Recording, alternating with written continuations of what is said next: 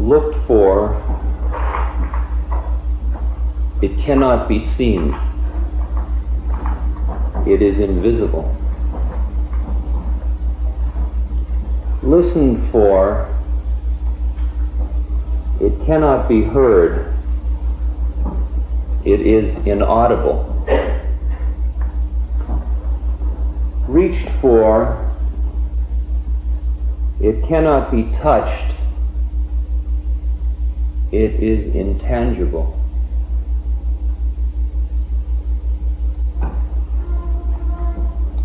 These three are beyond analysis. These three are one.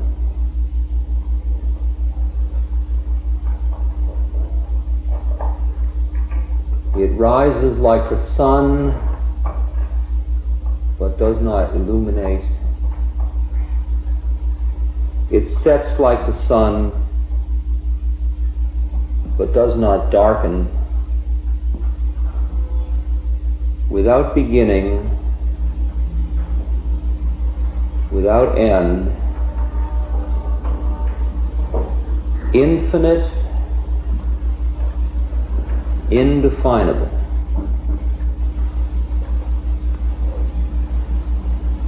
It is the form of the formless. It is existence in non-existence. It is the greatest mystery. Meet it, and it has no face. Follow it, and it has no back.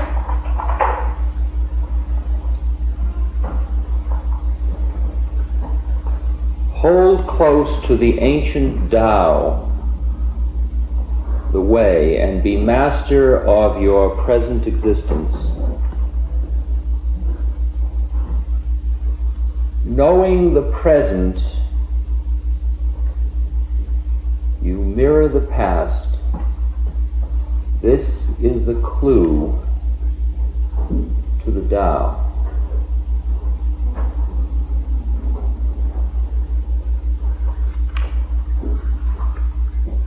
Knowing the present, you mirror the past.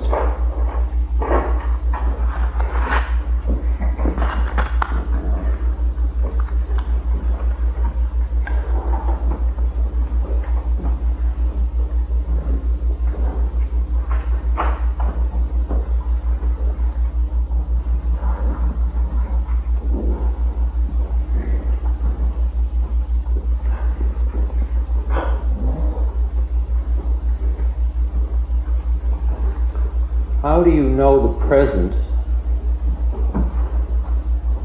How do you get here and now?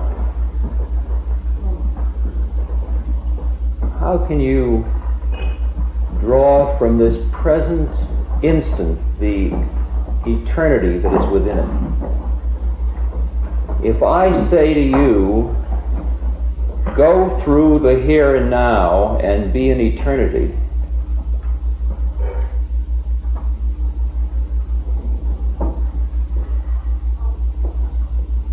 you turn off all the things that keep you from here and now?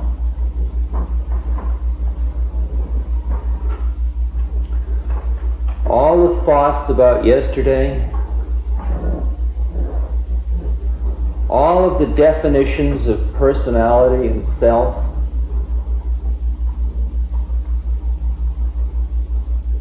all of the plans for the future, all of the analysis and synthesis and application of symbols that makes you a literate being.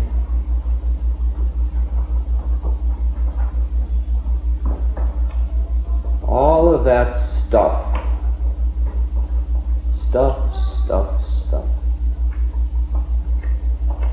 Caught in the thicket of stuff. You really wanted to get here and now, but you just couldn't manage it because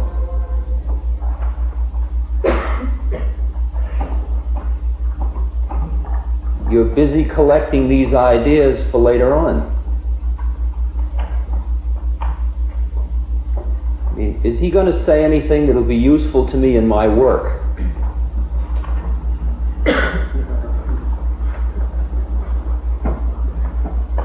Too bad. The answer's no. Not a thing.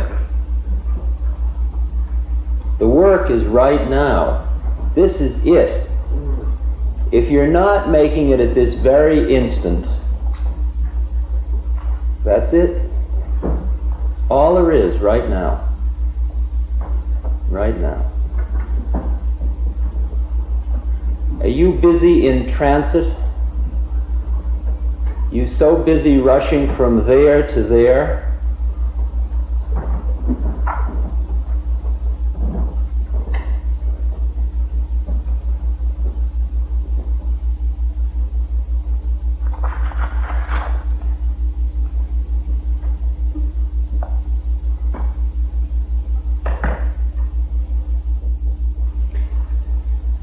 Ching, the chief carpenter, was carving wood into a stand for musical instruments.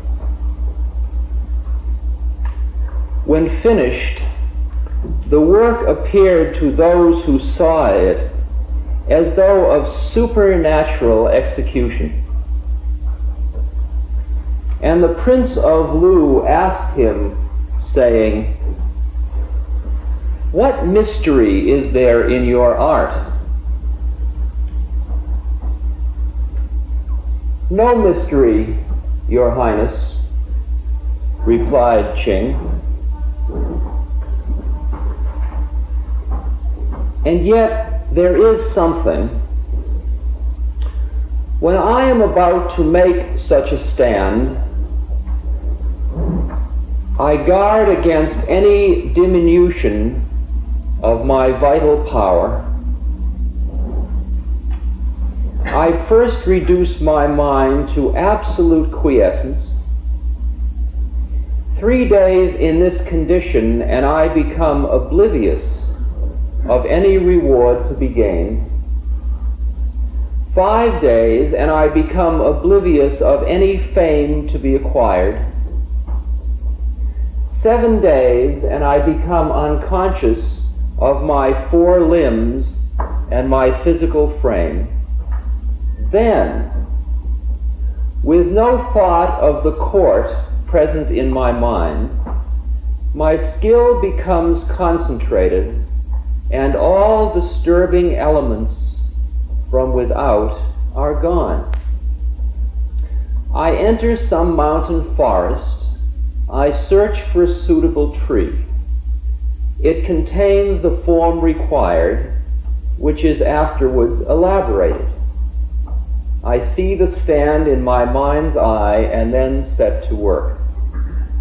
Beyond that, there is nothing. I bring my own native capacity into relation with that of the wood. What was suspected to be of supernatural execution in my work was due solely to this.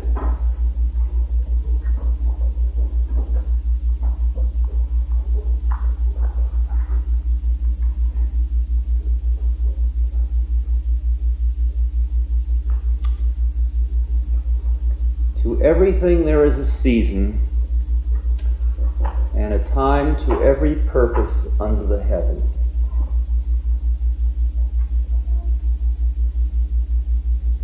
There is only here and now.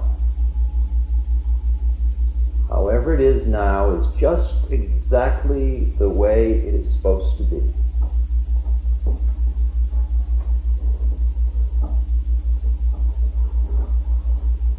With all of the terrible beauty of nature,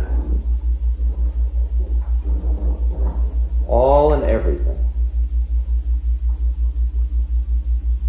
With all and everything.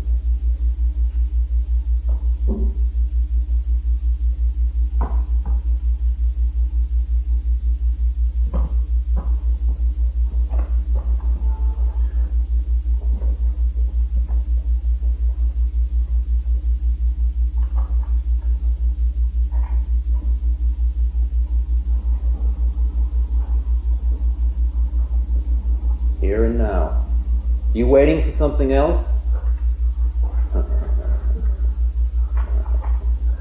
Waiting to collect more?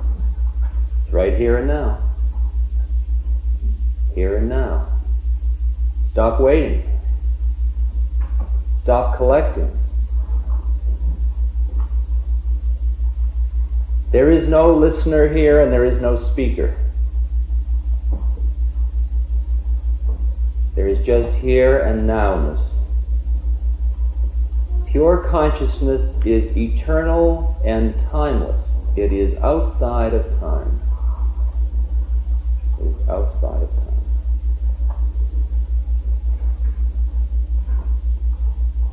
Outside.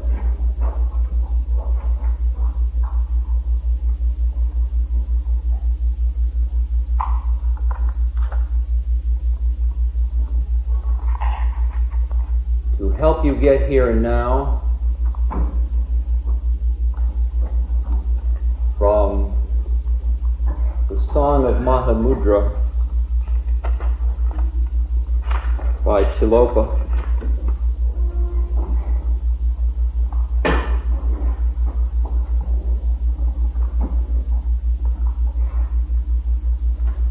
Close your eyes. Do not with your body, but relax.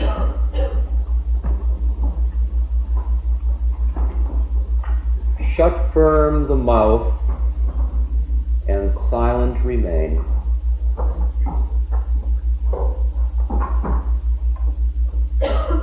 Empty your mind and think of naught. Like a hollow bamboo, rest at ease your body, giving not nor taking. Put your mind at rest.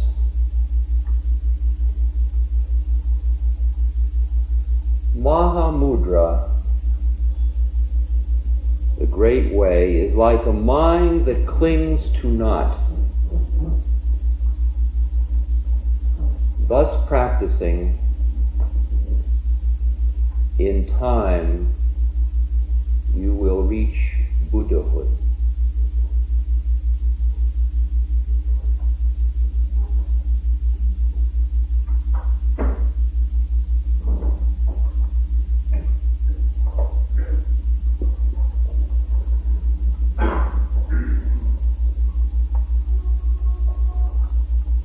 You think a hollow bamboo sits thinking about its past, planning for the future, noticing how it is in relation to other hollow bamboos. The sun shines on the hollow bamboo and the hollow bamboo becomes warm. The sun sets and the hollow bamboo is cold. When it's cold, it doesn't say, I wish I were warm. It's just being cold, hollow bamboo.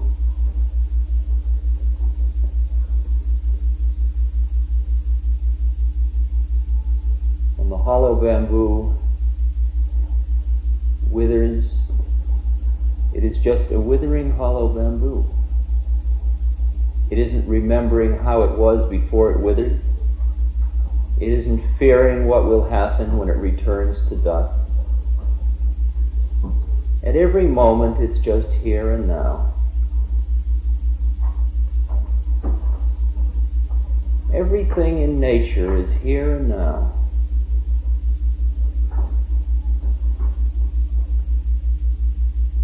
But man's intellect, because he can conceive of time, went away from the here and now. He went away from the Tao. He went away from the way.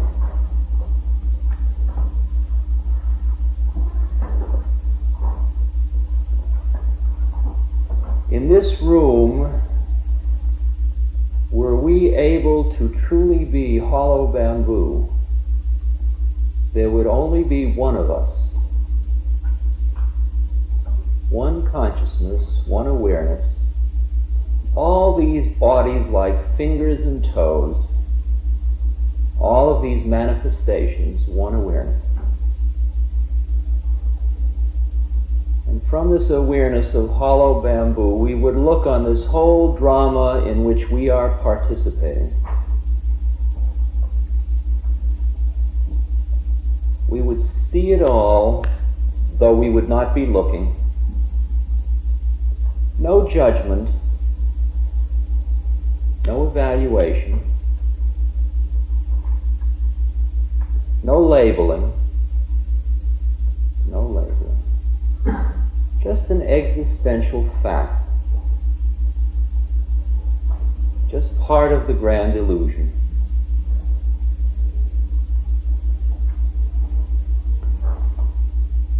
If you are doing the work on the rebirth, on the birth of the spiritual being within, all this evening you will not get caught in the drama. You will not listen, and yet you will hear. You will not collect, and yet you will know.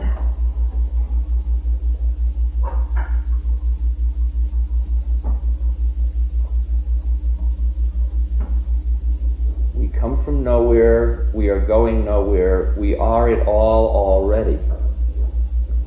There is nothing that I can say to you that you do not already know. Nothing. But you have to be very quiet, hollow bamboo to be the wisdom that is already within you. Otherwise, you just scurry furtively around out there looking for what is already inside. The jewel is already in your hand. Already in your hand.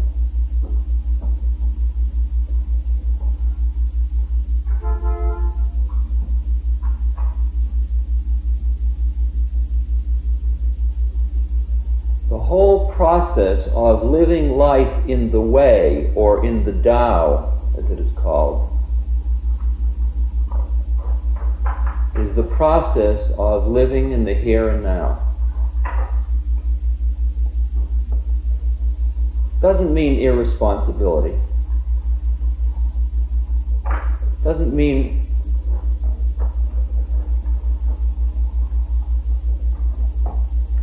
any change in what's going on. It just means a change in where your head is at. Before Satori, you chop wood and carry water, and after Satori, you chop wood and carry water.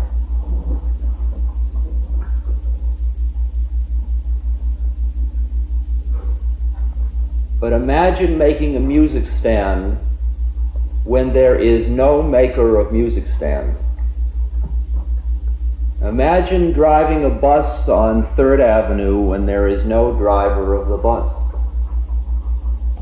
Imagine cooking food when there is no cook. Imagine living your entire existence where there is no doer. There is just hollow bamboo, and it's all happening. Hollow bamboo continues to grow. It's doing its thing. It's growing up like hollow bamboos are supposed to.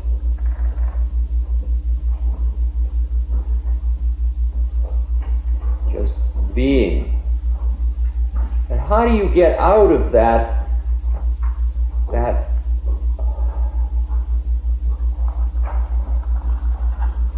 world you live in that is not here and now?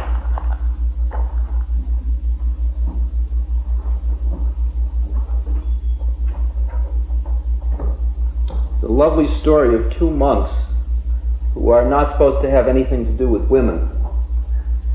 And they come to a river, and there is a beautiful chick standing on the bank.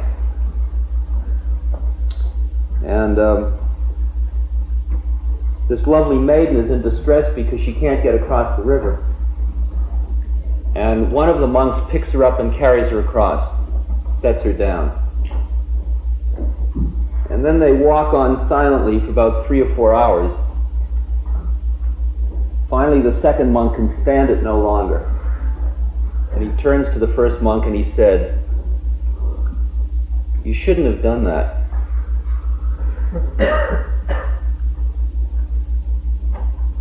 To which the first monk replied, "I left her on the other bank."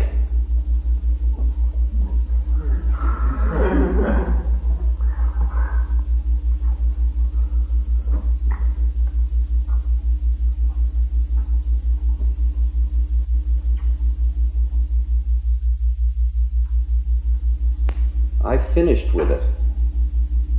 I live in the here and now. Live in the here and now. First lessons my guru brother taught me when we started to travel together was that he just wasn't interested in my dance. Do you ever go out on the dance floor and you happen to be extremely good at doing the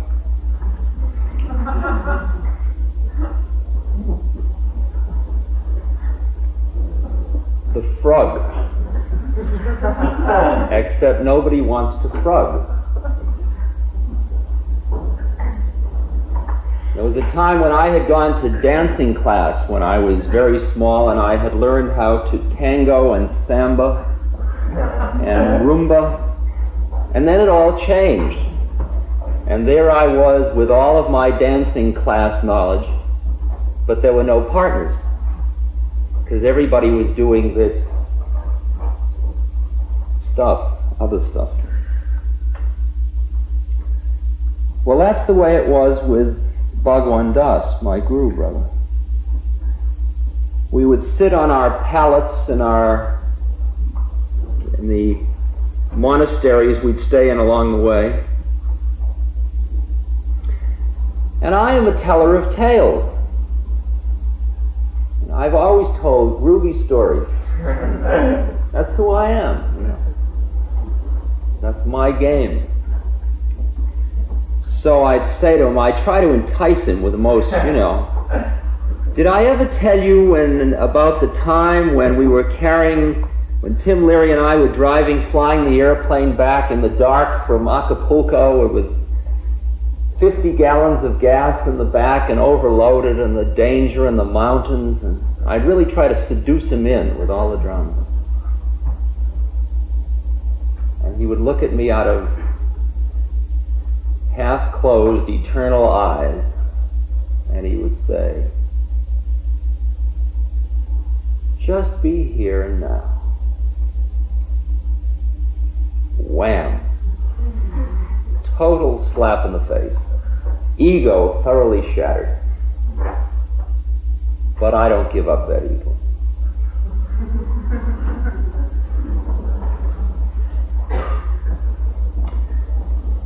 What do you say we get a big sailing schooner and we go to South America?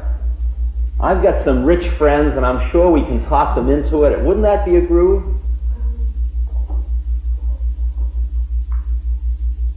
Don't live in the future. Just be here and now. If you can be here and now, when the future comes, you will have optimum energy and optimum awareness.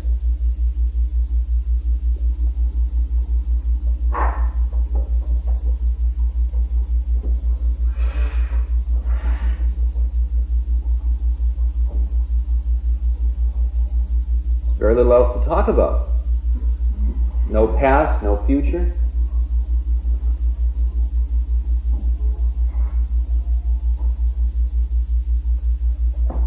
Boy, I really feel happy. This is really fun. Emotions are like waves, just roughening the waters.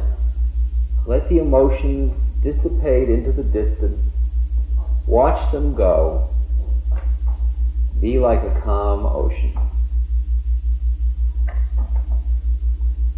Well, my last card was gone.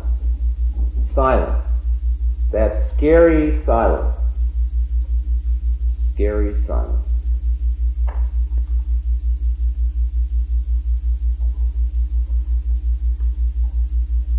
You still waiting? The scary silence.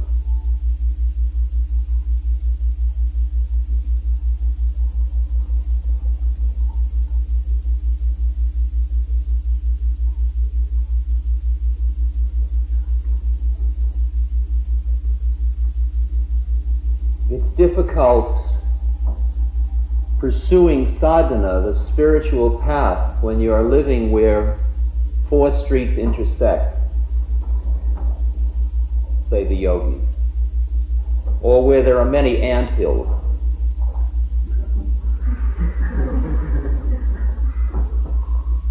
Here we are living in the midst of a huge termitory. Huge termitory.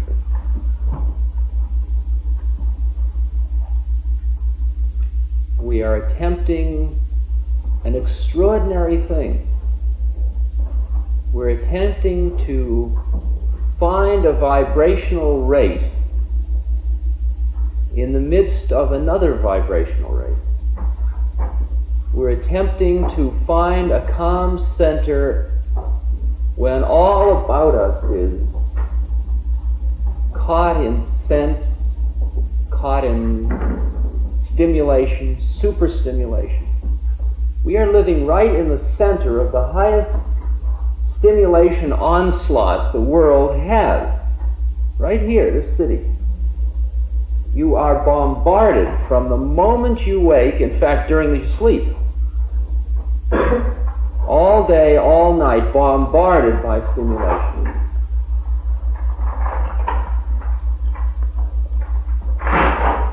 Every ad, if you did this, that would happen. Remember the past, plan for the future. Desire, want.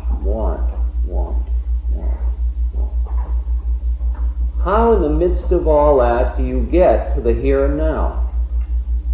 How can you be going up 3rd Avenue so you're doing nothing but going up 3rd Avenue? How do you do that?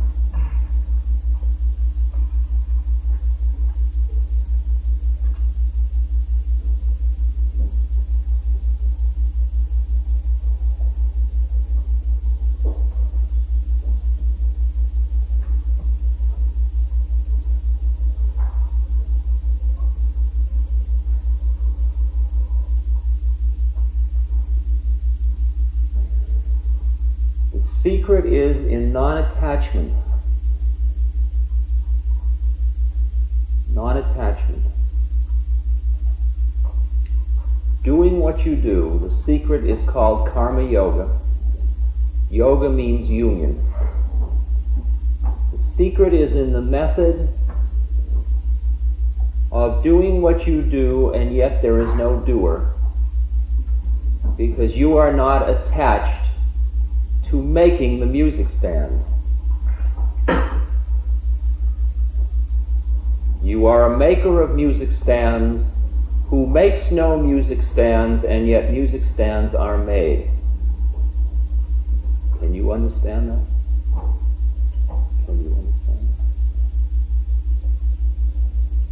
that? Can you understand what it would mean to be unattached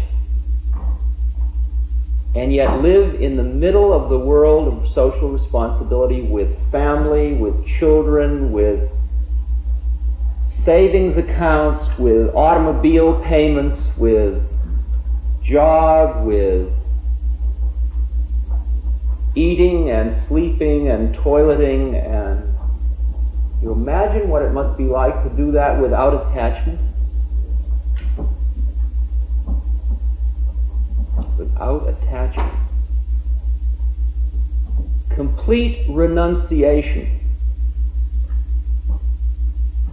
That doesn't mean you renounce it in the external sense. When you think of renunciates, you may think of Milarepa. You may think of some guy sitting up in a cave in a mountain, a renunciate. He's turned away from his family. He's turned away from worldliness. That's merely an external diagram.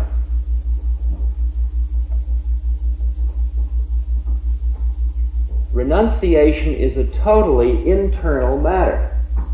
It's an internal matter. If I am sitting here attached to this lecturing, I am not doing this work. The work I'm doing lies right in this, and in this, and this is a trap also. The work is lying inside. The work is that all the time I am talking to you, inside is going mantra. Is going the repetition of a mantra. Sometimes it's Rama, Rama, Rama, Rama, Rama. A repetition of the name of God. Sometimes it's Aum Mane Padme Hum, Aum Mane Padme Hum, Aum Mane Padme Hum, Aum Mane Padme Hum, Aum Mane Padme Hum, Aum Mane Padme Hum, Aum Mane Padme Hum, Aum Mane Padme Hum, Aum Mane Padme Hum, Aum Mane Padme Hum, Aum Mane Padme Hum. You thought I was lecturing. I'm not here at all. I'm just inside doing Aum Mane Padme Hum, Aum Mane Padme Hum. When I look at you, some people, you look at them and they like wave. It's like an interpersonal kind. It's not interpersonal. When I look at somebody, I see the light. I see the same place in them which is in me. When I look into their eyes, I am just looking into the eyes of God. It's all the same person. I can still make discriminations. I can see red sweaters, black sweaters. I haven't lost my capacity to discriminate. That's all going on too. Just I'm not hung up being that guy. Because inside is just going, Aum Mane Padme Hum, Aum Mane Padme Hum, Aum Mane Padme Hum. Aum, the name of God in the unmanifest form. Mane, the jewel. Padme, the lotus. Hung, the manifestation, the heart. It means the unmanifest God is the jewel in the middle of the lotus that resides in my heart. That's where I'm hanging out. See, where I am at this moment is I'm sitting in a cave inside. It's a very groovy cave. It's called the Hridayam, the spiritual heart. And in that cave is where I live. And from the cave entrance, I'm watching this drama. This is Channel 7. This is a group Central Casting sent over for the evening. Send over one holy man. It's got to look like a holy man. Big beard. The off Santa Claus season. Somebody will be available. White uniform. Send off over so many people that look interested, of varied sorts. Send a varied assortment over. All right? Here we all are. Central Casting sent us over. Who are we? Don't get hung up in thinking that's who we are. That's just the drama we were hired to play tonight. Who are you? I'm a housewife. Who are you? I'm a lawyer. I'm a psychiatrist. I'm an architect. I'm a teacher. I'm an artist. I'm a poet. Social roles, social roles, social roles, social roles, central casting. I'm a man. I'm a woman. I'm a student. I'm a wise man. Roles, roles, roles, central casting, central casting. Send over one wise man, one student, one baby, one adult,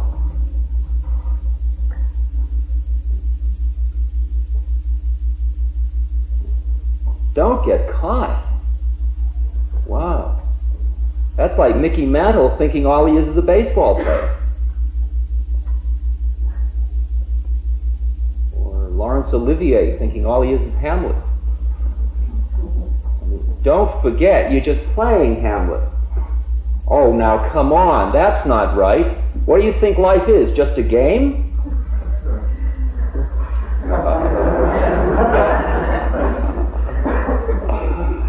Well, watch it. After all, it's serious. I mean, your life may not be, but my life is serious. I've got problems.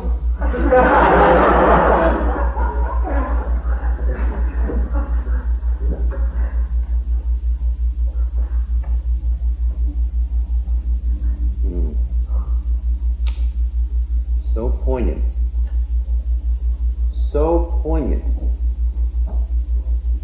So poignant.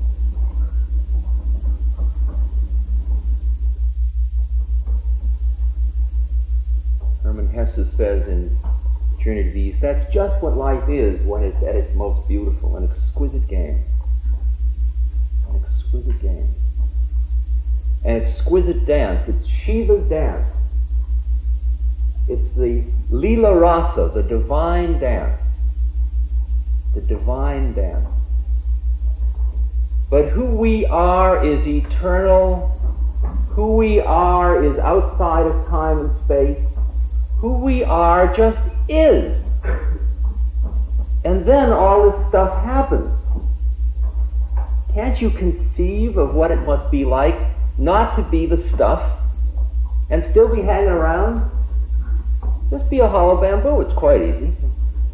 I mean, the Mahamudra vow tells you, Tilopa told you what to do. He said, do not with the body, but relax. Shut firm the mouth and silent remain. Empty your mind and think of naught. Ha ha ha. Bet you can't do it. You got this exquisite mind. You've been training it to collect, analyze, discriminate, know. You have developed a model of the universe that says, as John Donne put it, each man is an island unto himself. Each man is an island unto himself. And you believe it. So, there I am, and you know who I am to you? I'm him. Isn't that funny? I'm him. You're not him to me. You're us. In fact, everybody in the world is us to me. There's no them. Well, come on now. I mean, everybody isn't good.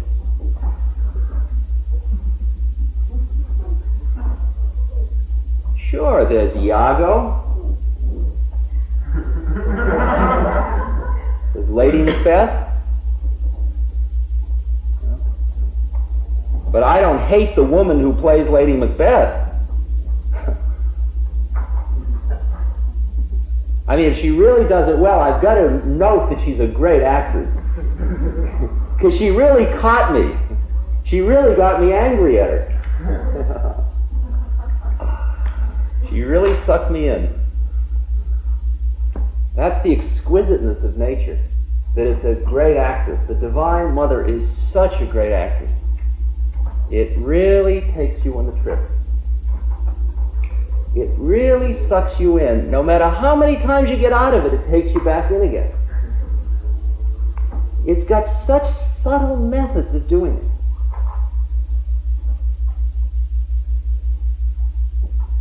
St. John of the Cross describes, like, all of the ones that come to you when you're trying to extricate yourself. He always talks about the beautiful ones of pride. When you're just getting a little ahead with your spiritual work and you feel great bliss and you feel very close to God and your ego gently pitter-patters around and pats you on the back and says, pretty good. Pretty good. There you are. It's just taken over. The one thing you were doing to get out of yourself, and it's made it into another Hamlet.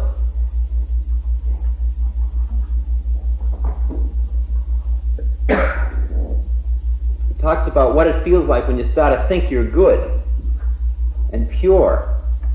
He says sometimes you get so pure that you don't want to, you've got a relationship going with your confessor. This is a great story. He says you've got a relationship going with your confessor and you want him to think you're good. So you go to another confessor to confess all the bad sins so that when you go to your confessor, he won't think you're bad. Dishonesty. Wow. Laugh though you will. You don't think we're all doing the same thing all the time to ourselves?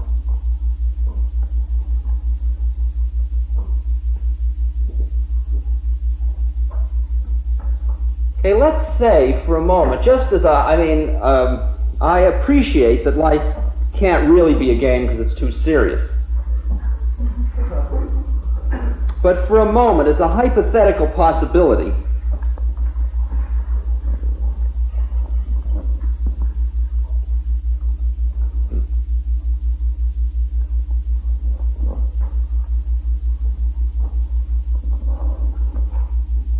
a guy came to me a few weeks ago in New Hampshire and he said to me, he was a beautiful guy, he looked just like the butler in the Charles Addams Family. And he came in at around 11 o'clock at night.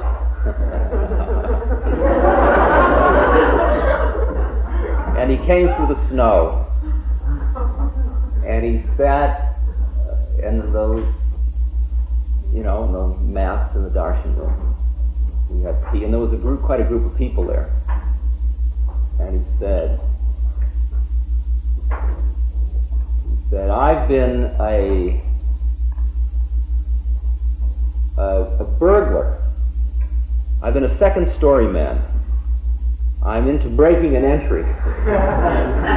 And he says, that's not who I am. I'm tired of my life of crime. I want to get out of it.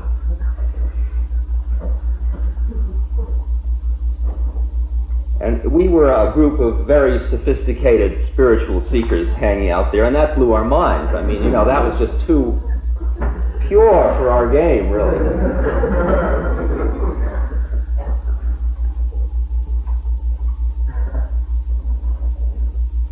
And he had a friend with him who was a clerk in a store, and his problem was that he was obsessed with sexual fantasies. He presented that as his presenting problem.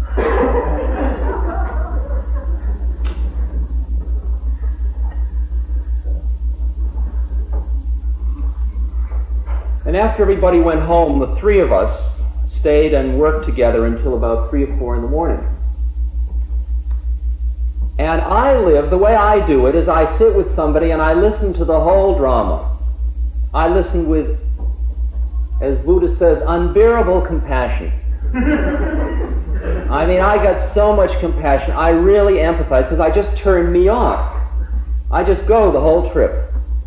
I mean, I'm climbing in the window and opening the safe, and I'm just feeling my way through the whole thing. I got practice from being an LSD guide for many years, where you've got to go along with a person's head all the way for 10, 12 hours to be a perfect guide.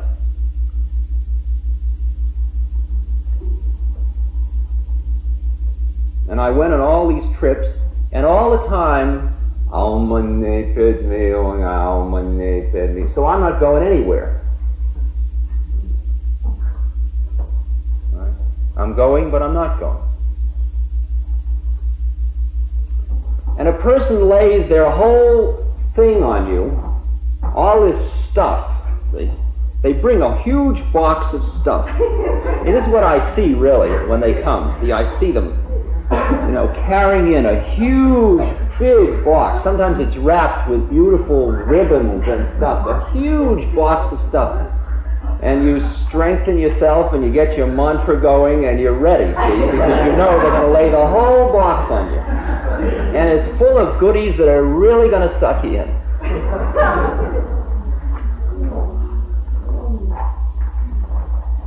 Physical illness. Try that one. Ooh, that one gets you. Physical illness. Lots of money. That's a funny one. That still gets me. I really got to do my mantra when there's lots of money around. Because I'm still a Jewish middle-class boy. I can go that trip still. Somebody comes and waves $10 million in front of my eyes, and my eyes are,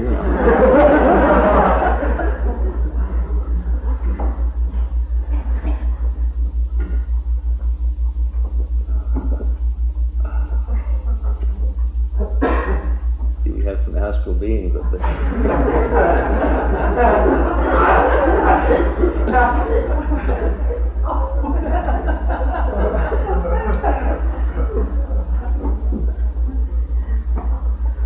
So I do my mantra, and they lay the whole box on me, and I send it through.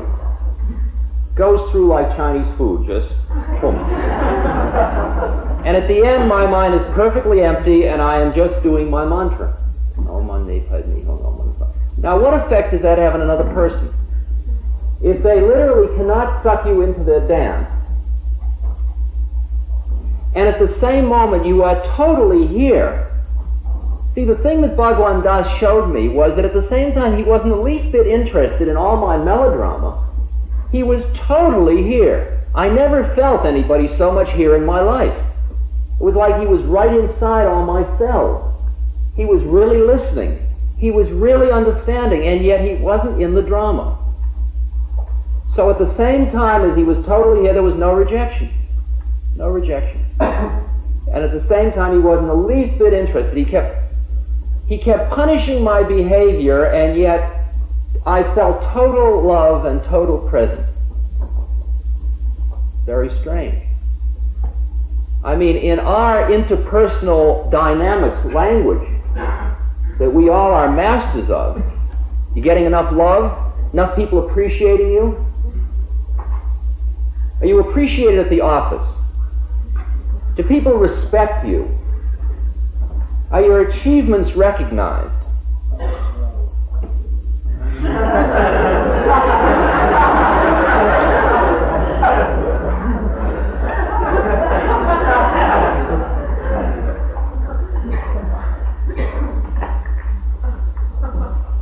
Does she think I'm satisfying enough to her? Watch it. Watch it. Does he really love me for myself?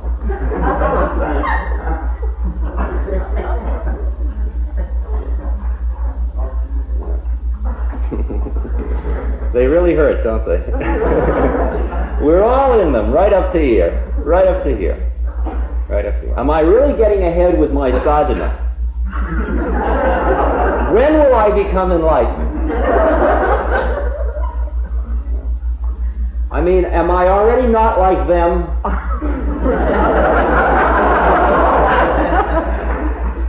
Boy.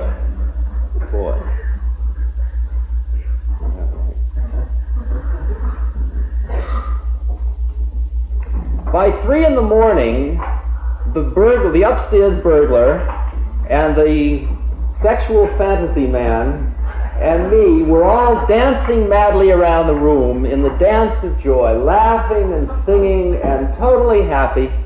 And no longer was there an upstairs burglar man, and no longer was there a sexual fantasy man, and no longer was there a holy man. There were just 3 beings, and we were all singing Shri Ram, Jai Ram, Jai Jai Ram. We were singing lovingly to God.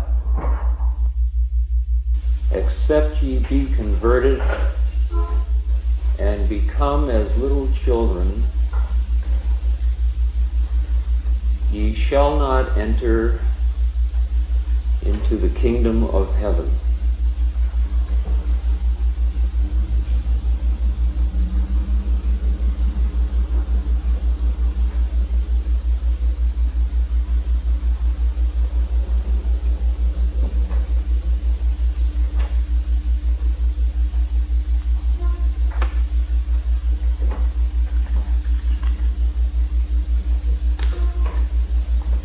Ye are the living temples of God.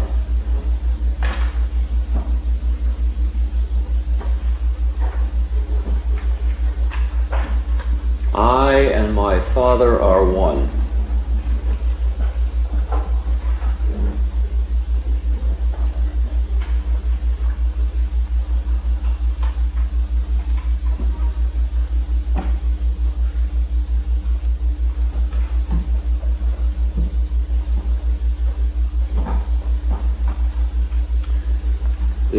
one alone, and there is not a second. And we, if we only know, are eternally it.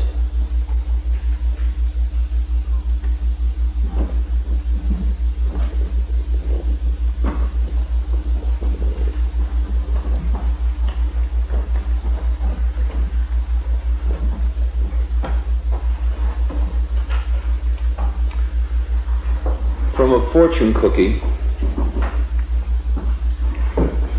the wild geese do not intend to cast their reflections. The water has no mind to receive their image.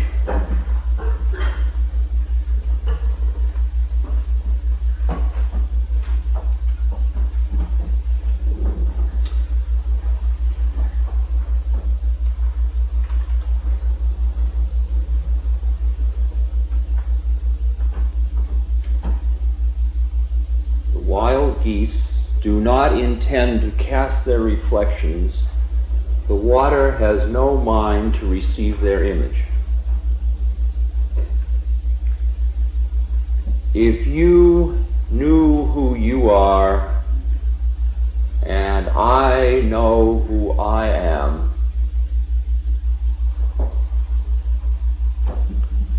when you add all of us up, you come to the number one. If you and I were being who we truly are, there would only be one of us here. One awareness, one consciousness. All these bodies like fingers and toes.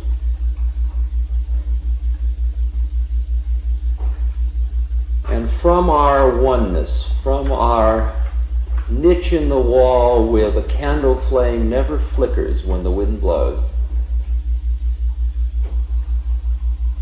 from this inner place where we all are eternally, we would watch the drama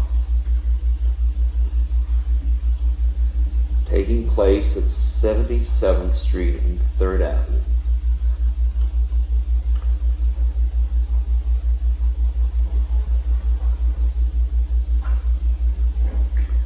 We would watch he who speaks and they who listen.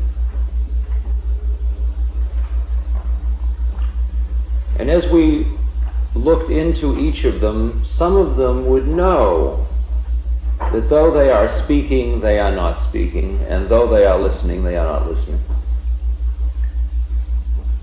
And others wouldn't know that, and would see they're really busy listening.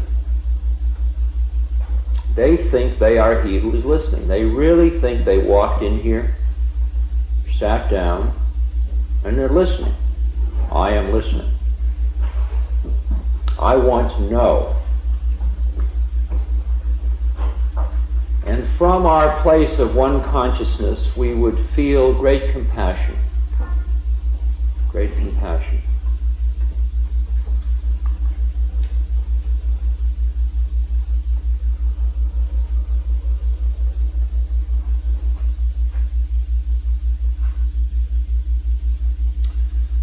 For I am the wild goose, and I have no intention to cast my reflection. There is speaking happening, and maybe it's hard for you to understand, or maybe there is a place in you that understands when I say, though I am speaking, I am not speaking. Though I am here, I am not here. Inside of me is going on a mantra. A mantra that reminds me who I really am, over and over again. And from this inner place where this mantra is going on, even as I speak to you, I'm just watching with great awe, wonder, the awesome drama of nature unfold before my very eye.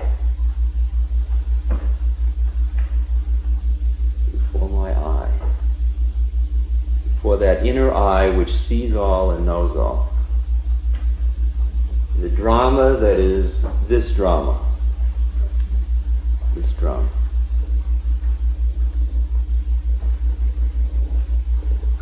And on inside goes Om Mani Padme Hum, Aum Mani Padme Hum, Aum Mani Padme Hum, Aum Mani Padme. Always bringing me right to my heart, where I dwell eternally.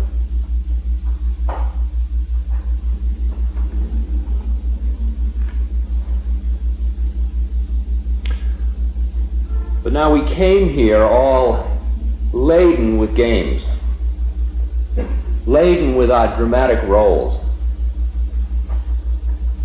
I mean, we've all learned our parts so well. We're masters at playing our parts.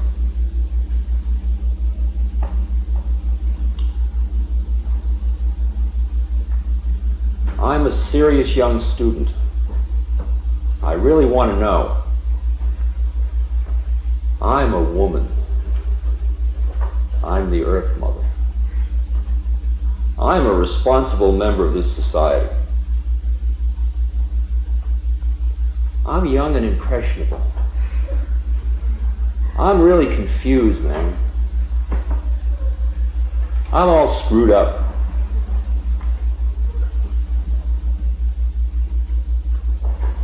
I'm pretty happy. I just want to hear what the scene's about.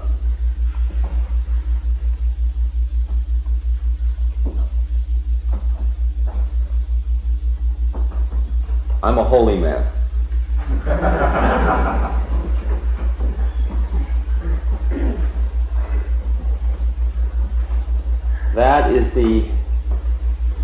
Those are the parts that are available for the evening. Pick your part. There's only one of us. We've got to play all these parts. That's all right. Don't get uptight. We have multitudinous forms. We can be the bus driver on 3rd Avenue, the North Vietnamese in the woods,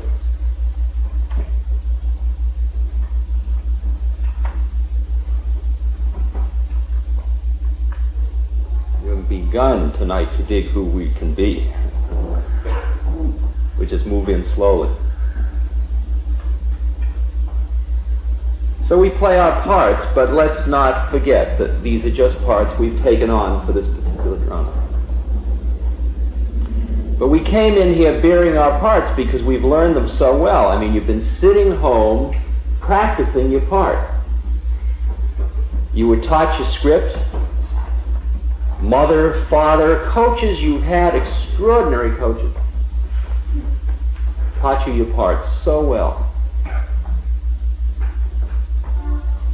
So that you are an exquisite response mechanism. Feed in outcomes.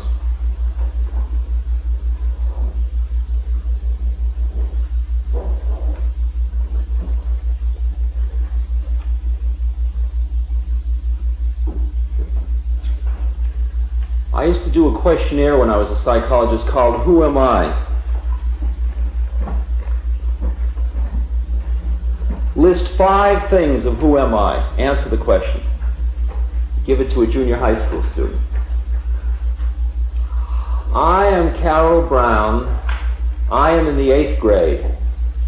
I am a girl. I am an American. I am going to become a nurse. 5 answers to who am I. Give it to a Harvard senior. Who am I? I am man. I am a biological complex.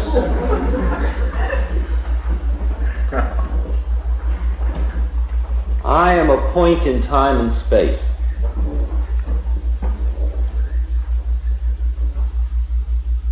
I am David Smith. I am 21.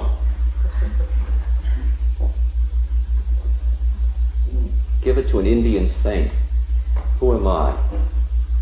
I am God. I am eternal. I am.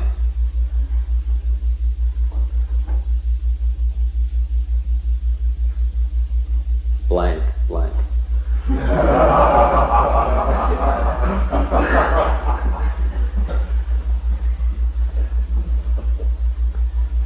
How can we get here and now, this evening, turn off all of our dramatic parts, or let's let them run on? I mean, you can run on being who you've been, but let's just not get hung up in them. Let's be here together. How do we do that?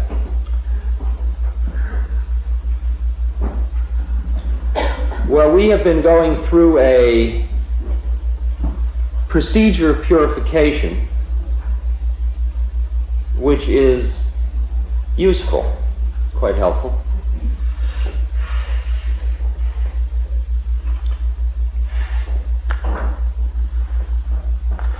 And we call upon a being who I will explain later to you about where he lives.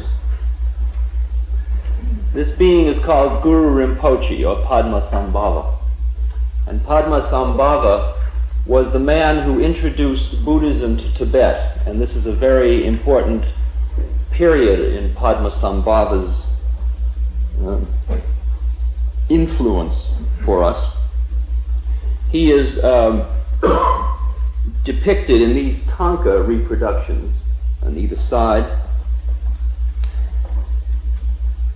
And in order to call upon Padmasambhava to bring us here and now, you will do the following. You will imagine Padmasambhava, who is sitting on a lotus in the middle of a lake.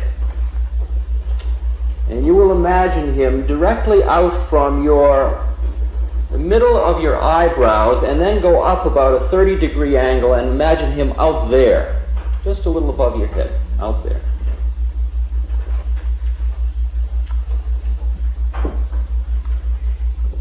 He is entirely made up of light.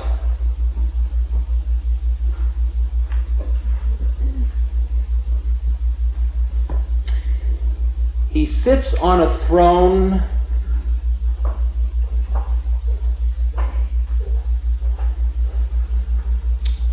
It is the sun throne of wisdom, and he is the eternal child who sits there.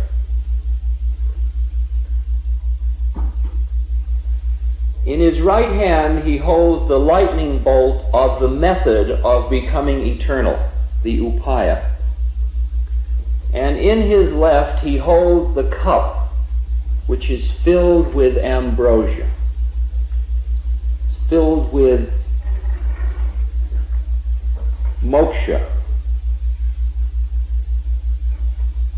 filled with bliss. He has cut off the heads of aversion, attachment, and confusion, and he wears them as ornaments on his trident, which he holds to his side as his consort. He sits unmoving in meditation. He chants Hum and Fum, drunk upon highest happiness. The Buddhas of the past, present, and the future shine forth through the pores of his skin. His youthful smile is full of compassion.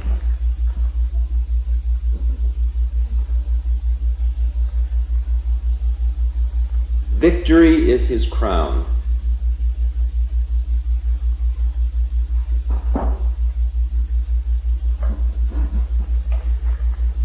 Imagining now this being of pure light out in front of us,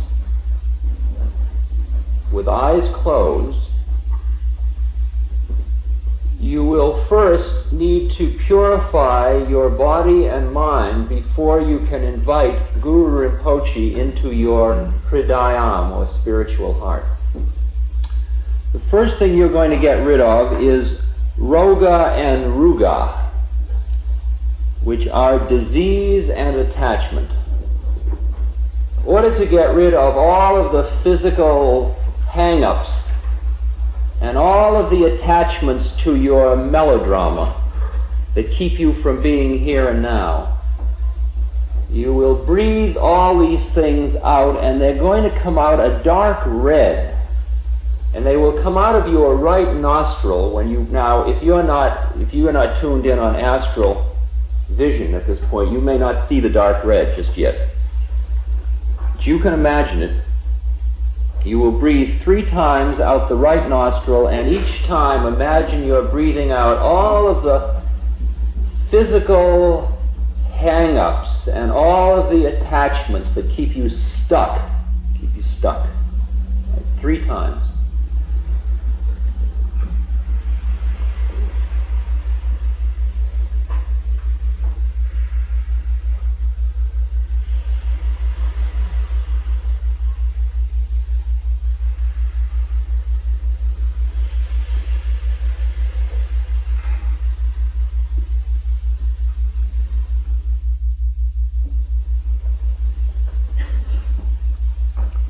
Now out the left nostril, a blue-gray in color, you will breathe out mental obstacles and anger. Think of all the people that got you hung up today, got you uptight, all the people that angered you, all the people you still get angry when you think about. And get that anger into you. Really think about them until you're really angry. And then breathe it all out, a kind of a blue-gray out the left nostril. 3 times out the left nostril.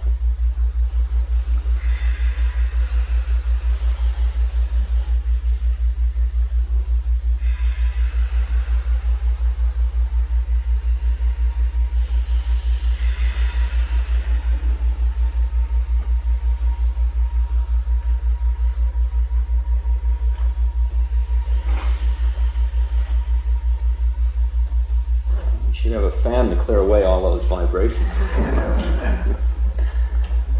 And then out the mouth, purple in color, 3 times you will breathe out sloth, inertia, the heaviness, the stone-like quality, tamasya, all the qualities that keep you from getting on with it, all that kind of 3 times purple out the mouth.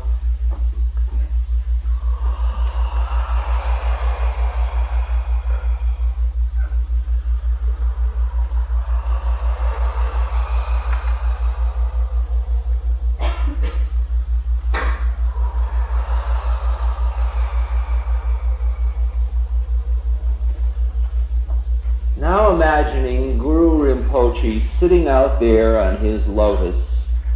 Imagine coming from his ajna, the point right between his eyebrows, a beam of white light that comes directly to your ajna.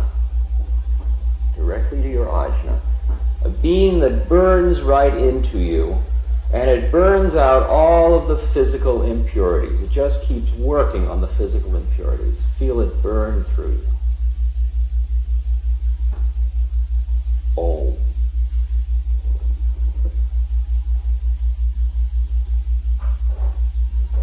And then from his ajna, the same place, to your throat, a red beam which burns out of you all untruths, all lies, all wrongness of speech. Ah.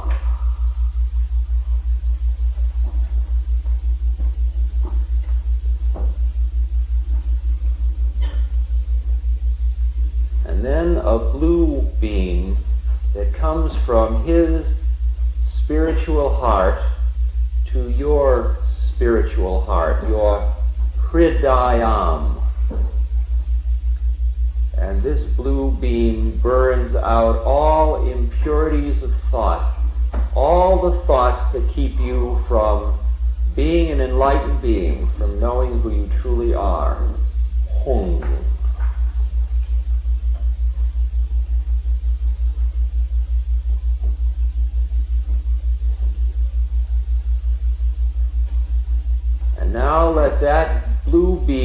become a broad blue avenue,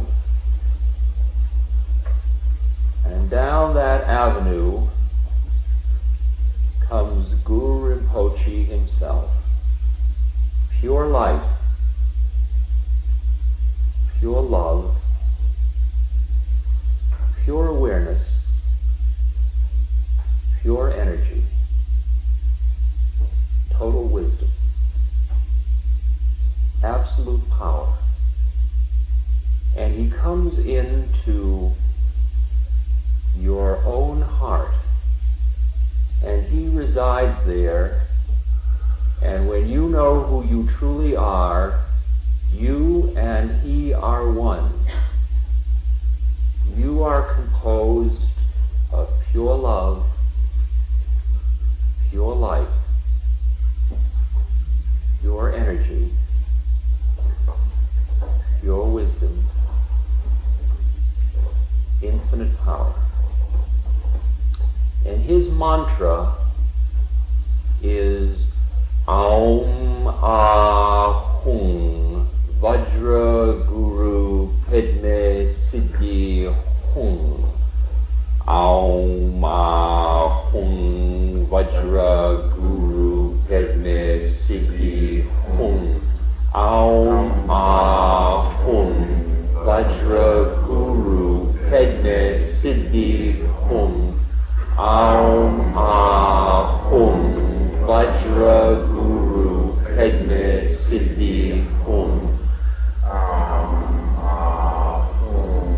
Vajra Guru Padme Siddhi Hum.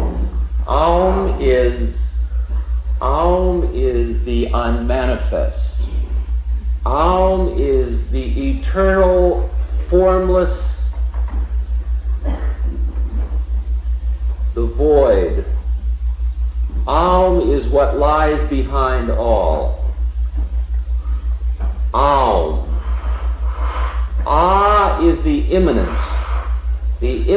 for manifestation. In the beginning was the Word, and the Word was with God, and the Word was God. And the sound which is later to turn into form, the imminent, is Ah. Hung, the manifest. Hung, manifest. All of the forms in the universe are Hum, Om, Ah, Hum. Vajra, lightning bolt. 3 in 1. The 3-in-1 lightning bolt, Vajra Guru.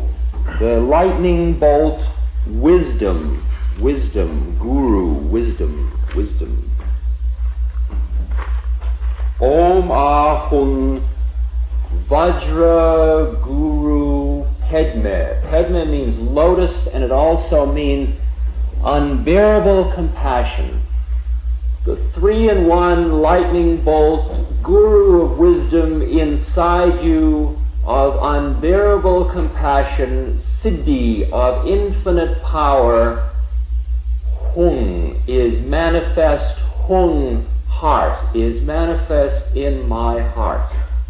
Om Ahung Vajra Guru Padme Siddhi Hung. The 3-in-1, the unmanifest, the immanent, and the manifest, all are Padma Sambhava, and they are made up of unbearable compassion when they view the form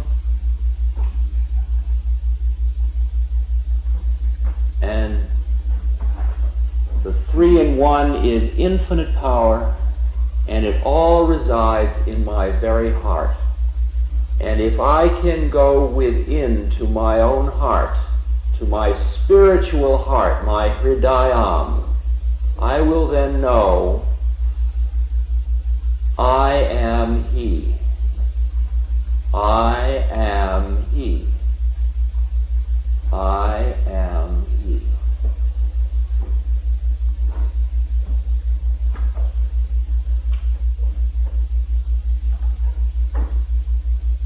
It is from this place in our heart cave, where we now are,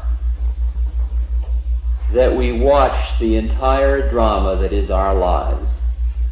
We watch the illusion with unbearable compassion.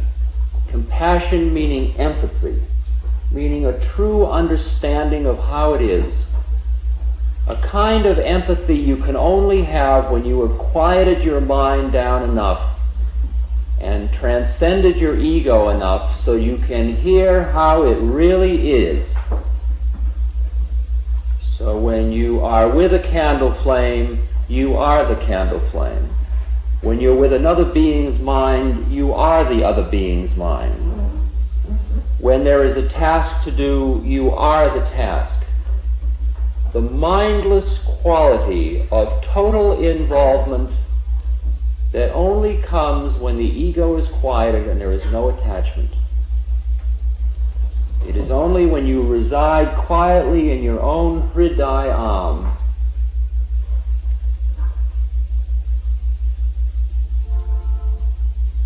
that you become he of total light, unbearable compassion, and infinite power. Had ye but faith, ye could move mountains, said Yesu. And that is literally true. The Bible is not a metaphor, it's not a story made up to teach us how to be moral beings. It's a straight message of how it is when man lives in the Spirit. And the Spirit is right inside, and in order to get into the Spirit is not a whole lot of hocus pocus. It's a very simple, methodical, mechanical set of steps, but they are only available to him who can hear. Let those who have ears hear. Teach not he who does not want to know. The whole game is based on faith. What you may not perhaps understand is the whole game you've been playing thus far is also based on faith. You have had faith in your senses. You have had faith in your rational mind. We are living in a society which is a total temple dedicated to the rational man. Even though the first commandment says, there is only one God, thou shalt take no other God but me. Even though that's said and we repeat it, we still worship the rational man. We worship our own sense data.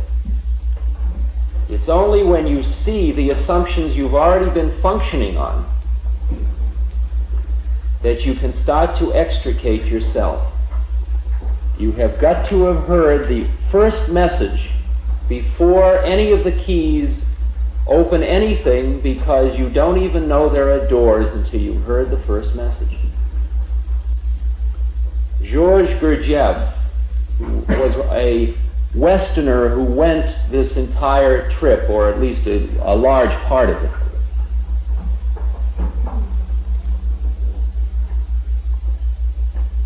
He said, you don't seem to understand. You are in prison.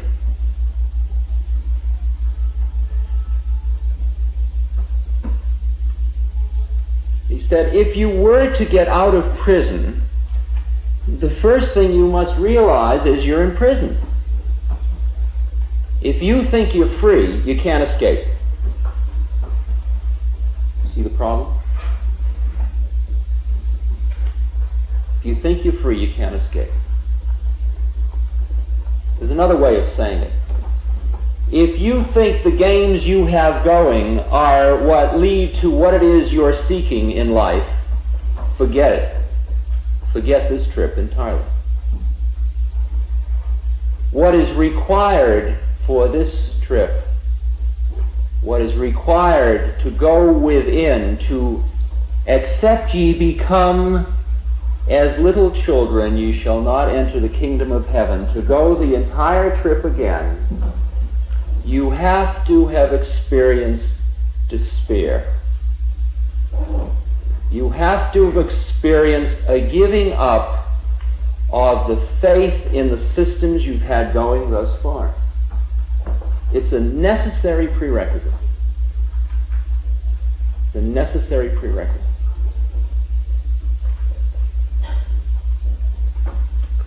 One of the beings who has written a very useful book at one stage of one's journey is Ouspensky, who was a student of Gurdjieff and a philosopher in his own right.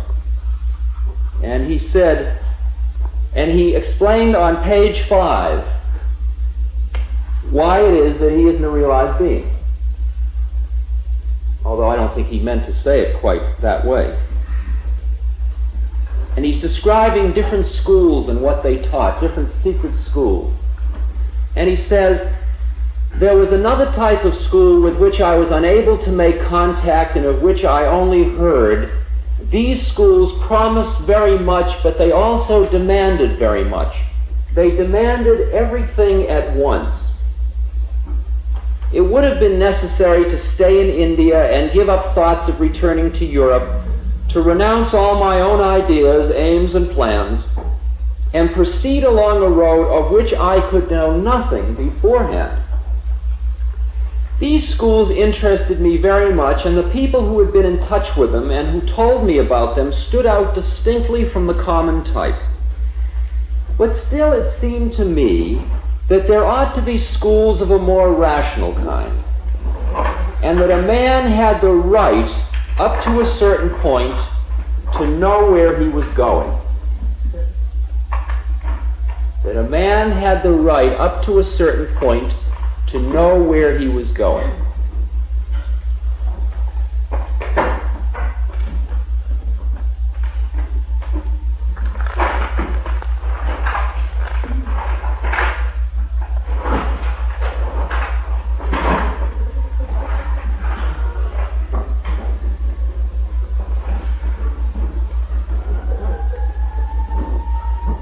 When the sirens go by, these are huge amounts of energy.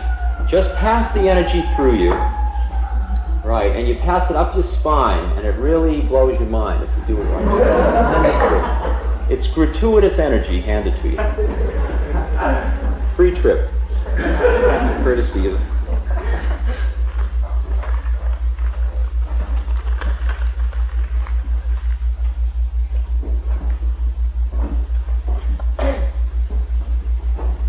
See, Ouspensky wasn't willing to do that one thing, to give up knowing he knew.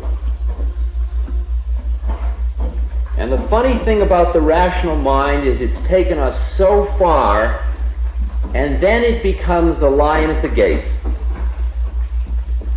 It's so seductive, it looks like it's going to give us the whole business. And then, lo and behold, it holds us back at a certain point. Because we are so rewarded for knowing we know. And it's only when you come to the despair that seeing, when you look around at where man has gotten with his rational mind, and you suddenly understand that he's just going from the frying pan into the fire. And you look at the Herculean task that he has outlined for himself, and you realize that his rational mind just isn't going to be enough. I mean, you add up all the, quote, intellectuals of the world. Who do you want to put the man's destiny in? Whose hands? Herman Kahn? I don't. Who? I mean, I can't find a model. I don't see wise men, I see rational, super rationalists, McGeorge Bundy. Super rationalists, exquisite minds. But as Einstein said when atomic energy was released for man's control and benefit, he said man must develop a higher form of thought if he is ever going to be able to use this energy with wisdom. Because his rational mind's not going to do it. It's not going to be enough. That's the despair. That's the despair. All the eggs, all the basket we put the eggs in just isn't going to make the trip to grandmother's house. It's just not going to do it.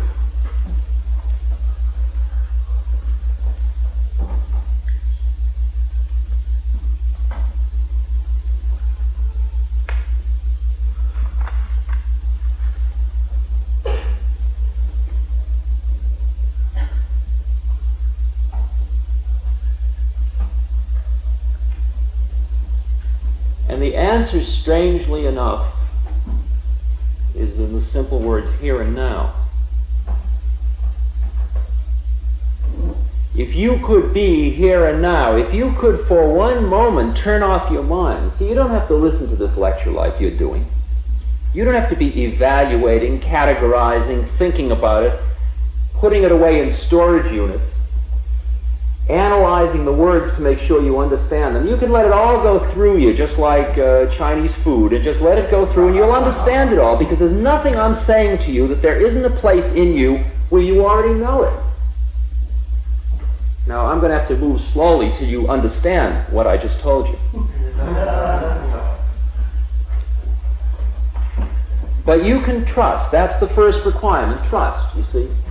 You've got to give up that kind of thing. You've got to give up the reaching for it to have it. As long as you reach, you can't have it. This whole trip that I'm talking about is fraught with paradoxes. The most exquisite paradoxes. As soon as you give it all up, you can have it all. How about that one? As long as you want power, you can't have it. The minute you don't want power, you'll have more than you ever dreamed possible. What a weird thing. What a weird thing. As long as you have an ego, you're on a limited trip. You're on a little trivial trip that's going to last roughly 60 years, 70 years, 80 years.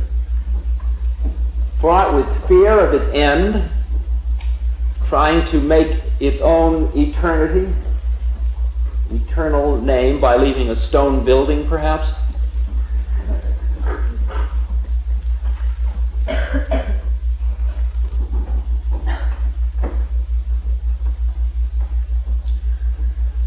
Being is dying by loving.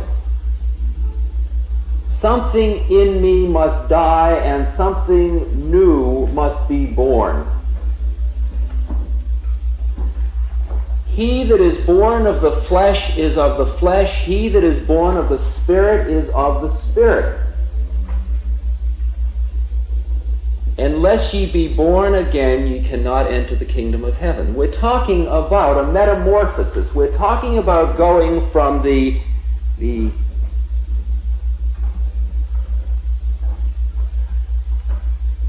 caterpillar to the moth.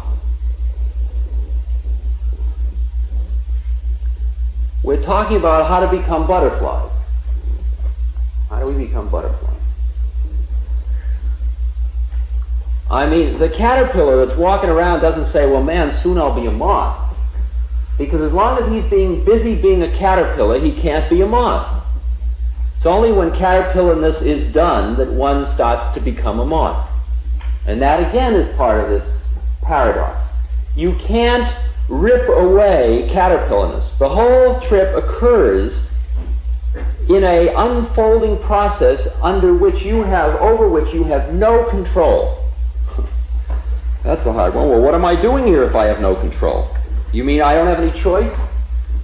Can I say this is nonsense? Can I say this is important?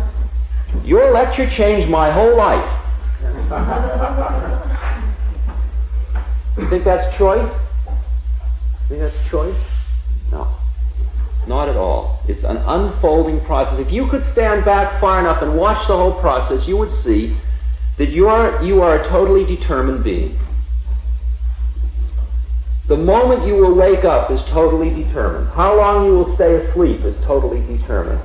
What you will hear of what I say is totally determined. There are no accidents in this business at all. Accidents are just from where you're looking at it from. To the ego, it all looks like it's miracles and accidents. No miracles, no accidents. It's just your vantage point you're sort of stuck in.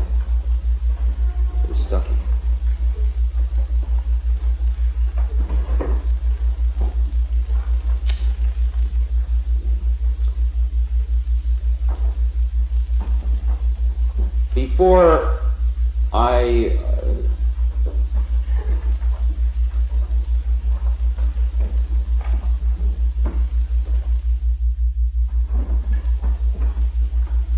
proceed, I want to advise you that when you leave here this evening, whoever it is that leaves, you will be offered, which you may accept or not as you choose, an additional crutch to help you with your work, which will be a reproduction of this tanka of Padmasambhava. I met a tulku, a very high incarnation, a Tibetan incarnation in Sarnath in India. And he had brought this tanka from Tibet, and he was very interested in having this tanka, having Guru Rinpoche available to people in the West at this time. And so he and I together shared the expense and involvement of having these reproduced. It's very, very beautiful reproduction. And they are not for sale, they are priceless. You are given one. And may I just enjoin you, if you're going to take one, don't take it unless you feel it in your heart, but if you would like Guru Rinpoche's help by your puja table or by your meditation cove or wherever it is that you cool yourself out from the life drama, Guru Rinpoche should be hung slightly at 30 degrees above, right? And then he'll watch out for things. He'll keep you cool. He's quite a gas, and you can read about him. He's written about in books. He did some far out things.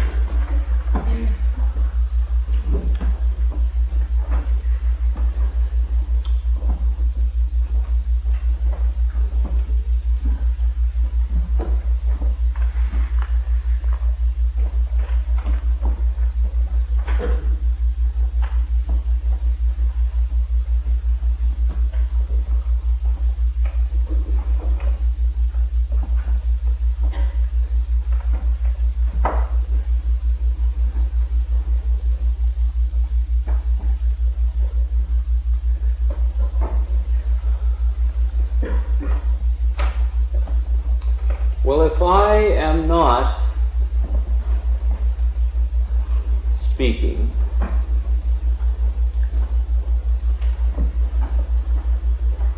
if I am not what I thought I am, how did I get into this predicament, and who am I?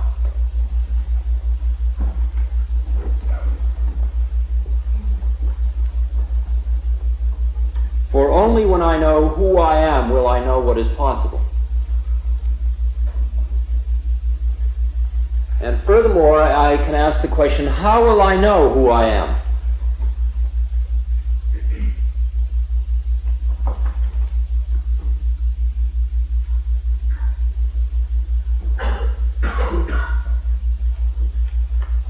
There are three ways in which one knows about what we are talking about this evening.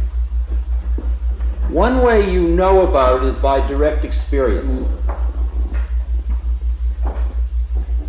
Through some way or other, through being alone in the desert, through falling in love, through bearing a child,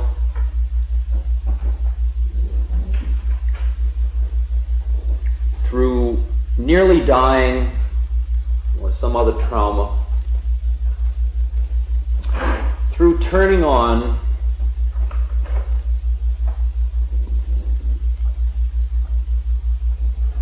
through yoga, through taking any one of your senses and pushing it to beyond itself, going through it, you have touched a place inside yourself that has an intuitive validity an intuitive validity. It's intuitively valid. Inside, you know it's right.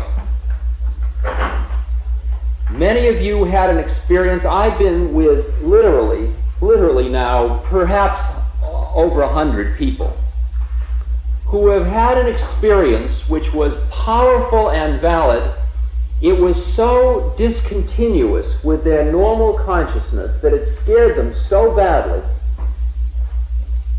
that they screamed for help, and the help that was available to them were a group of minds which said, "That's all right, you have just gone crazy."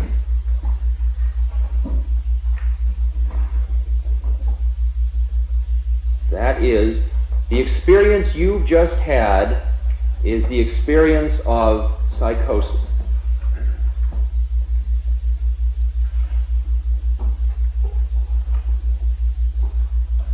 William James said, "Our normal waking consciousness is but one form of consciousness, whilst all about it, parted from it by the filmiest of veils, screens, there lie other types of consciousness entirely different. We may pass through our entire lives without suspecting their existence, but apply the requisite stimulus, and at a touch, they are there in all their completeness. Special types of mentality, each probably somewhere having its field of application and adaptation. No view of the universe in its totality can be complete which leaves these other forms of consciousness quite disregarded. But how to regard them is the question. They determine attitudes, though they fail to furnish a formula. They open regions, though they do not give a map. At any rate, concludes James, they forbid our premature closing of our accounts with reality.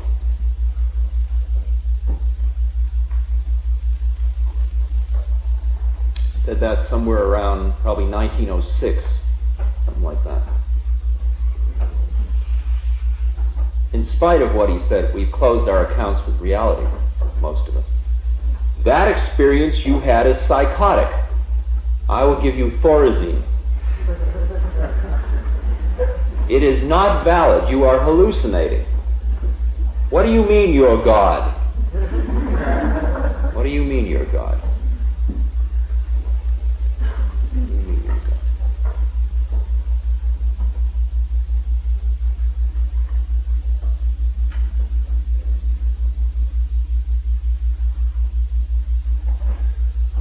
The experience may have come to you directly that way, or it may have come to you through inference. Through your intellect, you may have reasoned and reasoned and reasoned until you saw the peculiar position that rational man is in, and you realize there must be something else. Although you've not experienced it, you just infer the presence of something else. It doesn't quite make sense. Nothing turns you on. You haven't experienced it directly, but you figure there must be something there. I mean, you read all of the writings of St. John of the Cross and Teresa and on, all of the mystics and visionaries through recorded history, and you say, well, they can't all be nuts. They must be talking about something.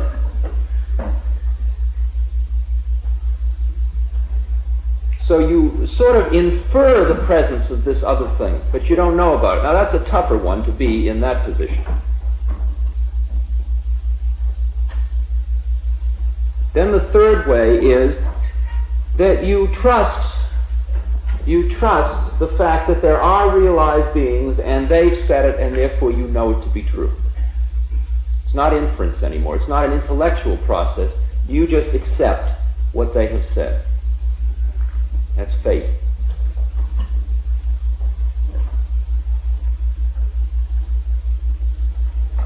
See, we have gotten so super sophisticated in our evaluative mechanisms that you question everything you hear. How do you know you're not being hustled?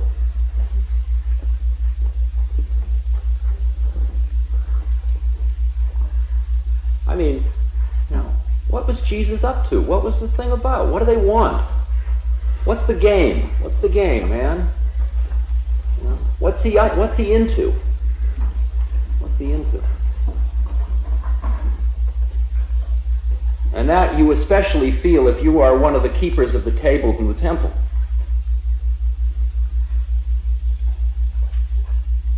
If you are committed to an existing system with great attachment. With great attachment.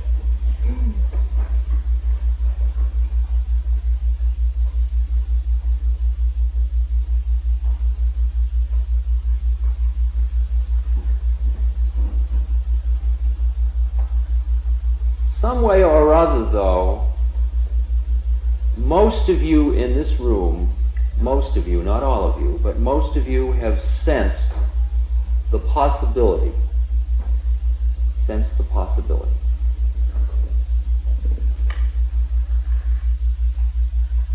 It happened to me the first time I took psilocybin, a synthetic chemical. It's a synthetic of the tiananactil, the Mexican mushroom which is commonly known in the mountains as the flesh of the gods, tiananactil. And you ingest 9 mushrooms, 5 male and 4 female mushrooms. And you transcend your ego. And you see how it all is.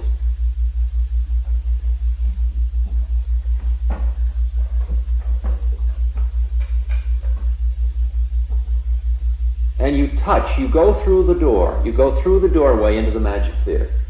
You may even get beyond the magic theater. You might get to the clear white light. All the way to Nirvikalpa Samadhi. You go just as far as you can give up to go. Some people use this method and they say, wow, dig the colors and lights. Some say, boy, I feel so close to other people interpersonally. Some say, wow, you and I are one. Some say, why, there isn't even a you and I. It's just energy. Some say, it's all and everything and nothing. It's the void. And they're beyond words. You go just as far as you're ready to go.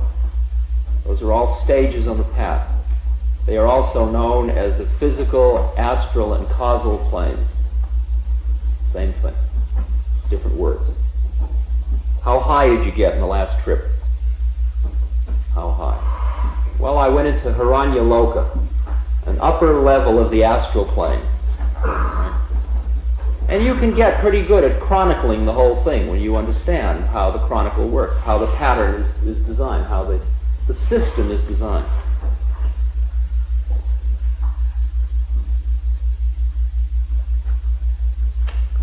You went through the door, but you get thrown out. At least I got thrown out. Maybe you didn't get thrown out. If you didn't get thrown out, you are a realized being. And if you're a realized being, you're not here. So everybody here has at least been thrown out, or never got in. Right? Here we are, outcasts. We've all been rejected. We all came to the wedding feast, and we weren't wearing the wedding garment, and we got bound hand and foot and cast into outer darkness, and here we are. Right? This is a meeting of outer darkness. And there was much crying and gnashing of teeth. That's what he said. It's all on the level. It's all straight. I mean, he's telling you just how it is. That's what's so far out about it. Absolutely so far out.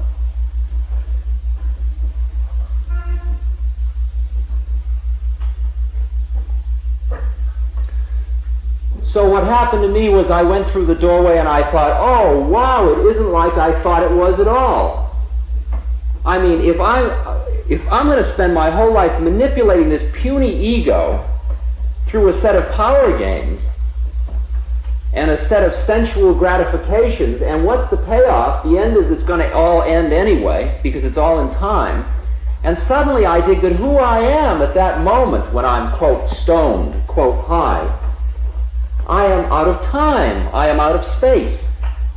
But boy, does it feel valid, does it feel real. It feels like the first real thing that's ever happened to me. Everything else had a certain, like, hustle quality to it. And except my suffering. I mean, I was really into my suffering. I mean, you really get into your suffering. Self-pity, that's real. You know, everything else may go, but boy, you got to suffer. And we're just coming out of the dark night of the Protestant ethic. You know, suffer, baby. That's the only way you'll be good. Suffer some more. Come on, really suffer. Oh, it feels so good. It hurts so bad. We've all been the trip. We've all been the trip. Suffering is great. It's like straightening by fire. It's purifying. It's very good. But the funny thing about one another paradox, this trip requires total suffering, but it's got to be suffering that's no suffering. I mean, you just got to go the whole suffering trip, but you can't be the guy that's suffering. Do you think, by the way, that when Christ is standing there and they're nailing nails in, he says, "Oh man, does that hurt?"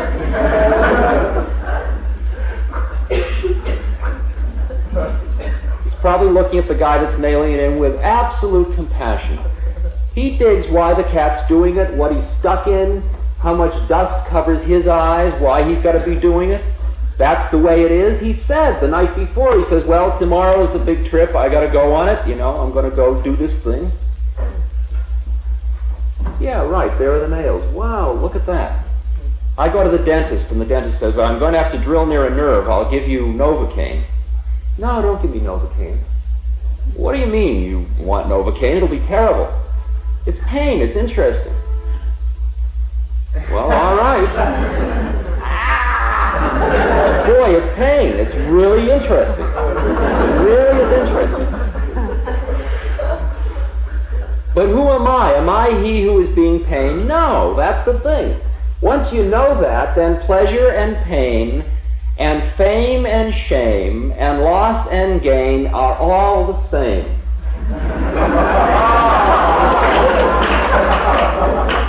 They're all just happening to you. They're just like, you know, you're standing on a bridge watching it go by. Wow. Wow, look at that. Boy, ooh.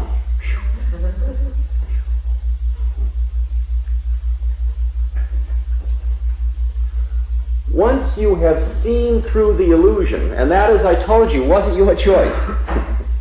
It just was your karma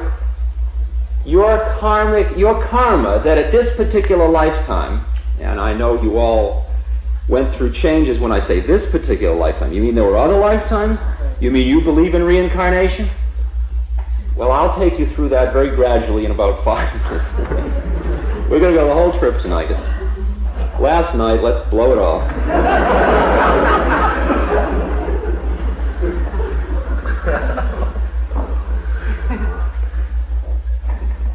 For some reason or other, this trip, you woke up. I mean, you went through lots of trips before this, and you can see all the trips you went through out on the street. You're meeting them all the time. Guy carrying the burden of his personality through life. I've spent 32 years in analysis, and I'm now coping.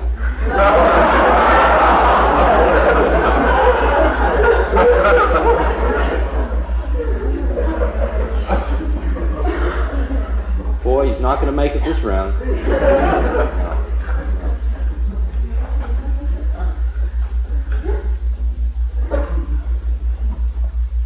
But the minute the moment has come where the veil just gets thin enough so that you see through for a second, So that when you go to church on Sunday and they read, they sing a hymn,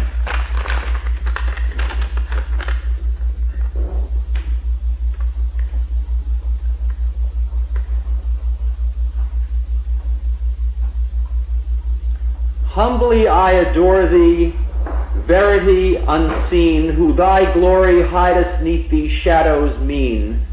Lo, to thee surrendered my whole heart is bowed, tranced as it beholds thee shrined within the cloud. That's a hymn from the Episcopalian hymnal, Protestant hymnal. Okay? The words were St. Thomas Aquinas. Now, you could very easily be somebody who's gone to the Episcopal church of a Sunday morning because somebody took you or because you were looking, and you may have sung, humbly I adore thee, verity unseen. Just think of all the thousands of people who sing that and they don't know what it's talking about. They're just doing the words as if it's like praying to idols. They're doing the words as if the words are going to do it to them. But the seed hasn't been planted. The veil hasn't lifted. They're on an ego trip. Look how good I am going to church. It's called the golden chain in India. The golden chain. They're good people. See, they're not bad people. Bad people are like doing heavy things. They're laying heavy things on each other. Of course, good people are laying heavy things on each other too, but the word heavy is too complicated to use. In fact, it's going through a metamorphosis. It's got a whole new meaning now.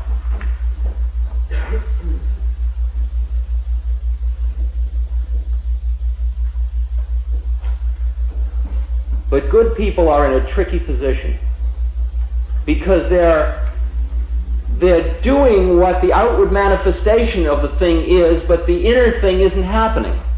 It's very poignant, very poignant. But it's all right because they're going in the right direction. Another round or two,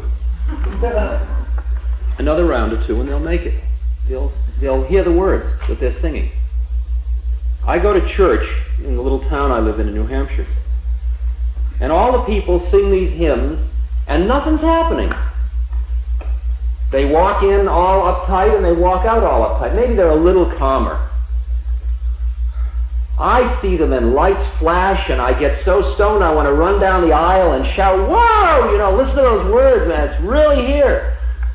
You're singing about it all, just the way it's really like the book says.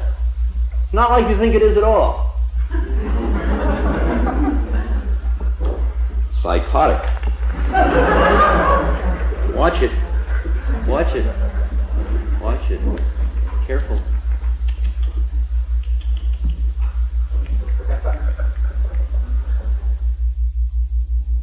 But if I think life is just a game, then I am taking from it the meaning of its act.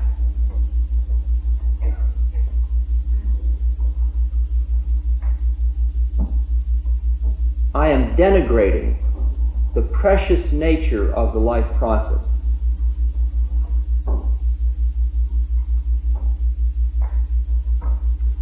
Do you think the man that made the music stand was able to make a more exquisite music stand because he was not attached to making a music stand?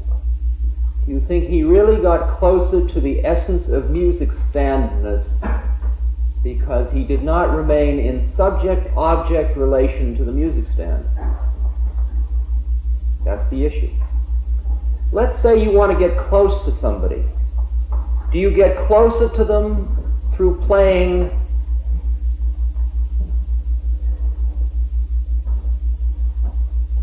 out the love story of Hamlet?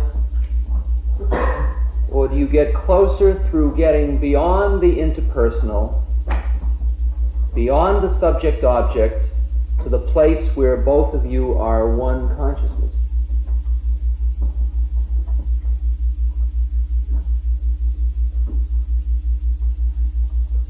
If we can be us here, us, More us. Just here and now us. Forget where you came from, where you're going, that I'm talking, that you're listening. Here we are, just us. And more us, and more us, and more us. And finally, right here on this word, what's there? Here. Here we all are. How much intimacy do you want? I mean, I can feel it. I can be it. You think we'd be any closer if we were all rolling on the floor together? Really? Really?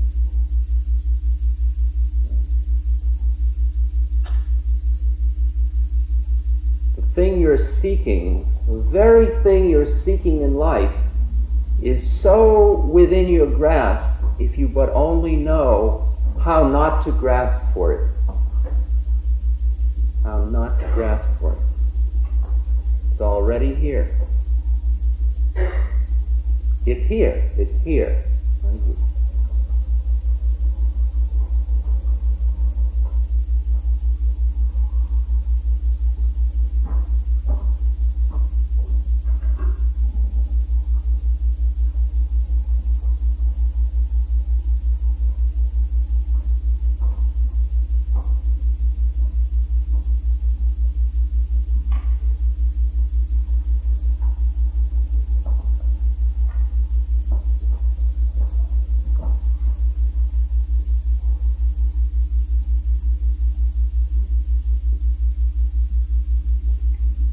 Karma Yoga, the yoga of your day-to-day life in such a way that the entire sacred world becomes sacred.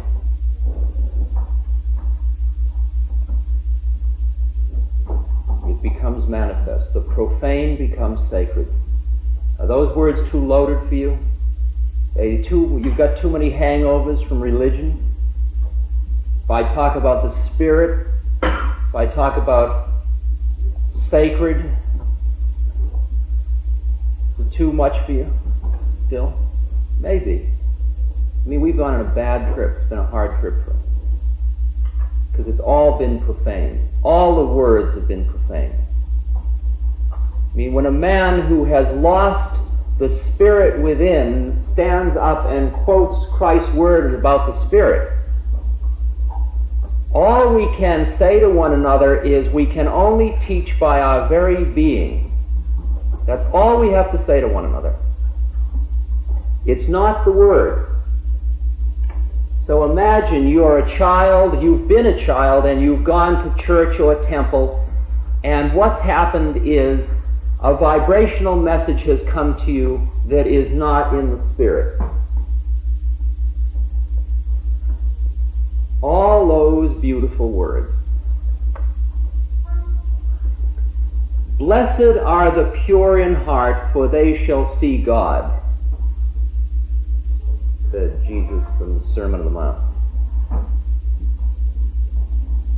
Blessed are the pure in heart, for they shall see God. Do you believe that? You know what pure is? I mean, is pure some kind of a hype? God. Wow, watch that. Watch that. Here and now is God. This is it. Here and now is the Spirit. When you get into the here and now, when you get outside of your own mind, outside of time, and you enter into what is called cosmic consciousness, that's the Spirit descending into you. That's what this trip is about.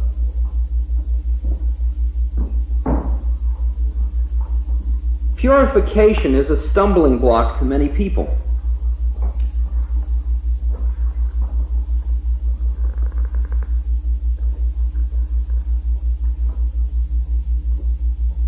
The course of sadhana that I am pursuing is called Ashtanga Yoga, 8-limbed yoga.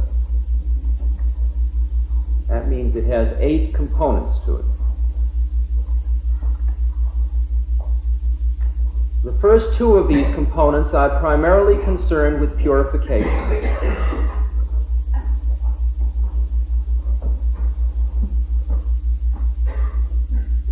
First one has 5 subsections: non-killing, non-stealing, non-lying,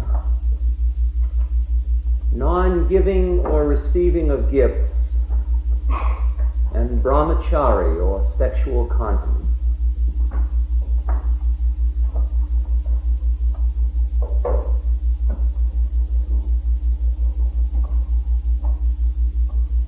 My teacher, a very pure being, and he told me about ahimsa, non-killing. He said, if you are in no way associated with killing, in your heart, in your mind, then nothing will fear you. Once when we met a snake in the jungle in the Himalayas, he said, don't worry, snakes know heart. Snakes know heart. And they shall lie down with the wild animals. You ever seen pictures like that? Great artwork. Great artwork. Great artwork. Same way of saying it is, a peaceful man lives in a peaceful universe.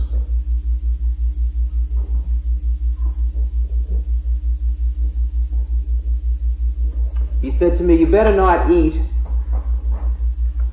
anything connected with animals that die violently, because it will fill your body full of all of the chemicals, the vibrations connected with that whole process. And you give off those kinds of vibrations, because all of relationships with the world is vibration. Might as well get used to that.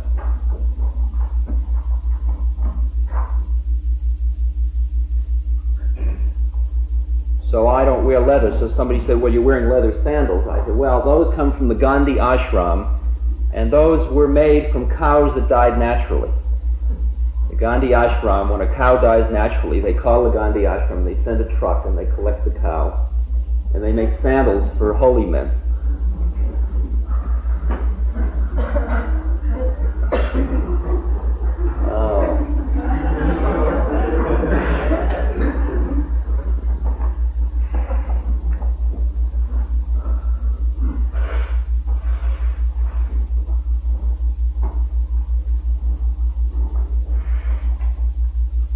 Non-killing is much more subtle than just what you eat, or whether you pick up a dagger.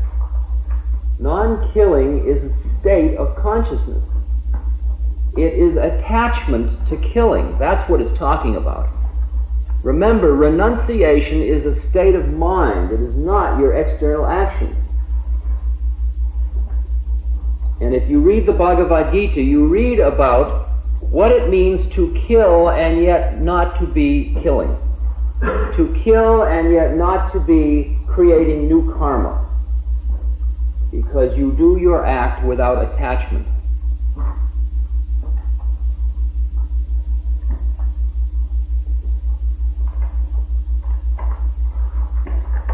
It means to have a non-killing mentality, to be a peaceful being. I mean, Albert Schweitzer went around not stepping on ants. Now all the time, we're always killing viruses and all kinds of things. Every time you scratch yourself, you're killing all kinds of things. I mean, there's no way not to be killing things all the time. It's all dying and being born every second. That's part of the dance. The question is, where is your head about killing?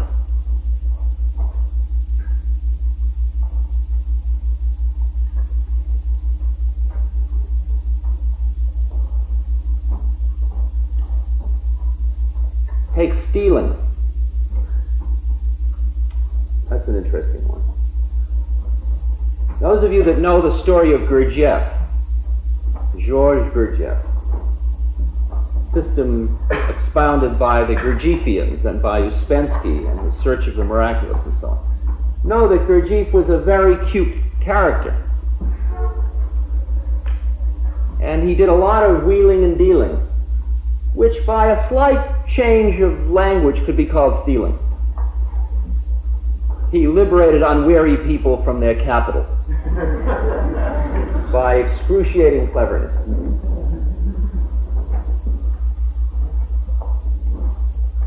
Now, the problem is it doesn't come clear to you in the method that once you're a realized being, then it's a different game. Until you're a realized being, everything counts, because when you're hustling somebody at the attitudinal level of hustling. And if you're on the spiritual path, you can't afford it. If you want to get straight, if you want to get done with the melodrama, you have got to go through a set of purification processes which are very much like getting the garment to wear to go to the wedding feast so you don't get thrown out. There is a period during which you can't afford to steal, you can't afford to kill, you can't afford to lie. You can't afford to have anything going with other human beings that keeps them in a subject-object relationship to you.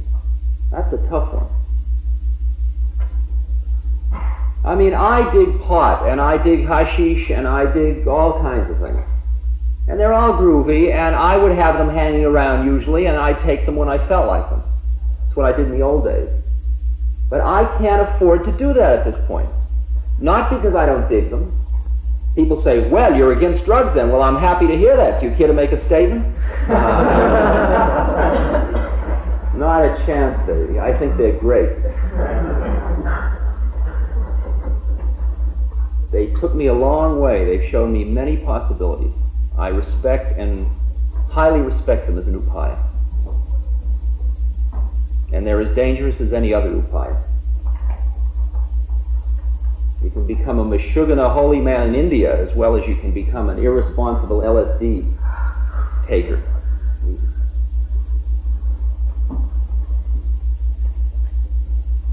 But the reason I can't afford them is because I cannot afford a subject-object relationship with anybody at this point.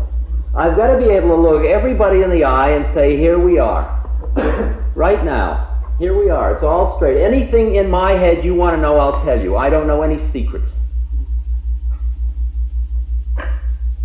And if there's something I have been instructed not to tell you, I will tell you I have been instructed not to tell you.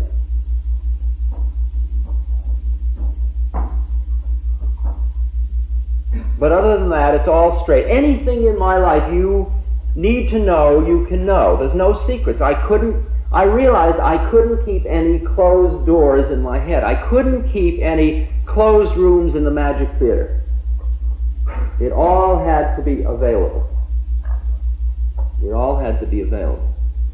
Now, I didn't come to that conclusion through my intellect, I want you to know. I mean, granted, you can read in the book of Ashtanga Yoga, it says, don't lie. You say, well, I don't really lie. I mean, I just selectively report. I mean, I'm trying to live in 20th century society, and you've got to use a little discretion. I mean, you don't... The other day I was... Well...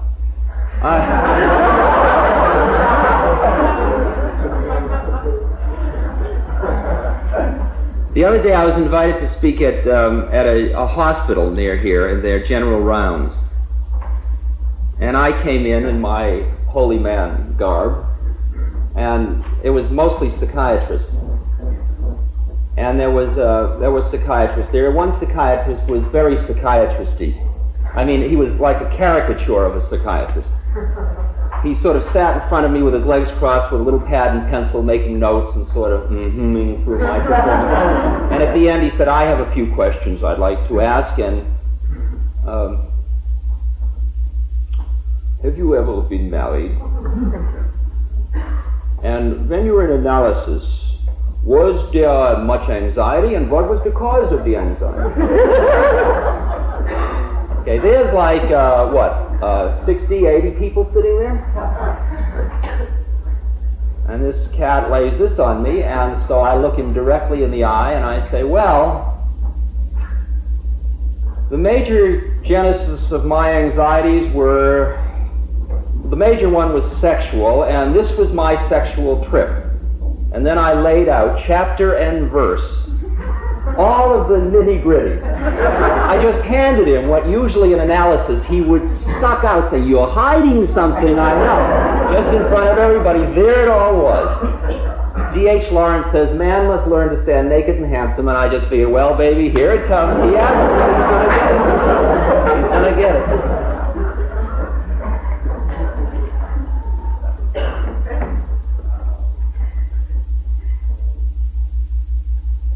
Because I was saying, he brought me his big, box with ribbons on it, and he expected me to say, "No, you hold it." And I could have said, well, I had a number of sexual problems, and left it at that, see.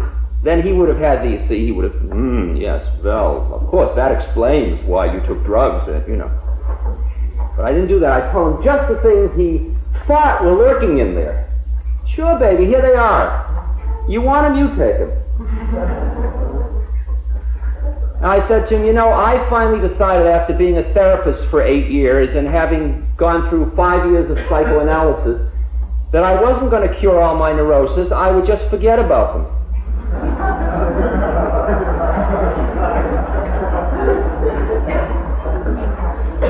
He that is born of the flesh is of the flesh, and he that is born of the Spirit is of the Spirit. And I'm busy being born of the Spirit, and that whole trip concerns he that was born of the flesh. And I'm not going to spend the next 50 years finishing with that trip to get on with this one. I agree to the fact that in the spiritual transformation, something in a man dies and something is born, and I'm perfectly happy that that thing died. We're just going to leave it.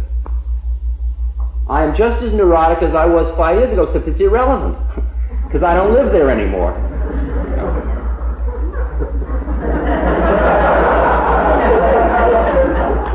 Oh, my mate.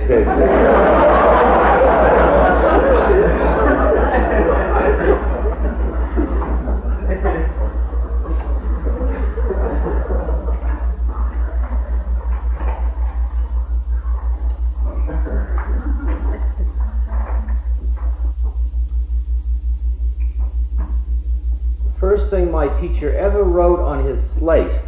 The teacher was silent. My teacher's up there. He was a very beautiful guy. He's a very pure Brahmin. He's a very sattvic man, very pure, good man. The guru is a realized being. He's beyond it all, see? But the teacher is still busy being a good man. He's really good, too. I mean, he is the essence of good man. He is as pure as they come. He's so pure it makes you weep, because you just don't believe such purity is. Well, that's one of the things that blew my mind about the villages in India. There really is the possibility that human beings can be so pure. Because I had rationalized away, you just need all this sort of deception to make it all work. I've told this story before, but I won't read it, I'll just tell it this time. See, when I was a psychologist, I remember, this is where we got to in the non-lying trip. I was teaching an introductory course in psychology. And I had 500 students in the class. It was the first course I ever taught. I was 24 or 5. And it really panicked me tremendously. And I was teaching it because I don't think anybody else wanted to teach it. It was Psych 1 is kind of a bad scene. And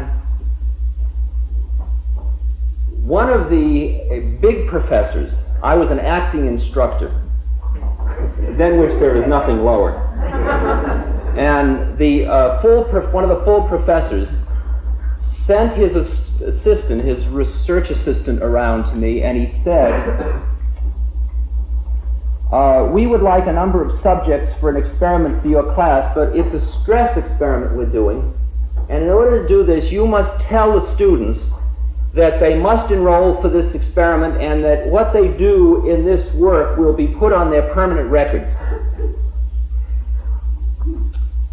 So I said, well, will it be put in their permanent record? He says, of course not. He said, but we'll tell them later. After all, it's for experiment, it's for science. And I said to him, well, look, you may be a research scientist, but I happen to be the instructor in this class, and there is a certain relationship between students and an instructor which allows the students to trust the instructor. And if I get up and start to lie to the students, who are they ever going to believe? I mean, don't you think that relationship is in some way privileged? I mean, shouldn't I be straight with them? Come on now, don't be naive. I said, well, that's the way I'm going to do it. I won't do it. Well, we'll see about that. So the next thing, the full professor came up. Don't worry, he said, I'll take all the responsibility for it. I said, I don't care whether you'll take all the responsibility. It's my course. I'm the instructor, even though I'm an acting instructor, and I make $3,400 a year. That's the way it is. Well, we'll see about this. So the next thing, we were at the chairman of the department. Chairman of the department said, now, Richard, don't be naive. I mean, this is done every day. They'll know afterwards. This is the only way we can create the stress conditions that are necessary to arouse their anxiety, to study their anxiety. Don't you understand? I said, I understand, you're just not going to do it in my course. So already it was now becoming an issue of not only my job, but since it's all done by personal contact, my whole future was like now riding on this whole issue. So finally the chairman of the department said, well, would it be all right if I did it? In other words, the chairman of the department is asking me, is it all right if I come into your course and perjure myself? I said, sure, man, you can do anything you want. That's your trick. As long as all I say to the students is, may I introduce you to the chairman of the department, you can do anything you want. Now that was a cop-out. That was where I was at in those days. This was 1954. That's the karma I'm still paying off on. That was the world I was living in, the world of sophistication. Before I went to India, I was traveling in the Southwest in a school bus, and we went to an Indian reservation at Hota Villa, Hopi Indians. And I met with the elders, who were all about 100 years old. And they were extraordinarily beautiful men. And one of them was telling me the story of how they were having trouble with the Indian Bureau, the Bureau of Indian Affairs. And he said, one of our boys had an accident with one of the cars owned by the Bureau. And the lines on the road showed that the Bureau's car was over the line. But the next day, the police found a liquor bottle in the gutter nearby, and they said it belonged to the boy who was from our reservation. And he said, this man is in his 60s. He's a junior man. He's a spokesman. And he said, the boy said the liquor bottle was not his. The boy speaks truth.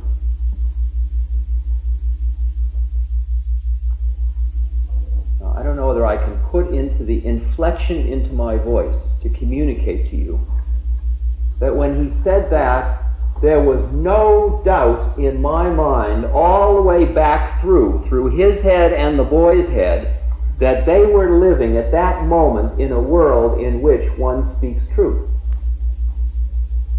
And suddenly, before my head, having grown up in a family where my father and two brothers are lawyers, write it all down, get it signed, notarized, watch it, don't trust anybody. Suddenly somebody says, and he speaks truth, and that's that. Wow. Just blew my mind. Right here in America. So I feel, well, they're old Indians, and they're dying out. And then I was in the mountains in the Himalayas, and there were the people living with these same values. I mean, I was just too paranoid for the scene. I couldn't believe that people could be like it. I mean, they could really be where they're at. They say what they mean. They're really right here. They're right here. You know, we would be driving in a big fancy Land Rover we had in the first part of the trip, and you'd stop to go to the toilet, and suddenly 100 people would be standing around the Land Rover. It's called instant crowd in India. There's just so many people, and they're not doing anything particular, so they hang out. They're all standing about 4 inches from your nose, with huge big eyes, and they're looking right at you. Now you go through, the first thing you go through is your paranoid take. What do they want? Isn't there any privacy? Voyeurists, eh? Why don't they leave me alone? They want money, they want food, what do they want? It's them. It's them. They're looking at us just like you look at a flower, like, wow, dig that. They don't want anything. They're just here. They're really here, though. Boy. Ooh, right here. Right here. Right here. And that's scary when you're not here, because it's a pretty strong wind that comes. That's powerful vibrational stuff when you meet here and now people. Really powerful. And they kept peeling away my paranoia like layers of an onion.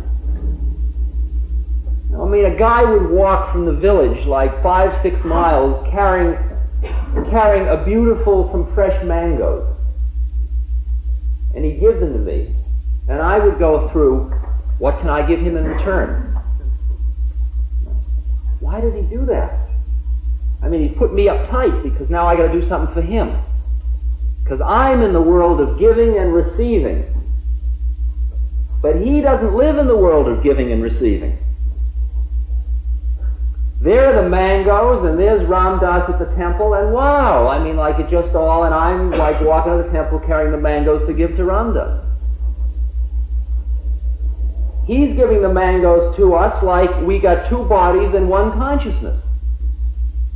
It's like my mouth's going to eat them because I'm doing the spiritual work, and that's my trip, and he's like helping my trip because that's his trip. And there's nothing in it for him.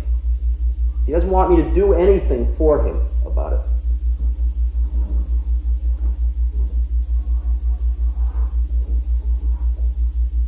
See what non-giving and receiving means. Tonight, before we began, food was brought to me, bread was brought to me, sweets were brought to me. My guru sits in India, and loving women cook all night to bring him food. And he must eat 15 meals a day, I swear. He just sits there all day long, and these women bring him this exotic stuff they've cooked for him. And it's made with so much love, and it's so pure, and he's doing their karmic thing by eating the food. See, he's doing a thing with them, like a love thing. And so all day long he's just talking, and he's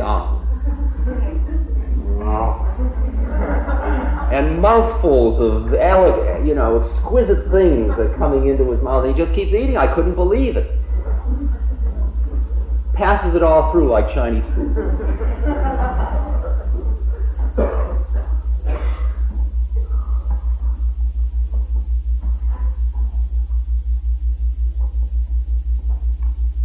But it's not giving and it's not receiving, because there is nobody giving and there's nobody receiving. That's the point. There is nobody speaking here, and there is nobody listening. There is Om Mani Padme Hum, and here we all are in Om Mani Padme Hum, and giving and receiving is going on. The Buddha says it's only when you realize there's no doer that you get off the wheel of life and death.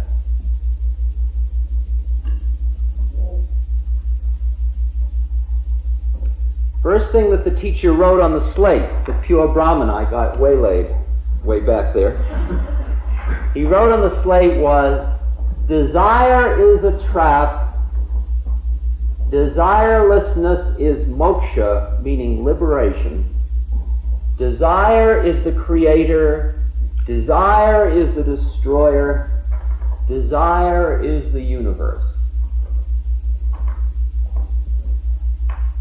And the fact of the matter is, if you understand that, you're all finished with the whole business.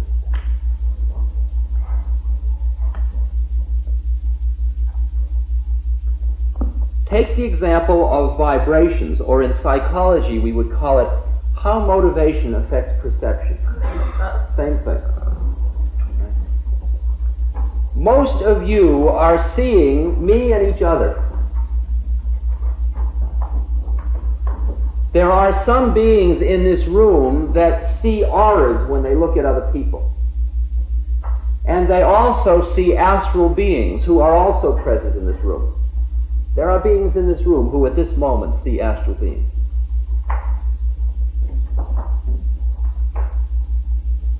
You don't see them, most of you, because your radio receiver is not tuned in that particular vibrational frequency. Your desires create your universe. There's an example of how your desire to know the world through your senses keeps you limited to a certain vibrational rate and keeps you living at a certain vibrational level. Don't get upset, those are the horses back there.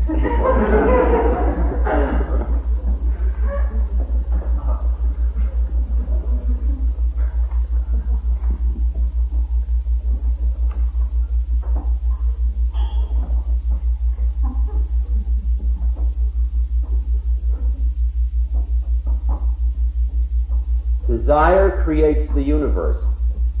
Standing on the corner watching all the girls go by. Pretty weird being in this little village in the Himalayas and watching the Indian boys going to school in one direction and the Indian girls going to school in another direction. And here are all these beautiful chicks in saris, and they're so beautiful. I mean, Indian women are, essence beauty. And the guys are walking down the street talking to each other just like there was nobody coming the other way. Figure, well, they're certainly highly trained. I mean, they're 17 years old. Why aren't 17-year-old men standing on the corner watching all the girls go by? If they were normal, healthy beings, they would be doing that. Because what we call normal, healthy is where our particular heads are at. Freud is not describing what man is. He's describing what man was in Vienna in 1890. And it happens to be in New York City in 1960. Partly through his description.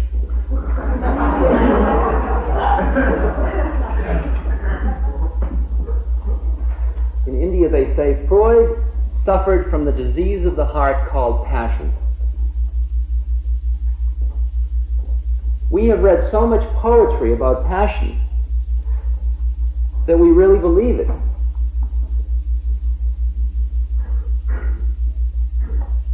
I mean, it's gotten so that if you don't lust sufficiently, you go to an analyst. You imagine that? Well, you can imagine that. I mean, if I said that to an Indian audience, they go, ooh! Sorry, wrong audience.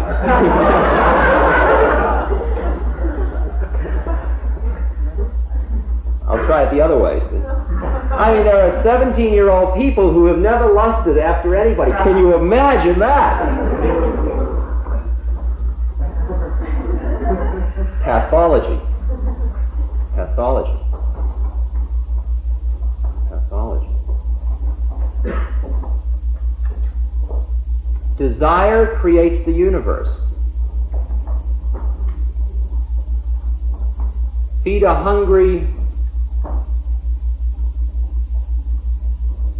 a rooster, all these movies we used to show in Psych 1. You feed a rooster enough testosterone, and it starts to make it with blocks of wood. Everything becomes a sexual object to it.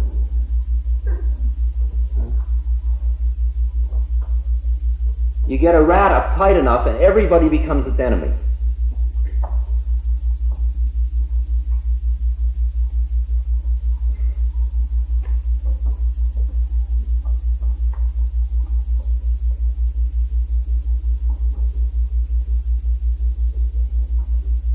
I used to work in the field of achievement motivation. I used to set up projective tests to measure the need to achieve. And then they found out an interesting thing. They found out that the relation, you use a fantasy test, which you'd score, and you'd get a score for need achievement, and you'd score it to measure how much a person was motivated to achieve. Then you find out you could work it the other way around, and yet, instead of using it as a thermometer, if you could get people to fantasy achieving, they would go out and achieve. So you started, in India, they were starting to train people to have fantasies about achievement. Train them to desire. Train a person to have a social desire, so that he will look at another person in a competitive way. Because if I look at you in a competitive way, I'll work harder to beat you. Now, we have come through a system that we are totally reinforced for by saying, look at all of the technological advantages, look at all we have because of the model of the universe we have developed, which is based on competition. It's called free enterprise.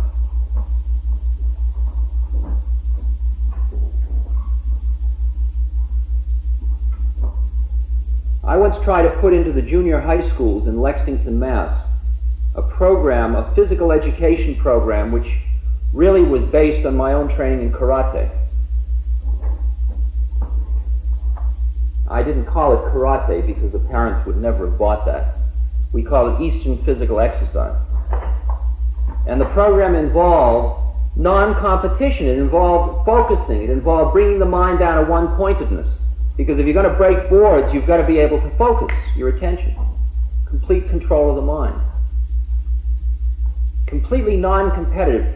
You realize how alien that is to the whole culture of the school system? Everything is based on interpersonal competition. Because we assume that's what makes man do what he does. And if you didn't do that, as Freud suggests, if you didn't keep the lid on through these techniques, all hell would break loose.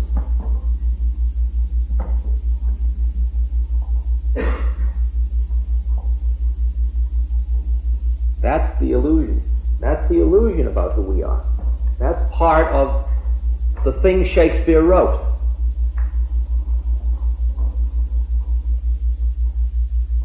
Shakespeare wrote Freud. And Freud wrote us.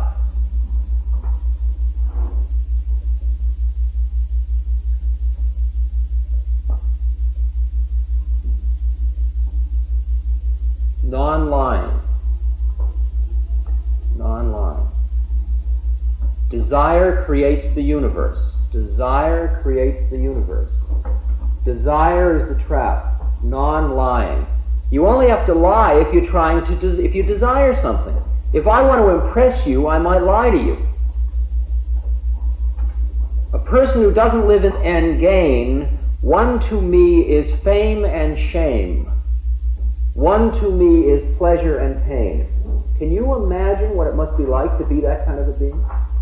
That's Om Mani Padme Hum, Om Mani Padme Hum. Because in that place, in Om Mani Padme Hum, no fame, no shame, no loss, no gain, no pleasure, no pain.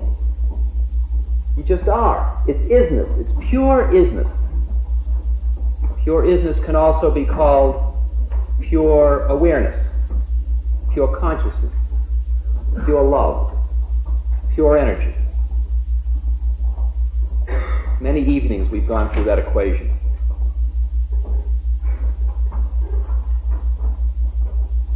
Let's say I decide I'm just going to try to go through a purification situation right here in New York City, and I'm married and I have a family and I have a job. Now what do I do? I mean, let's say I'm going to cut out all the nonsense. What am I going to do? I don't want to talk theory anymore. I want to do something. Because I'm a Westerner and we do things.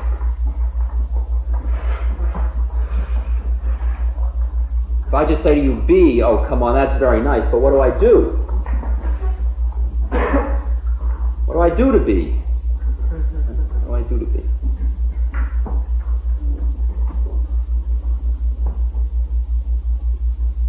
First of all, you keep in mind at all times, desire is a trap, desirelessness is moksha, desire is the creator, desire is the destroyer, desire is the universe.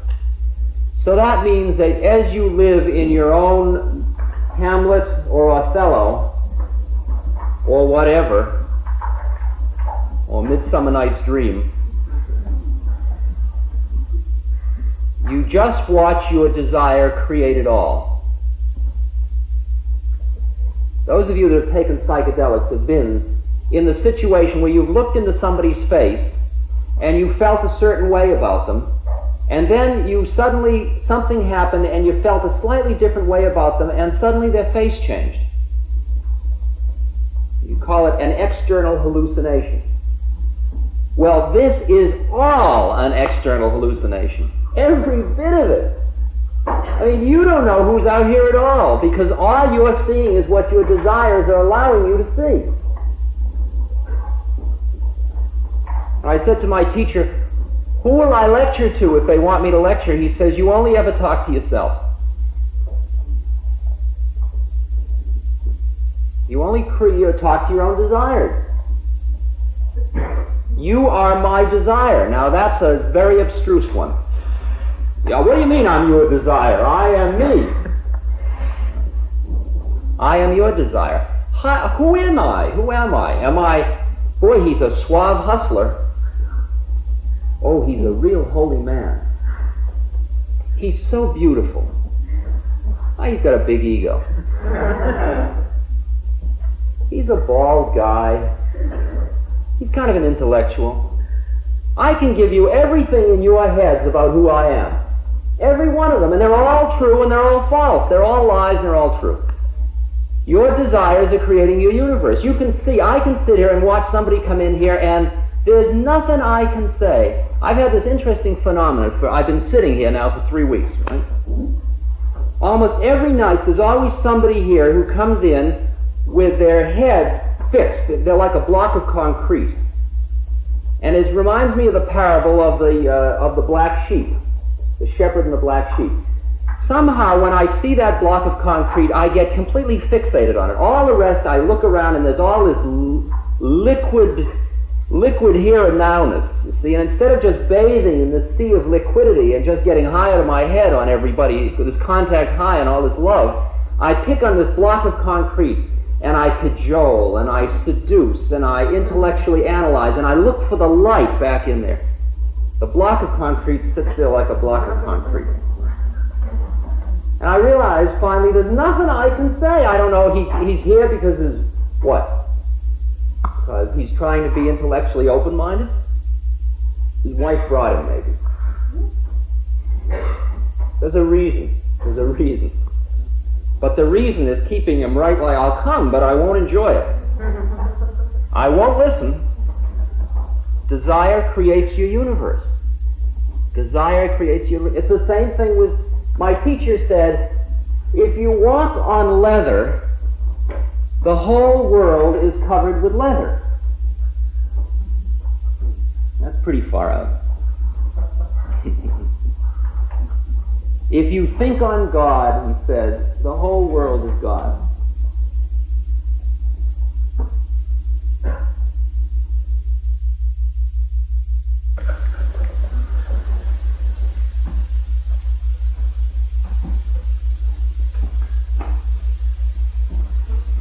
That psychosis business is an interesting business.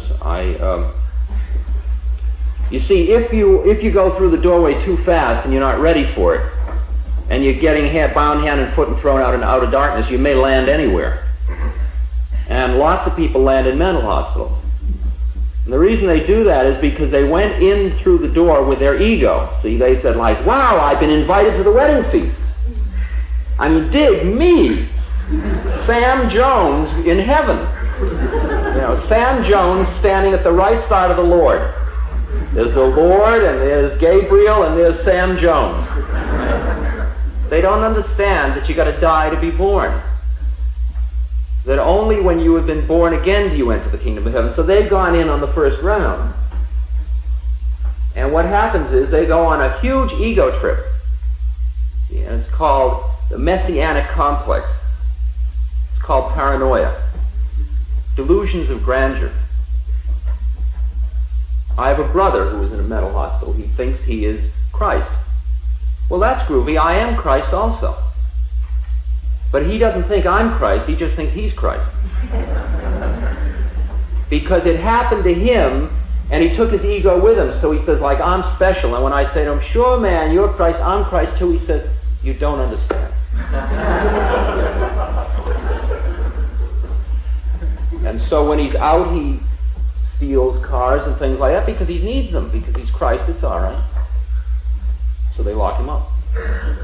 He says, I don't know. He said, me, I'm a responsible member of society.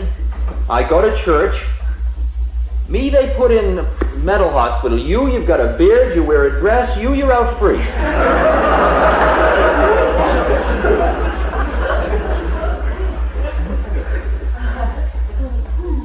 Sure, because as far as I'm concerned, we're all God. That's the difference. That's the difference. And if you really think another guy's God, he doesn't lock you up. It's funny about that. But you got to be really pure. You got to really think it. You can't just make believe you think it. Anything less than total purity, back out into outer darkness. Send him around again. Send him around again. That's what you learn after a couple of hundred psychedelic trips. Boy, I might as well get straight because I'm getting to feel like a yo-yo. I keep going up and coming down, up and down. As long as there's an up and down, as long as there's a high and a low in your head, outer darkness. As long as you're in the world of yin and yang, outer darkness. It takes a lot of purification. Purification of what? Purification of thought, purification of body, freedom from attachment. Freedom from attachment.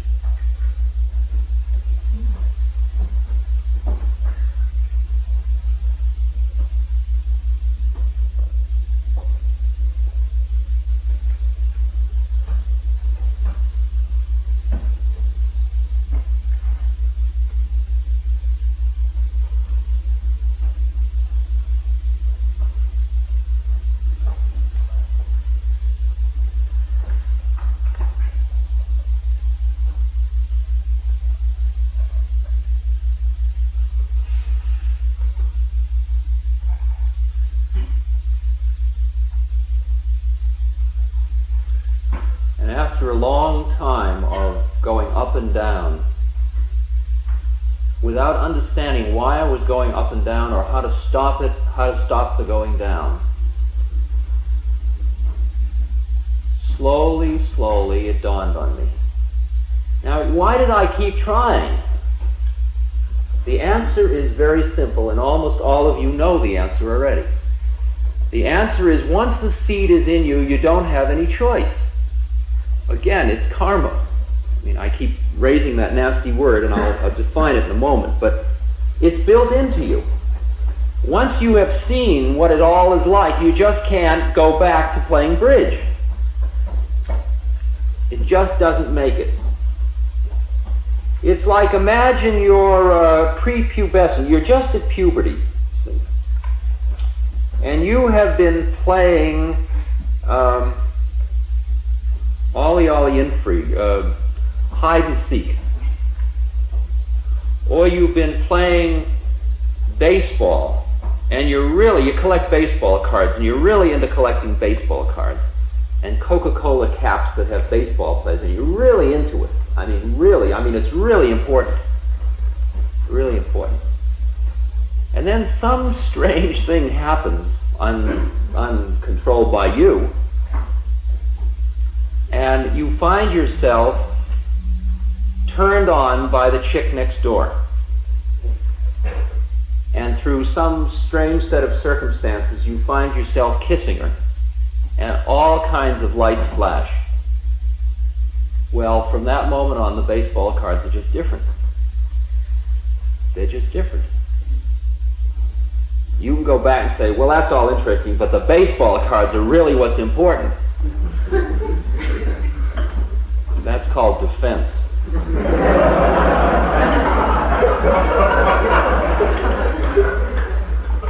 It's a thing happened, the seed got planted.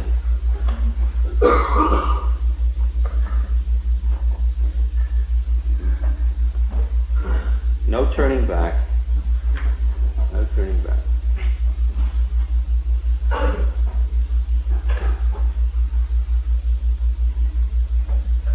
Once you sense the possibility, once you just feel that other thing inside of you, you start in this it's completely unconscious mechanism of searching, listening for the messages. Do you know? Do you know? Do you have the key? Where's the next message? Where's the next message?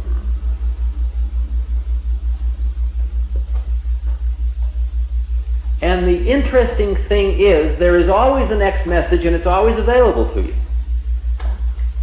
Now that's a hard one. Some of you, this is like, I'm going through this thing of like people saying, what's going to happen when you go away? Who's going where, first of all? Second of all, it has nothing to do with me. The process is going on in each individual. Whenever you're ready, you hear the next message. The next message is where you are when you're ready to hear the next message. If you come here this evening and you don't know what the hell I'm talking about, you're not ready to hear this message. And you can be sitting here and there's no message. Somebody else comes here and they say, wow, that's the message I was waiting for. Both of you are in this room at this very moment. The handwriting is always on the wall saying, Magic Theater for madmen only, price of admission your mind. Hermann Hesse's metaphor from Steppenwolf. Always there. The question is, can you see it? The funny thing about all of the secrets of the East, or of the secrets of mysticism, is they're not secrets. Nobody's saying, don't tell him. They're telling you, they're yelling at it. He's saying, except ye be converted and become as little children, you shall not enter the kingdom of heaven. That's a secret. Think of how many times you heard that, and you say, well, yeah, that's really interesting. Yeah, great. That's a minister talking. He's doing his thing. He's got to earn a living, too. He's a good guy. Because you can't, the secret is a secret to you because of where your head is at. Your receiving mechanism isn't tuned for that particular frequency.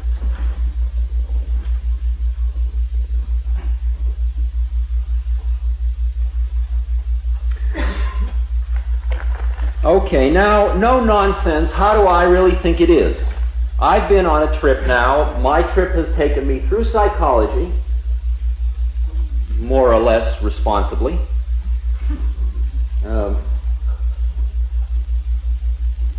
Then it took me from my academic career, psychology, into psychedelics and exploring the within chemically, which led me to end my psychology career rather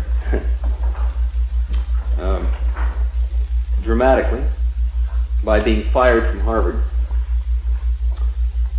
Then I pursued the psychedelics for a long time, and then I got that feeling of being a yo-yo, and then I finally went to the East seeing if anybody knew anything else, since I didn't know enough to figure out how to do this trip. I couldn't stay inside the door. I didn't know what to do next. I kept reading the books, but I didn't understand them. They were yelling the secrets, but I couldn't hear them because I was looking at them from the wrong place. That was my problem. And I couldn't get my head in the right place to see where they were about. Because I still wanted to know I knew, see? I was still Western rational man.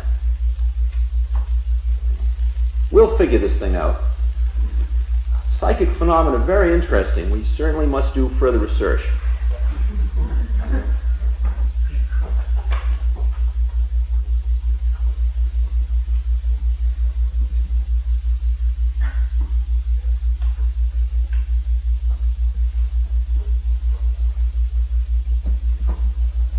So I went and I looked and I looked and I looked, and as long as I looked like a rational man looking, I didn't find anything. I just found my own shadow all the time. So all you can ever find is yourself. You only read yourself, you only talk to yourself, you only ever know yourself. That's all there is. That's all there is, strangely enough. And then I gave up. I saw that my whole game didn't work. Didn't work. It gave me all the rewards that seemed to be offered, but it didn't work. It didn't, there was that place in me that knew it wasn't working. I knew there was something else, and I couldn't get to it. Couldn't get to it. At that point I gave up, and then I was ready for the next message, and then the next message was standing right there, was sitting right in a hippie restaurant, the Blue Tibetan restaurant, in Kathmandu, Nepal. And the message took me by the hand and took me the whole trip and took me to my next message giver, who was a being who had finished the trip. He didn't come down anymore. He was inside the gates. There he was. He was a realized being. And he did the thing. He blew my mind. He finished me with my rational trip. That is a brief chronology of the series of dramas that unfolded in this illusion that one calls sadhana, or spiritual path. Now, after having studied psychology and guided psychedelic trips and read Eastern books and met realized beings and listened to innumerable stories from people about other realized beings and their own trips and inner heads, and been a psychotherapist for 10 years and all, this is the way it looks to me. I'm not asking anybody to buy anything. There's no sale going on here. No sale. Because there's nobody sending a message. You and I are here, we're observing this process. That's all that's going on. If I'm trying to convince you, I might just as well pack up my whatever holy men have and wend my way down 3rd Avenue. Because if I'm trying, I can be assured of failure. There's no trying. Because there's no you and there's no me. Here we are. We're just exploring how it is. I'm our mouth. I'm our mouth. I once took LSD with Alan Watts and his wife, and he started to talk, and he talked for 8 hours. And at first I got uptight. I mean, like, I know something. Why doesn't he ask me? He's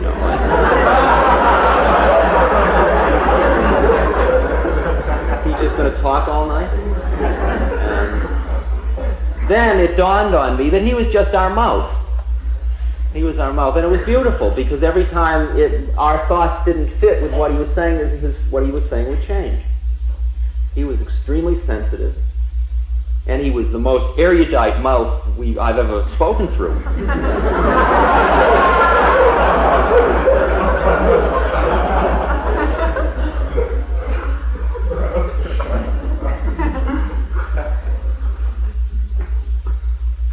How is it? How is it then?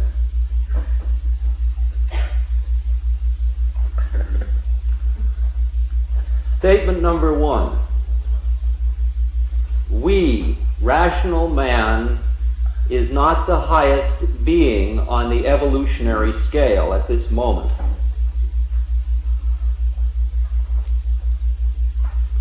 There are beings that are realized beings that do not live in bodies, whose awareness functions at a higher rate of vibration than ours does. They do not process data through gross senses, through eyes, ears, nose, mouth, skin, or do they know through their intellect.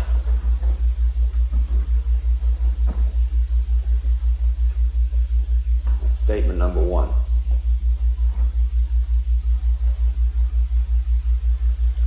Statement number 2. We are all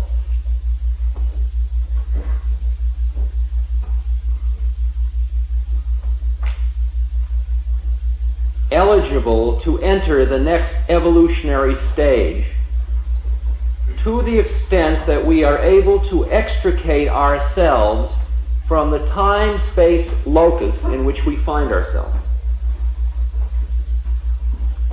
By which I mean changing one's vibrational rate, if you will.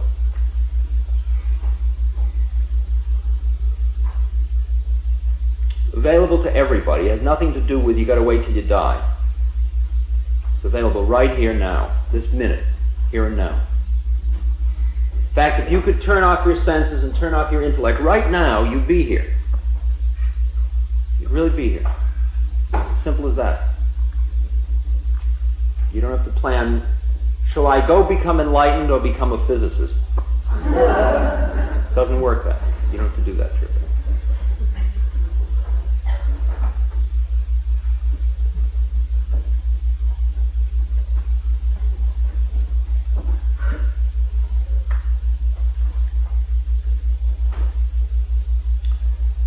If you think of mass as solid, that's because you are trusting your senses. And you look at something and it looks solid.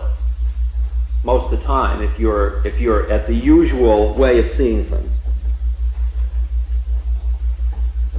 Everybody agrees it's solid. When it hits you, it hurts. It must be real.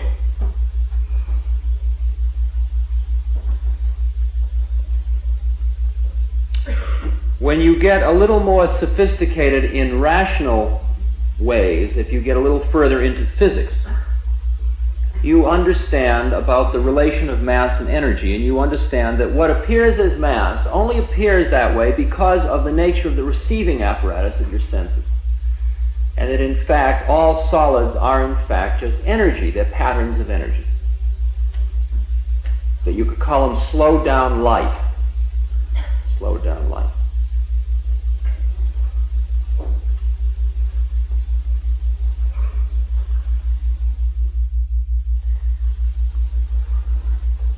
And when it is slowed down and forms into certain patterns, it gets gross enough so you can see it through your eyes. It's just like going from infrared or ultraviolet through the spectrum of the visual field. When the vibration rate changes, you can see it. Or if it gets to a point where you can't see it or can't hear it. If it gets too high, only dogs can hear it. You can't hear it.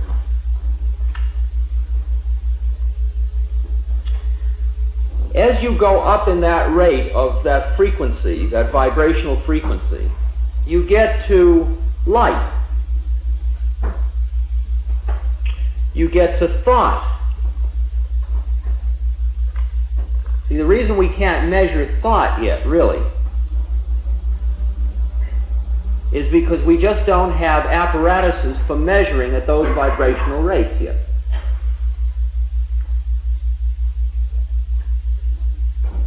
I mean, there are thousands and thousands and thousands of cases of people transmitting thought from one being to another.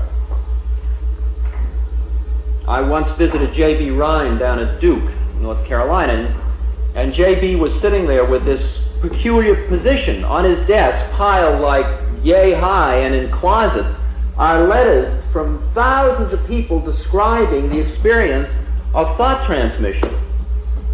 But when he tries to do it in the laboratory, he can only do a little better than chance. It's like, we know it exists, but we can't know we know it. It's one of those problems. We can't know we know it.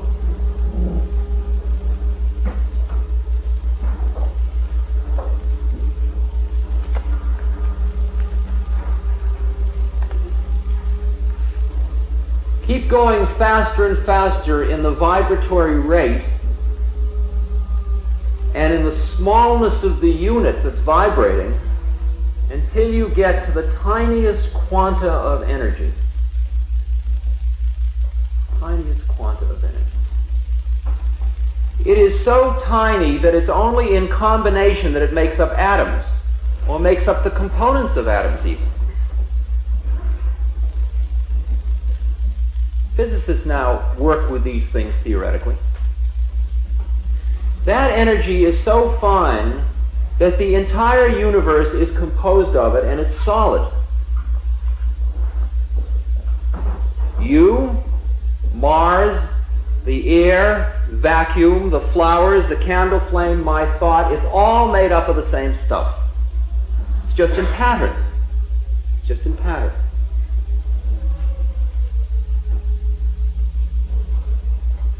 Now,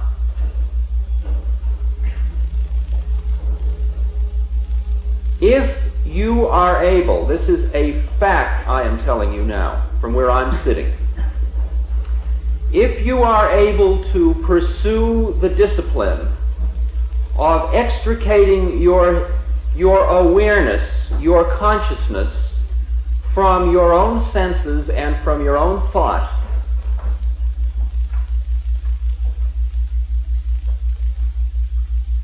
you become part of that finest energy. What are the qualities of that energy? It is totally interchangeable in everything in the universe. Totally interchangeable. So that if a part of it was a part of this flower at this moment, it might be part of Mars the next moment, or a part of the vacuum the next moment. It's all the same stuff.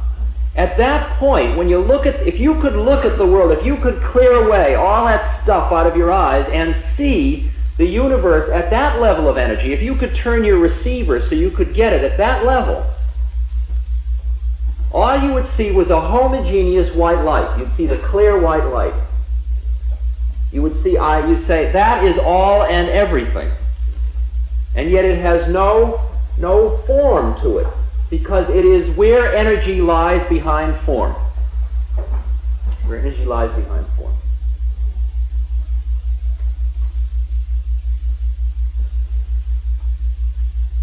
When you are able to extricate yourself from the time and space illusion, and it is an illusion as it turns out. The question is, who am I? Who am I? Am I this body? Am I these senses? Am I this thought process? I cogito ergo sum. It's a lie. It's a lie. Sum ergo cogito is perhaps reasonable. That's a lie too, but so are all words.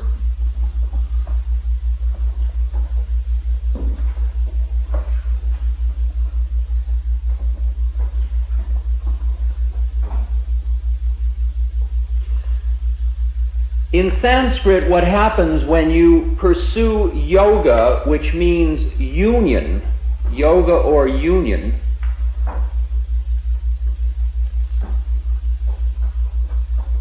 you go behind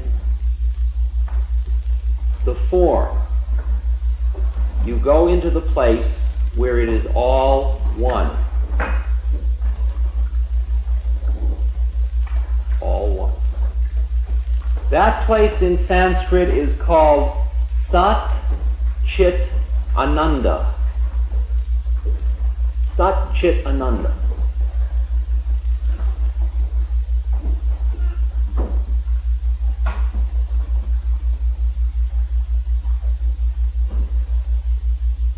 Sat Chit Ananda is the kingdom of heaven.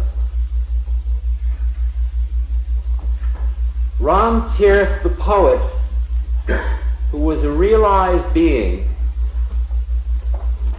describes Sat Chit Ananda from inside. He lives on the other side of the doorway. See, on the other side of the doorway, you see there's no doorway. There's only a doorway from this side. It's another paradigm. He says, I am without form, without limit. I am beyond space, beyond time. I am in everything. Everything is in me. I am the bliss of the universe. Everywhere am I.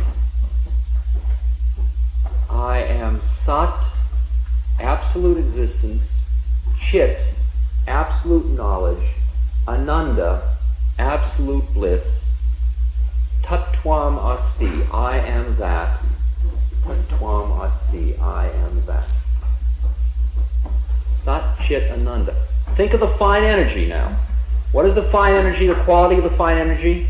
It permeates everything. Remember I said about Padmasambhava, he is pure light, he is pure consciousness, he is pure love, he is pure wisdom, he is pure energy. Do you understand that identity? I am talking about a specific identity. Very cold, systematic identity.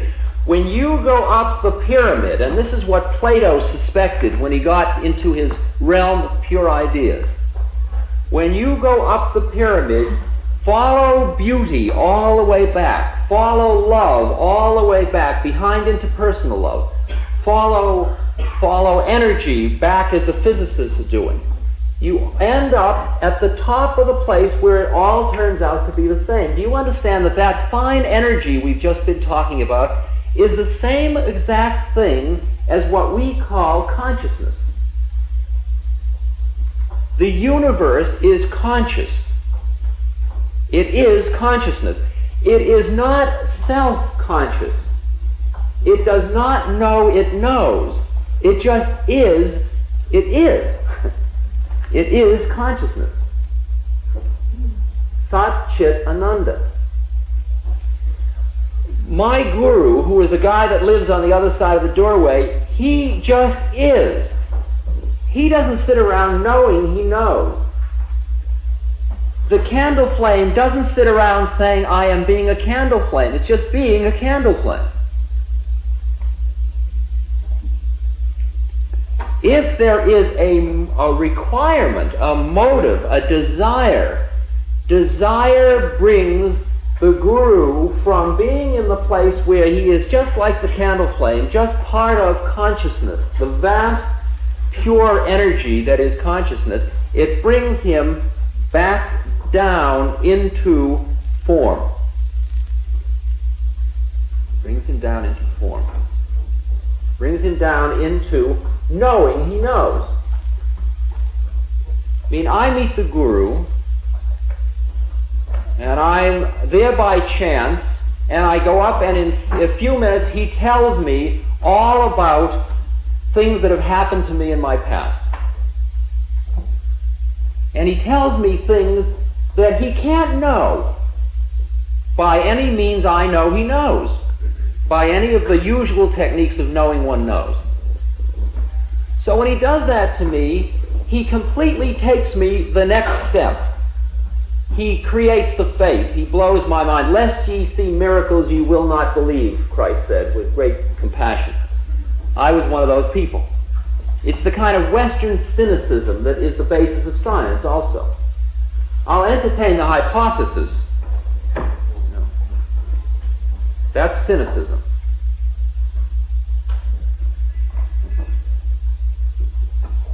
The null hypothesis. The null hypothesis. There is no relationship until I can demonstrate with a certain degree of probability that there is a relationship.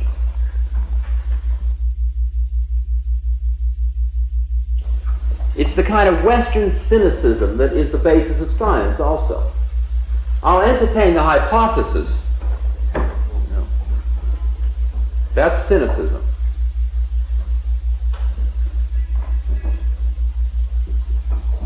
The null hypothesis. The null hypothesis. There is no relationship until I can demonstrate with a certain degree of probability that there is a relationship.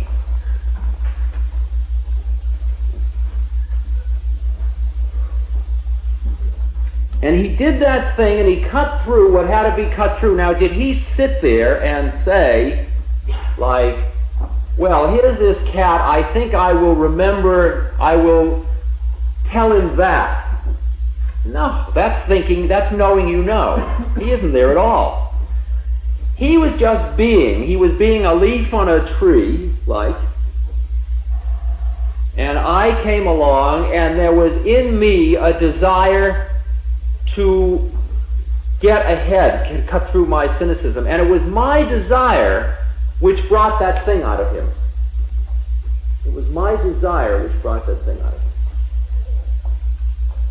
Now, this is very far out, and if you can grasp it, it's really very, very important. Very important. Because to be that pure energy is just a state of total being. And when I say you aren't who you think you are, it's because you define yourself in terms of doing versus being. Knowing you know your thoughts, your body and what it does. You say, I'm a lawyer, or I'm an architect, or I'm a hippie, or whatever you are. You define yourself in terms of social roles, in terms of actions. How do I know myself? As if I'm a behavior studying myself from outside. The fact of the matter is, when you go in and in and in and in and in and behind that role and that role and that role and that one too, you get to a place where you just are. Just pure isness. It's pure isness. Pure awareness. Pure consciousness. Pure energy. If you really reside in that, then you live in Sat Chit Ananda. That means you no longer live in this time-space locus called the body. That's the beginning of what is at the lower levels is called astral travel. See, astral travel still means going from point A to point B. So it must mean there's some finite being that goes from A to B.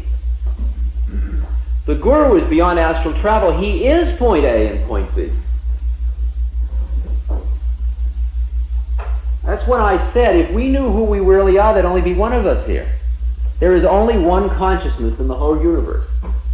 And when you cut through the drama, you reside in that place, in this place, in here, in here, in here.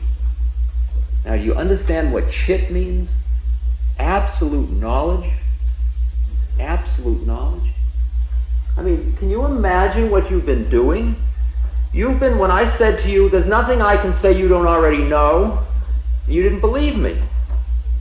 You didn't really believe me. You thought I was putting you on. I mean, you are actually probably, and I do the same thing, you go into bookstores and you buy a book like there's something in the book. You aren't. You realize you're already the book, if you but knew. I mean, my teacher, he's a very pure being. He's not as high as the Guru, but he's got a number of siddhis or powers. He'll take a book like this, he'll pick it up and, yeah, there are some things in it that'll be helpful to you.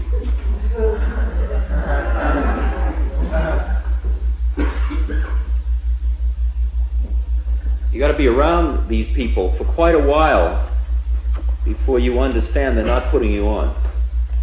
In their world, there are no hypes. There's nothing but total truth, total purity, total purity. They live in the spirit. They live in this place.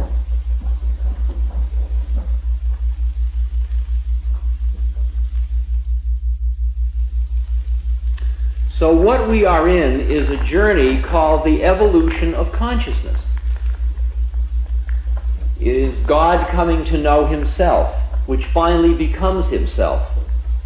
Because you understand, let me show you the levels, the way it works. You're at the physical plane, where you're receiving vibrations at a certain rate, so all you see when you look around you in this room are other gross physical beings. You're not seeing any of the astral beings in this room at this moment, most of you. Some of you are. Some of you see the astral bodies in each other by seeing auras. Others of you don't see those auras.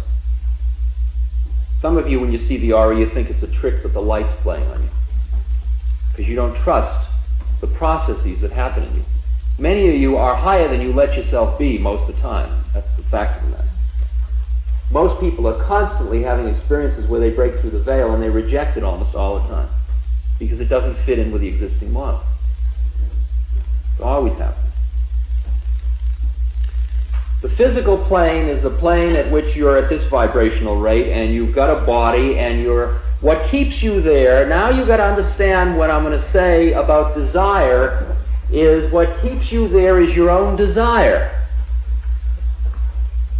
The only reason, like Ramakrishna Paramahans, the beautiful, beautiful saint in India, Ramakrishna. Ramakrishna was in such a high state, he had a terrible time staying in his body. It was a terrible problem. He kept drifting off. And he had to keep creating desires in order to stay in his body, in order to hang out for his because his trip was to help people do their thing, I guess. I mean, I'm not in cosmic government, so I don't recall giving him his assignment if I did.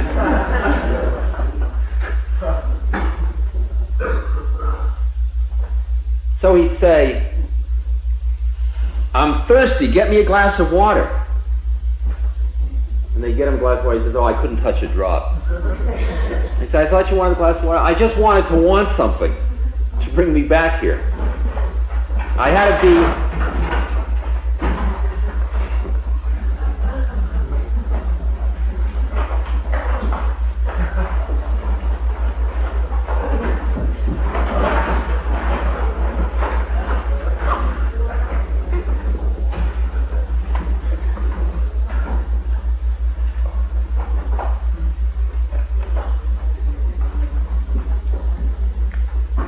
For those of you that don't understand, over there is a raised platform, and around it there is a pool that is filled with charcoal, but there's no water in it at the moment. And all that you hear, which sounds like horses in stables, is the charcoal, and somebody may have just fallen off the...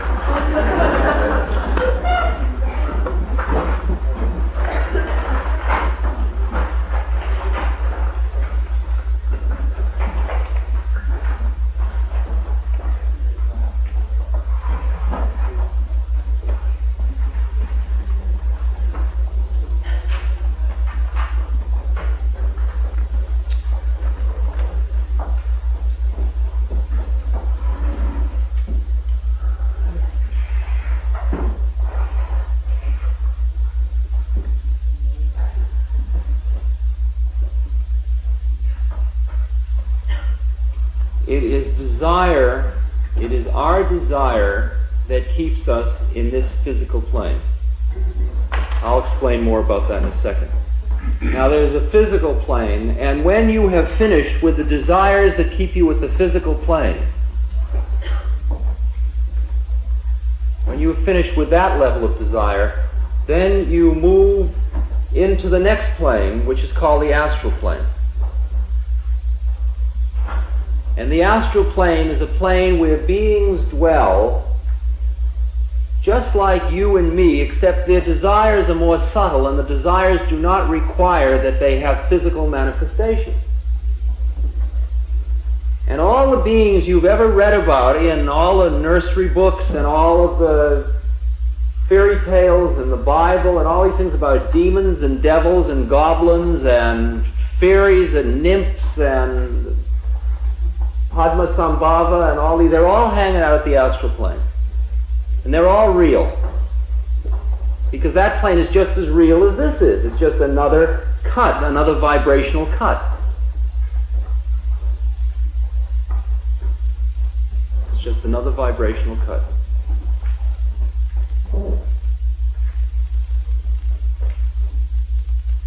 And if you can go from what happens to most people, like we've all witnessed recently the drama of James Pike and his son Jim. And Jim shot himself and then, or died somehow, I guess he shot himself, and then he was in contact with his father across the plains through a medium. A medium is a being who can tune in on the astral plane. Now what happens is this astral plane, this next level out, has a number of layers to it. You've got to understand that all the time we in the West were busy charting the moon and the trip to the moon and how to work in the frontiers of the West.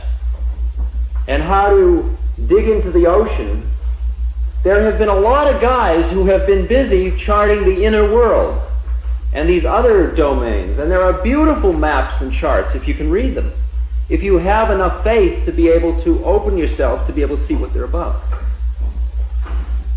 So there are many, many, many levels. You could probably, in most of the Sanskrit literature, there's 6 or 7 levels above this one. The first one out is what is in the Christian Bible called heaven and hell. And it's that kind of a level. It's got all those things in it. See, the Lord, the Christian Lord, is a manifestation. He's got his throne, and he's got his angels, and all that scene around him. That's all astral. That's all astral. And as Bhagavad Gita says, those that pray to the gods, go to the gods. If you desire to go to heaven, that's where you go, to heaven, which is the first plane of the astral plane. It's a very groovy place to go. There's 6 more above it, so don't get too hung up there, but it's a nice place. Certainly good. Good people go there.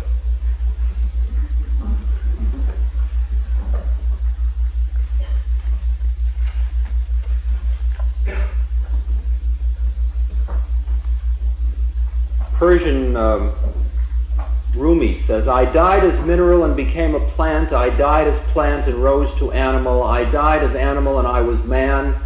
Why should I fear? When was I ever less by dying? Yet once more I shall die as man to soar with angels blessed. But even from angelhood I must pass on. All except God doth perish. When I have sacrificed my angel soul, I shall become what no mind e'er conceived. Oh, let me not exist, for non-existence proclaims in organ tones, to him we shall return. God and that fine energy and Padmasambhava and your Atma, it's all the same stuff. All the same thing. It's behind it all. It's behind the physical plane, behind the astral plane, and we got one more plane to go. We got the causal plane. The causal plane is what Plato was talking about. It's the plane of pure ideas. And the planes are like this. Each plane subsumes the next planes. When you finish with the grossest desires that keep you here on the physical plane, then you're left with a lot of subtle desires. Like, you want to be God of the wind, baby, you're going to be God of the wind. I mean, you don't realize how it's all going to come out. Wait till you see. It's really going to blow your mind. You're going to be everything you ever wanted to be. That's the funny part about the astral trip. You do it all yet. Everybody does it all. It's in store for everyone. Don't worry about it. You don't have to be chosen. You can be anything you want. At the astral plane, you can create your universes. You're given that privilege. You're also given the wisdom to know how to not screw it up. Because your ego's gotten very subtle, very subtle. There's still desire. As long as there's desire, there's still ego. As long as there's desire, there's still an astral plane. Your desire creates your universe. That's the rule of thumb. Desire creates the universe, be it physical, astral, or causal. So you get finished with the gross things that keep you on the astral plane. I mean, you really want to have that full color experience. You want to travel like light. You want to bathe in ambrosial bliss. You want to hang on to bliss because it feels so good. Sure, man, you're going to have plenty of chance. Then you got to give that one up too. Got to give that one up too.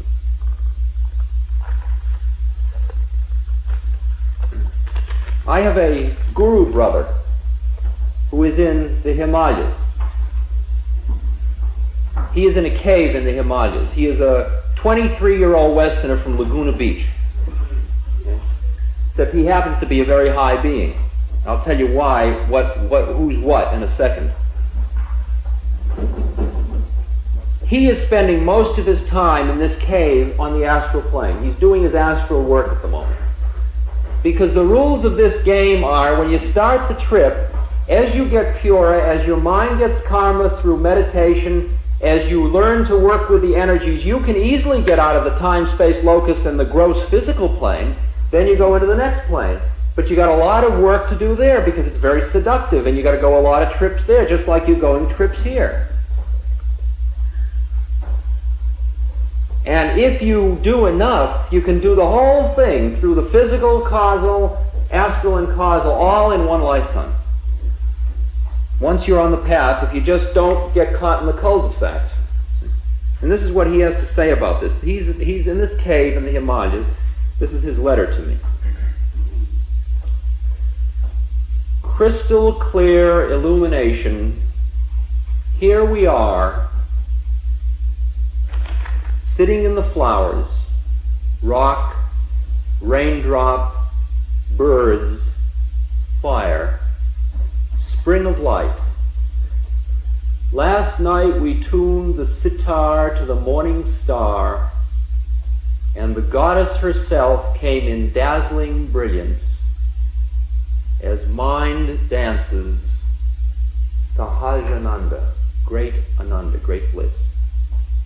Vastness, effortlessness, emptiness, wrapped up in two hands hold hot wooden bowl of chai,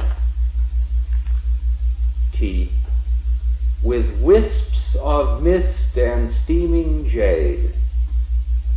Baba Ram Das Ji, that's me, is nowhere to be found, but a hollow bamboo is growing outside the window.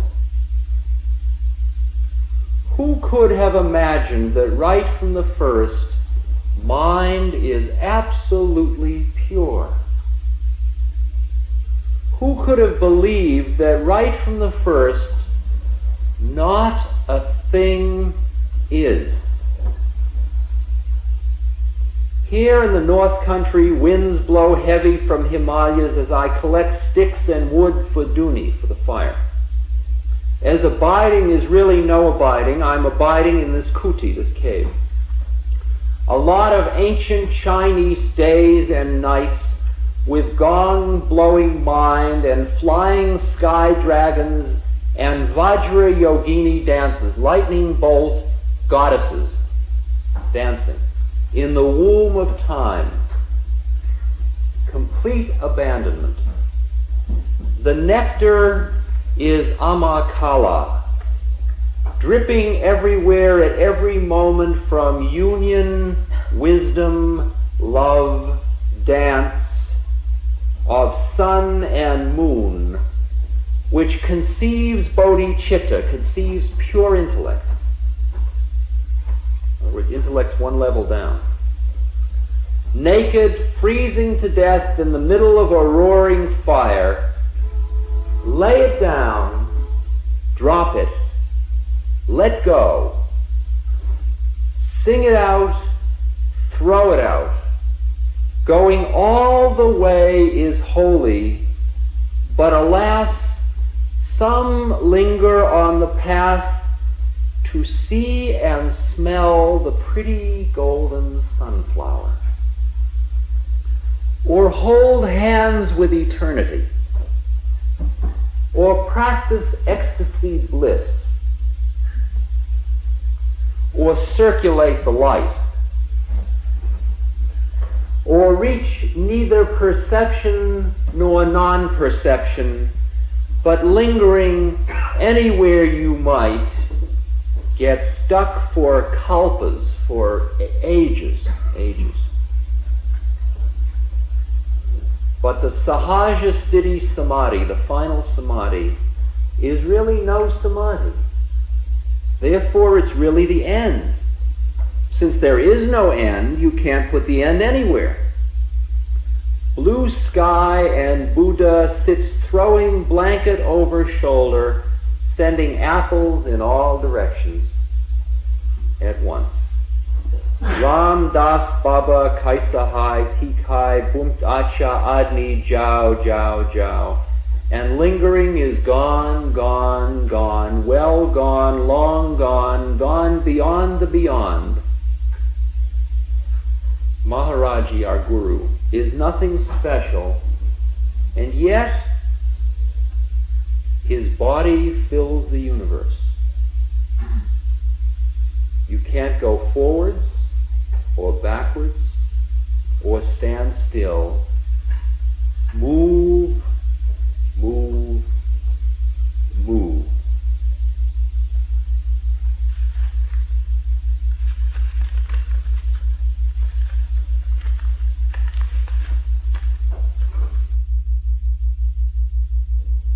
I mean, who am I? Who are you?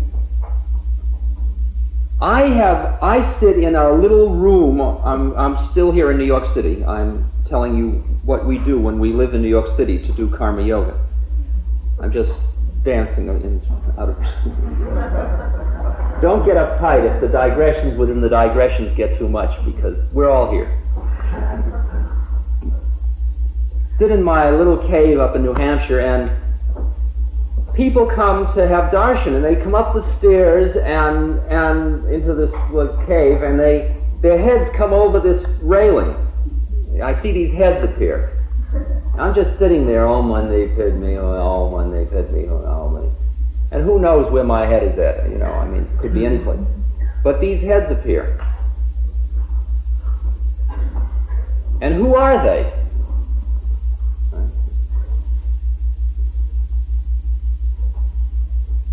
Well, I have in front of me a little story that tells me who they are each time in case I forget.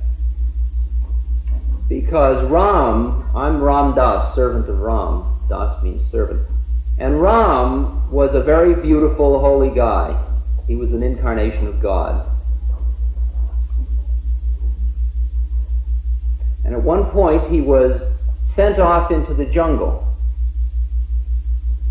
with his wife and his brother. And the Nagas, the naked ascetics, asked him to get rid of the demons. And he said, I must go and see my guru to find a mantra to get rid of the demons. Now that's pretty far out if he's God, but he was in an incarnation. So he went to his guru many days, and he said to his guru, I honor you, and the guru said, I honor you, and they were all honoring and honoring and honoring. After all, Ram is God. But he's also this young guy, just like Christ was Christ, but he was also a carpenter. And Ram says to the guru, would you give me a mantra to get rid of the demons that are bugging the naked ascetic?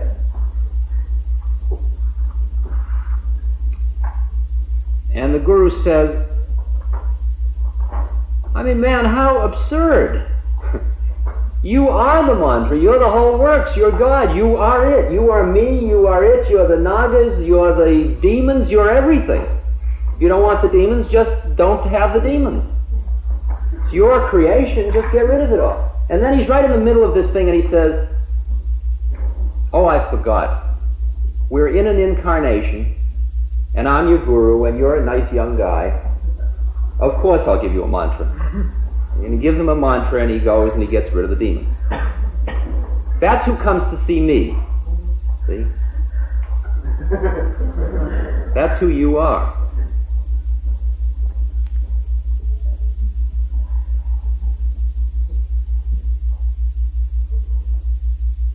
You're Ram. And the guru says to Ram, you honor me by allowing me to serve you. Because I know who you really are, see? I know who you really are. So when I look at you, it isn't personal. See, I never used to understand that. I thought if you looked at somebody with, I love you, I love you, I love you, I love you, boy, that's scary, man. I mean, I'm scared about that much commitment. Will I be hurt? Will there be rejection? Because I only understood interpersonal love. And every time I'd read in the words of Christ about love, I always thought of interpersonal love.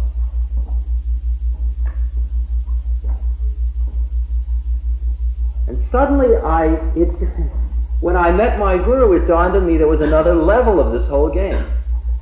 Another level. See, just by his presence, he showed me about love and about truth, just like that. Because first of all, he immediately indicated to me that he was totally inside my head, that he knew everything I thought, everything I'd ever thought. He knew it all.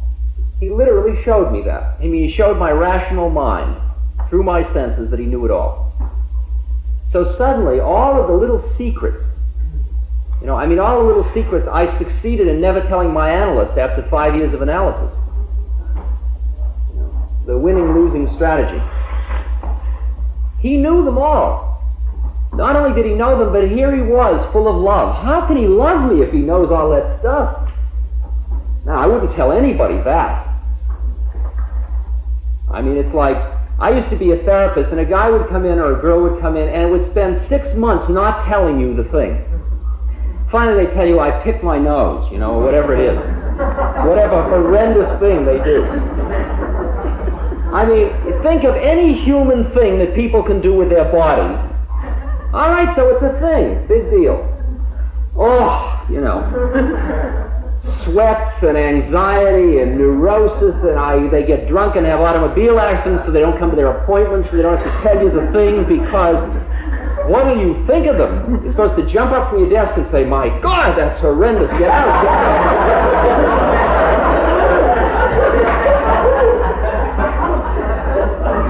You're an animal.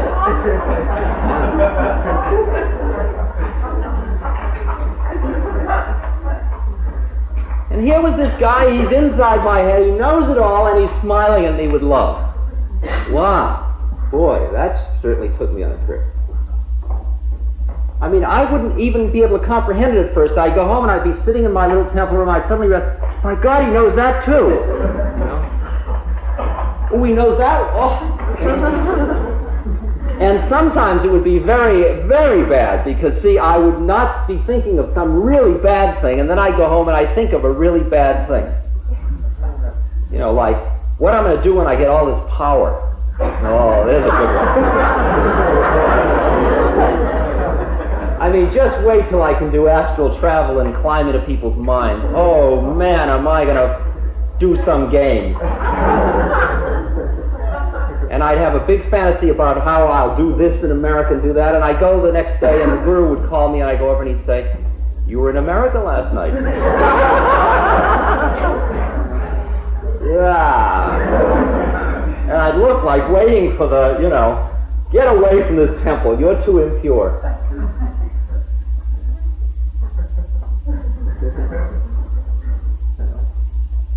It's all the stuff, it's the terrible beauty of nature. The only thing he felt was unbearable compassion for how it all is. Just total compassion. That's how it is.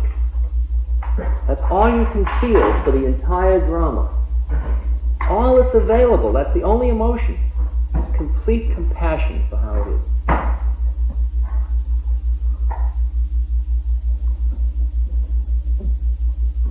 So in a flick, he showed me about truthfulness. It was okay. I could risk it all. I could be totally truthful and it was cool. It was all right.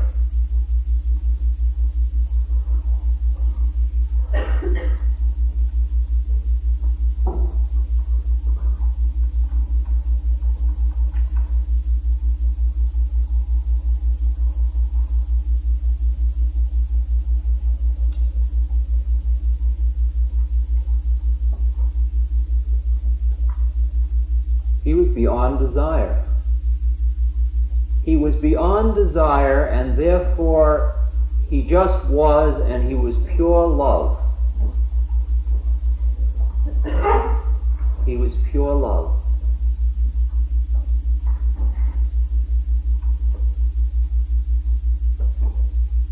Can you imagine what it means to love totally and be totally unattached, non-attached?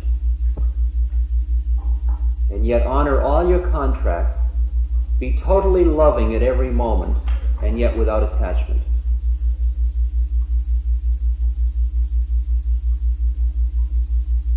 It's so far out. You love ugliness as well as beauty. You love it all.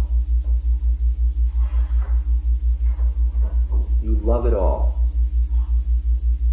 You love it all without having to keep it a certain way to make it lovable. because you don't have a fixed model of what it is you can love, because there's no fixed place anywhere. Everything is here and now, and this is the state of love. Here we are. See, the only problems you've got are with your own thought process. That's what's keeping you down. That's what keeps you from being high all the time. Your own head. It's the models of how it's supposed to be. I mean, man, I can only get high when I'm around Sam. I mean, if I don't do my pranayama,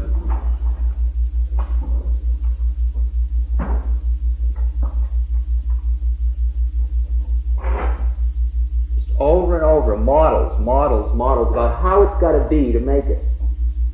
I mean, I'd really do my sadhana if I lived in the country. I'll start loving everybody next week. That's what it's like then. Love is a state. It is. The Guru was in this funny place. He just felt like liquid love all the time. And yet you never felt, see, at first you notice that all the people that hang out around him, they want to possess him, because they've never felt it so good before in their lives. I mean, imagine hanging out around a guy who knows your whole trip and he still loves you. Wow, I want to hang out around him, man. That's really cool. Really beautiful. So everybody wants to hold him and possess him. Because if it's that beautiful, control it, man. Control it.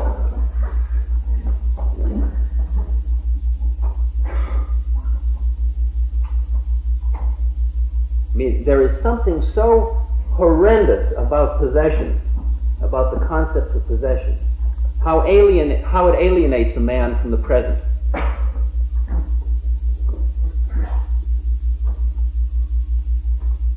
It's like the transformation is so beautifully described. When I took the first part of my trip before I met the Guru, I had a camera and a tape recorder, and I collected 1,400 pictures of India and many tapes of holy music.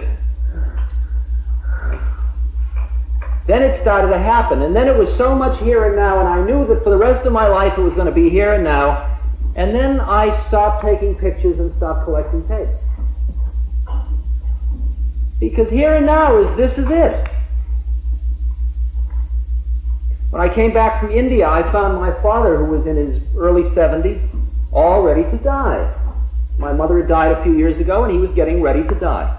And he was living with his memories, and he was busy cataloging his old pictures. Living with his memories, and living in kind of a dark house, that psychological feeling of it's all over. Oh, so sad. Came in, I walked in, and there's a big box, like, oof, there's a big one. Black crepe all around it. Come climb into this box with me, we'll live in the past. Wasn't it great when Om Mani Padme Om Mani.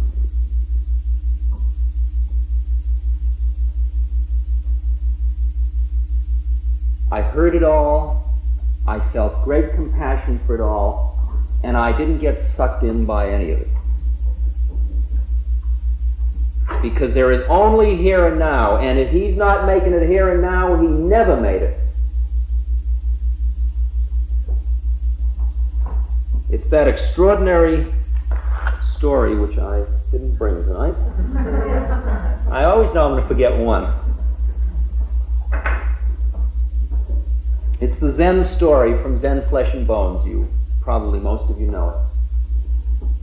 Of the man that is fleeing from a tiger, and he comes to the edge of a precipice, and he goes over the side of the precipice, and he's holding on to some roots. And then down below, another tiger comes along that's ready to eat him as soon as he falls. There's a tiger above him and a tiger below him, and at this point, two little mice come along, and they start to nibble away at the branch that he's holding on to.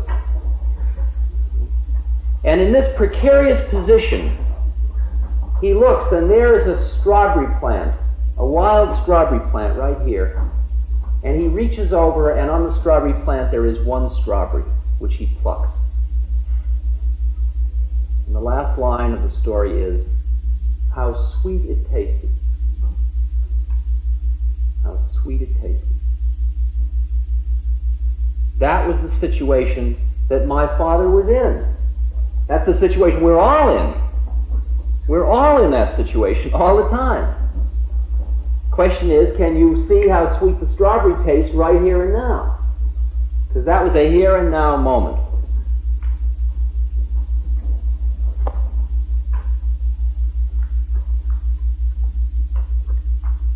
And because it turned out that my game was stronger than his. I mean, his suffering was pretty strong, but my compassion was even stronger. And finally, he just had to give up his suffering because he couldn't get me to dance with him. And we started to have fun. We started to be together, be right here and now. Whatever we were doing, we were right here and now.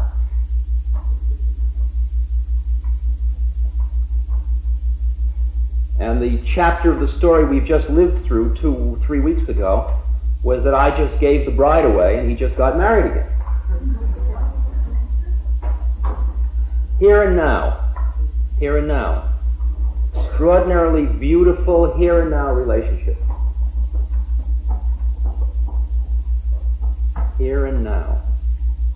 Because it's always just here and now. You're not 70 or 40 or 20 or 10. That's the illusion. There is only here and now.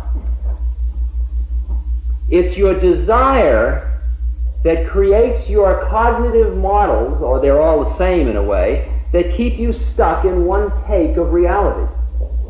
I am an aging spinster. I am a burdened mother. Whatever you trip, well, you name it. Your desires are creating your universe. See only God and there is only God. Who's your baby? Is it your child? My child. I must educate my child. That's your desire. We are all God. That's the world I live in. We are all God.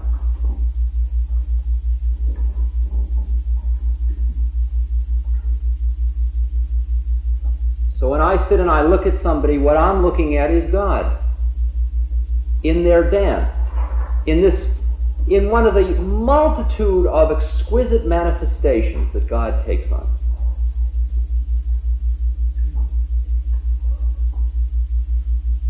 And when I look at someone else who knows, they are looking at me as if I am God in one of the multitude of exquisite manifestations, and we look at one another and immediately we go right to this place where there's only one of us. And I was once in a dark room. This was not done by eyes, it was done by just being, because it's not a visual, it's not through your senses, you sense this. When all the veils are lifted, and somebody spoke and the other person said, or somebody said, one of us said, who said that, you or me? Who said that, you or me? What a far thing. Which mouth did it come out of? One consciousness, two mouths. That's intimacy, that's unity, that's what you're seeking. That's what makes a lie of the statement, each man is an island unto himself. That's what the illusion is. In fact, we were never born separate. We never were separate from one another. All we're doing tonight is talking about what our heritage is, what we already are.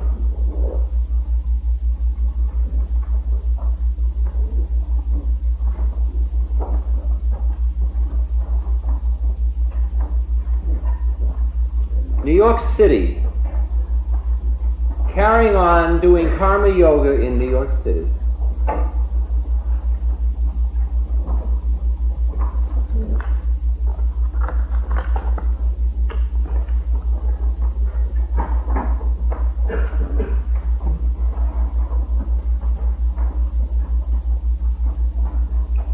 Ramakrishna.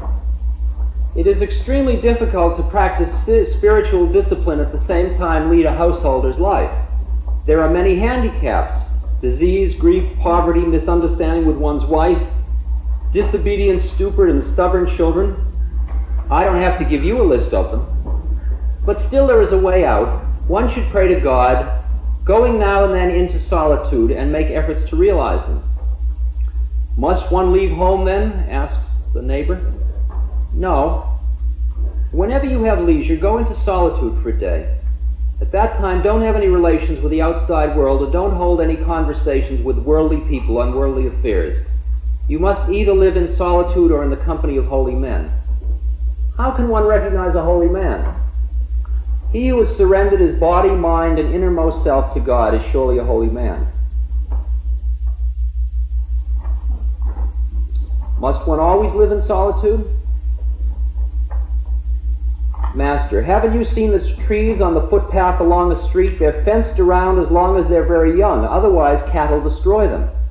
But there is no longer any need of fences when their trunks grow thick and strong. Then they won't break even if an elephant is tied to them.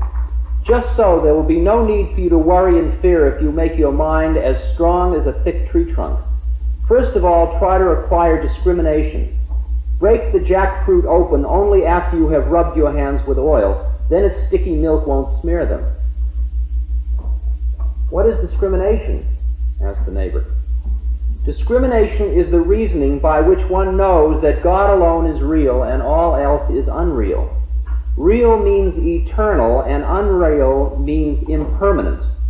He who has acquired discrimination knows that God is the only substance and all else is non-existent. With the awakening of this spirit of discrimination, a man wants to know God. On the contrary, if a man loves the unreal, such things as creature comforts, name, fame, and wealth, then he doesn't want to know God, who is of the very nature of reality. Through discrimination between the real and unreal, one seeks to know God. That's the game we're talking about. Once you understand that there are actors and there is a stage, and that you go off stage at some point, and you understand the distinction between Shakespeare and Hamlet, and that you're Shakespeare, not Hamlet, or you're whoever wrote Shakespeare. That's who you are. Once you know that, that's the discrimination you need. That's the implantation of the seed. And once the seed's planted, then you do the thing. Now, what do? In addition to what we've talked about.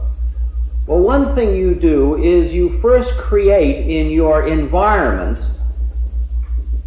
a slight fence in which the tree can start to grow. This may mean in wherever you live, be it your bedroom or your apartment or wherever it is, you create some small sanctuary, some little place where you can turn off the worldly games. You take an old crate and you make a little box and you put a cloth over it and put a candle on it and incense, and if you have any pictures of realized beings, hang them around, and bring only beautiful things to it, not worldly possessions. Bring earth and wood and stone and water. And things of nature, not things that have gone through men's minds, unless they are like that master made the magicians, the music stand. Create your puja table, it's called. Create a place where you can hang out with high beings in your head. Create a special environment for yourself. And what do you bring to this place? You bring Ramakrishna, and you bring Christ, and you bring Buddha, and you bring the Bhagavad Gita, and Ramana Maharshi, and the Zohar, and on and on and on. Bring the holy books. Bring the books of realized beings, the books of people that have made it. Not the books of people who are talking about how to make it. Be careful. Be careful, because they're a little like Typhoid Mary. Because not only are they telling you how to make it, but they're telling you why they didn't make it. Why they're still the guys that are telling you how to make it. I mean, like if you're going to read a book about Ashtanga Yoga, read Patanjali. If I write a book about Ashtanga Yoga, don't read my book, read Patanjali. Or if you read my book, don't read it by your puja table.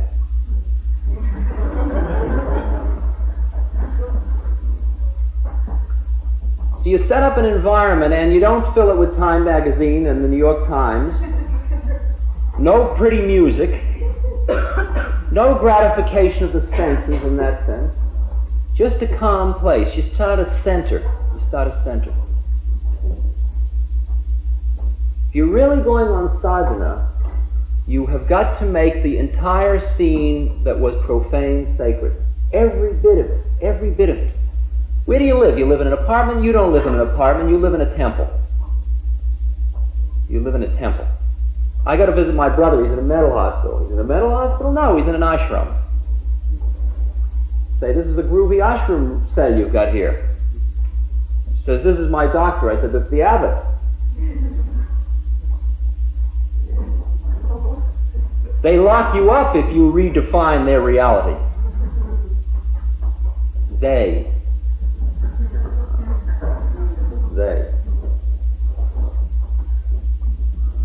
You create your own universe. You're going to live in it. Desire creates the universe. Which universe do you want to live in?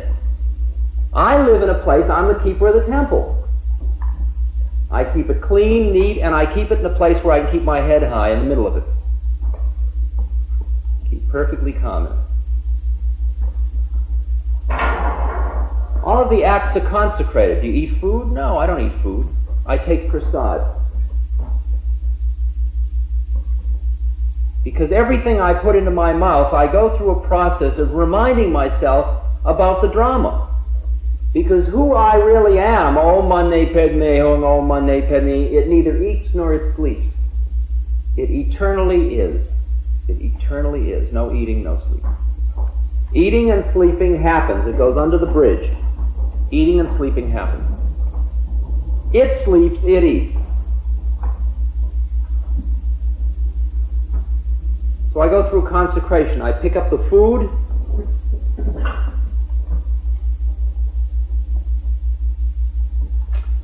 Brahmarpanam, Brahmahavir, Brahmagni, Brahmanahota, Brahmaitan Gantabhyam, Brahma Karma Samadhina. That's the first half of it. It says, this ritual of doing this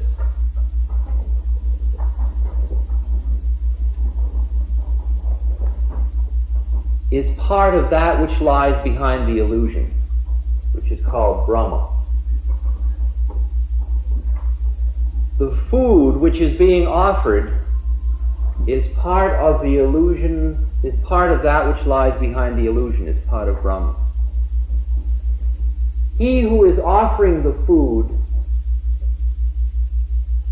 is part of that which lies behind the illusion, is part of Brahma. The fire, the hunger to which the food is being offered is part of the illusion. It is part of what's behind the illusion. It is part of Brahma. He who realizes that all form is part of the formless, all karma is Brahma, becomes one with Brahma. Discrimination, the technique of discrimination. Is he a bus driver or is he God being a bus driver? What do you look at when you look at another person's eyes? Are you looking at them with lust? You're looking at them as subject-object? Can I make it with you, baby? Will you love me enough? Is it subject-object, or are we one being just looking into the mirror of ourselves?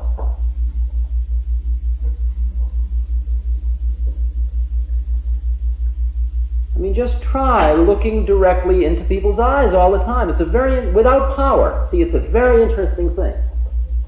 Because almost everybody in the West that looks into your eyes has a power game going. Look how much I love you. Look how much I love you. I'm really here. I want you to know. I'm going to control you. Look deep into my eyes. You are getting sleepy.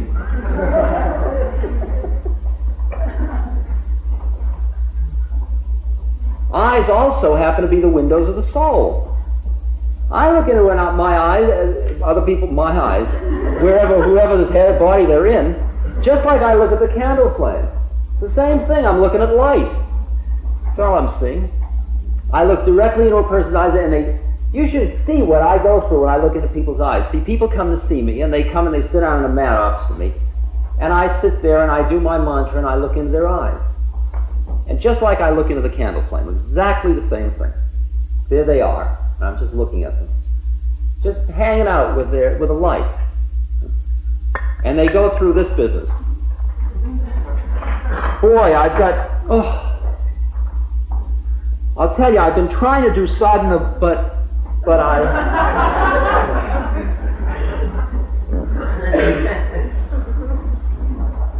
and you watch, it's beautiful what happens. A person comes in, first their head does all this stuff, see?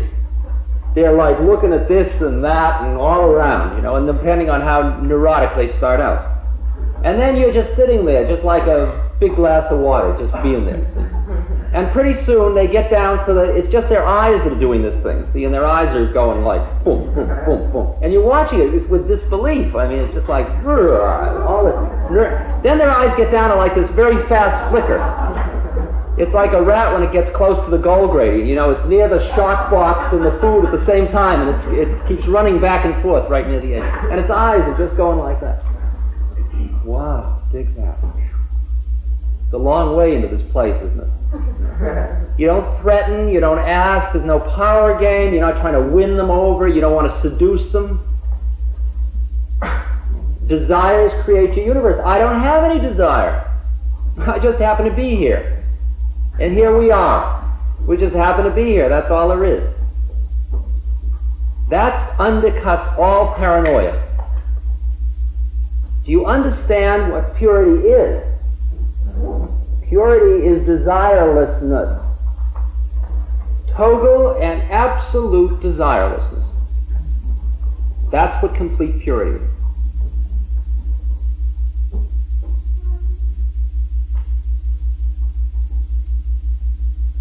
And when you look at another person with desirelessness and you are really here and now, that is total love. That is total love. Because it is no longer a subject-object relationship. I will be just as much here as you can be. And if you can be all the way here, there is just here. There's no you and there's no me, there's just here. And if I am very quiet inside, and the mantra's going very calmly, and I'm just looking, what I see extraordinarily, I see these like clouds, I see veils between my eyes and the other person's eyes. And what do I say to myself when I see the veil? I don't say, oh, he's holding back, or she doesn't trust me. I know that the veil takes two to dance. And it is my impurity that's creating that veil. The only place you ever have to work is on yourself. If you want to change your universe, you change yourself. That's the secret of the game. We teach by being. We teach by being.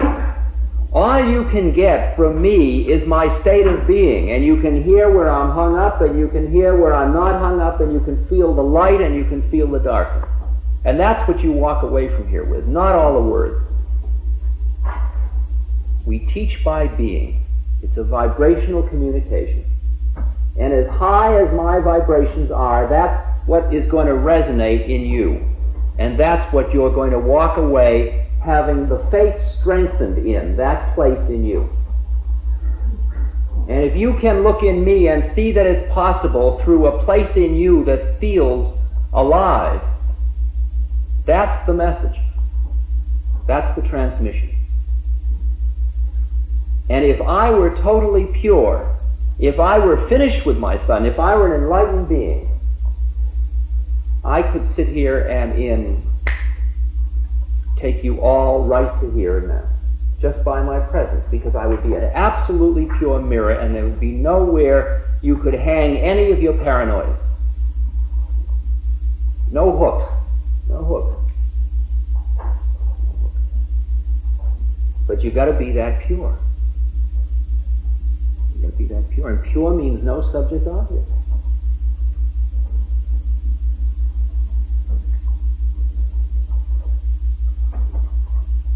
Extraordinary experience to work, to be in that place.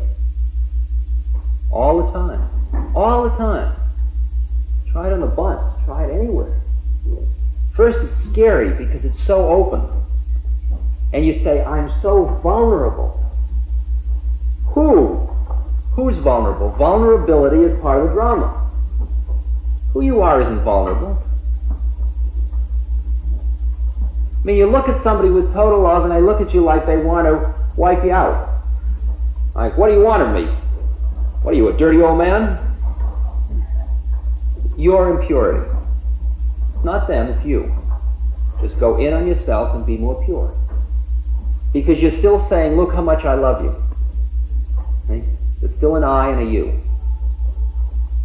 Finally, you're just standing in the bus, you're perfectly mindless. Just being here, being loved. And everybody you see just feels that feeling. It's just like the sun came out of heaven and got onto the 3rd Avenue bus and is standing holding on to the tram. And everybody that looks gets warm. They feel warmth and light. You're not coming out and saying, look, I'm the sun. Hey, baby, you want to get warm? Hang out with me. No, there's no come on. There's no come on. You see, the only way I could really do this, if I were a high being, is really, I've got to tell you, is where I'm totally indifferent to its effect. As the Bhagavad Gita says, do your work, but don't be attached to the fruits of your efforts.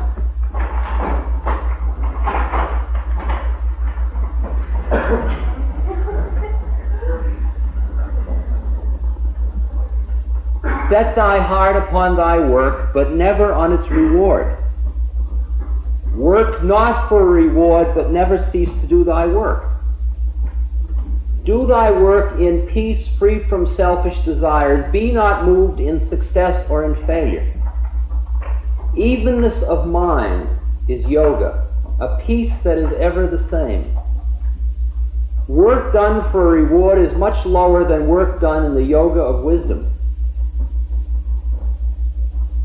Go beyond what is well done and what is not well done. Go thou therefore to wisdom. Yoga is wisdom in work.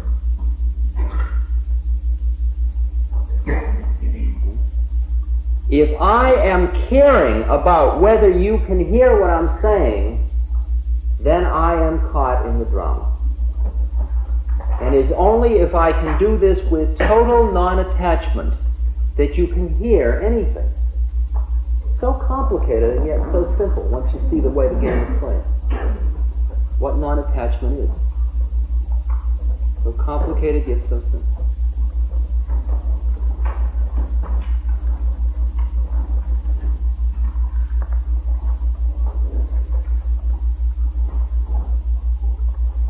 Simplification of life, consecrating one's acts, quieting one's mind,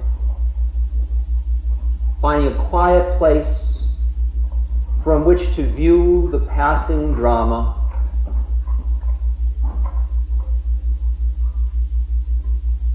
reducing the amount of stimulation that imposes on you and that keeps you agitated. All of these are part of the work. Surrounding yourself with the minds of beings who are doing the work and who have already finished. Once you understand what the game is, this is all there is to do. I was on the bus coming up and I was sitting next to a couple and somebody else came along that knew them and they said, where are you going? They said, we're going to a party. I thought of the concept of party. But you realize I have been in New York for 3 weeks. I have not gone to a party. I have not hung out. I have not gone to a pot scene. I have not listened to rock and roll music. I haven't gone to the opera. I haven't gone to art studios. What's happening to me?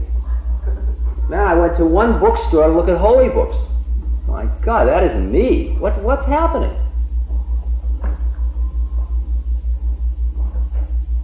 You have to give it all up to have it all.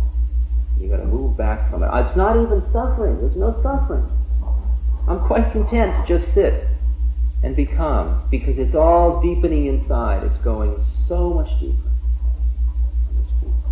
I mean, all of that almost sounds sacrilegious to you when I say, I don't crave to go to a museum. What happened to your culture? Art is beautiful. Have you been to the Living Theater? Did you go to the light show? You've been down to the village to that new... Have you read the... Did you look on the other night on TV? Have you tried that new... You mean you're not interested? Did you read in Time last... You mean you don't?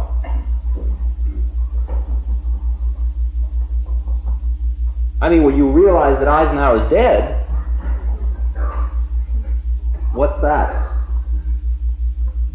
Who's where? Oh man, you're too nutty for me. You're not living in the real world. You're not living in the real world. Whew. Wow. Boy, how far out the play is getting. I mean, the actors are trying to convince the audience. You see how far out that is? Wow.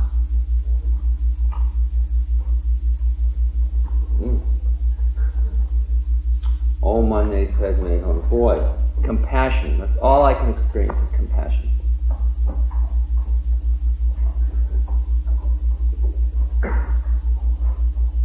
Sure. I still get on the bus. I come here. I do the gig. I go home. I eat. I sleep. I go to the toilet. I go to bed. I do just things like real people do.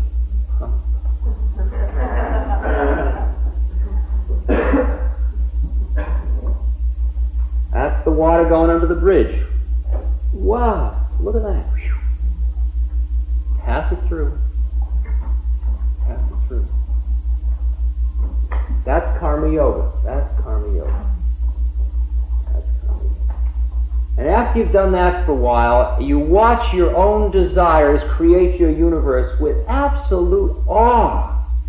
Absolute awe.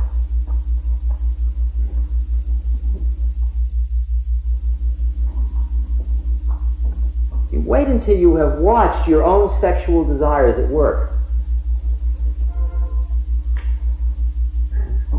Amazing how they work. Amazing. Watch your own paranoia. But just watch it. Don't get into an evaluative thing. Oh, you got a superego still. Oh, I'm bad for having that. Watch that one too. Wait until you watch your superego. Wow, that's a gas. Sits around evaluating everything. Don't confuse the evaluator with a witness. Two different beings. See, like I'm supposed to eat rice and dal and milk and honey, but I love root beer, see. So suddenly there I am drinking root beer. And I say, oh, damn you, you're drinking root beer. You'll never get ahead.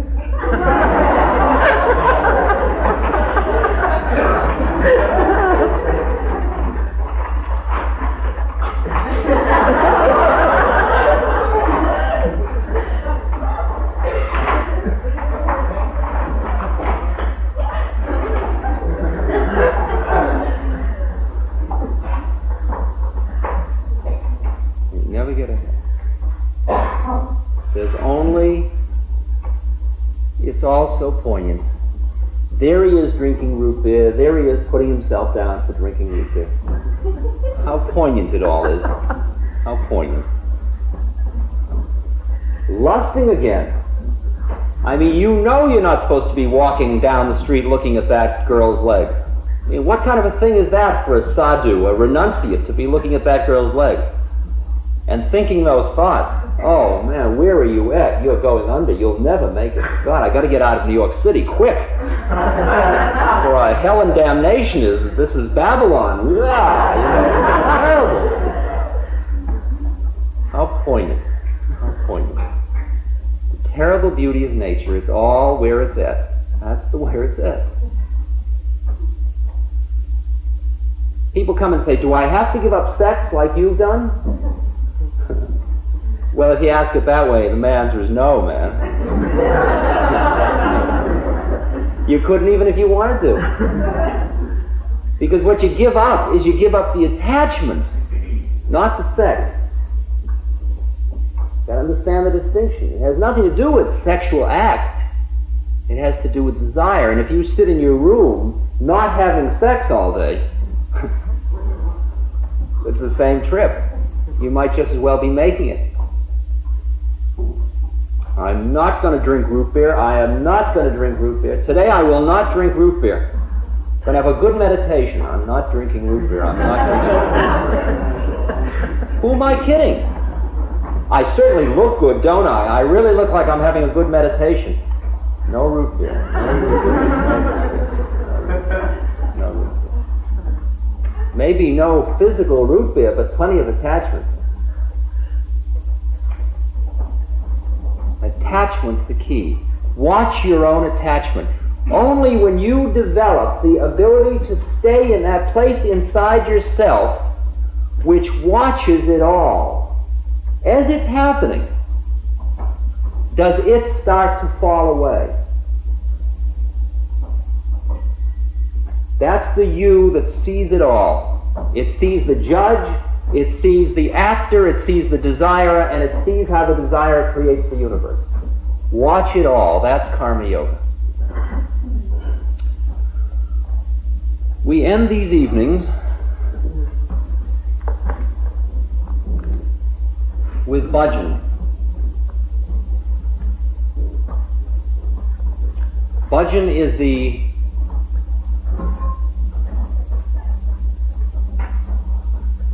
singing of songs in the praise of God. It's also another way of saying it, it's a highly sophisticated method of getting your mind calmed down.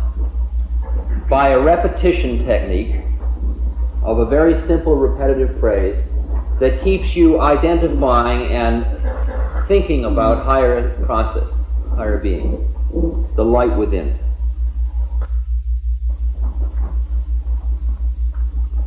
Tonight, we will be singing to Ram.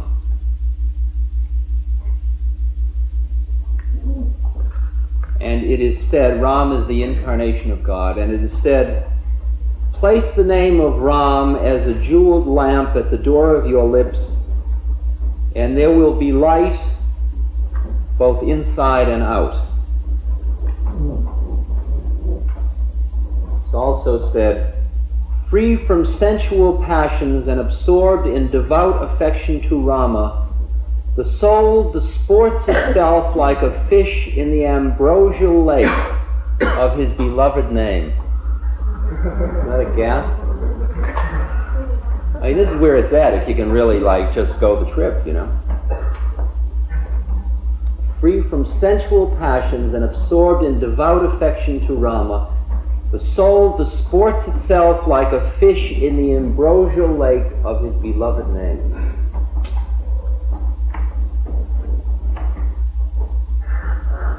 Following the singing of bhajan, which ends when it ends, there is silence both on this floor and the one below until you're out on the street. The going out on the street and the staying here, when you go, any time from this moment on, is determined by the harmony of the universe in which you at this moment are dwelling. Your internal mechanisms, your head, and all the forces acting upon you. But if you can keep in mind the hollow bamboo, if you can keep in mind the place where one sees the actors on the stage, you will see the actor go down the stairs, go out the door, go home, live its life. You will see it from an eternal place. And as you dwell in that place of the pure witness, I and my Father are one, said Jesus. When you dwell in that place, you get so calm, you live as a flame that never flickers. There is a place in you that is total contentment, that is total serenity, that is peace. And as soon as you can extricate yourself from all of the lures of your senses and the lures of your thought, just watch it all with total compassion. And understand it's all part of the divine, the Lila Rasa, the divine play. All of it. All of it. Then you are liberated. It's a very real place. The only real place.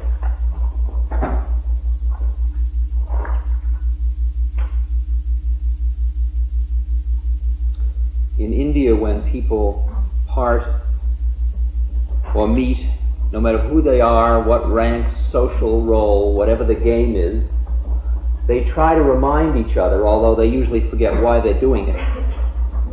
They try to remind each other that they're really not the players on the stage at all by saying to each other, I honor that which is God within you.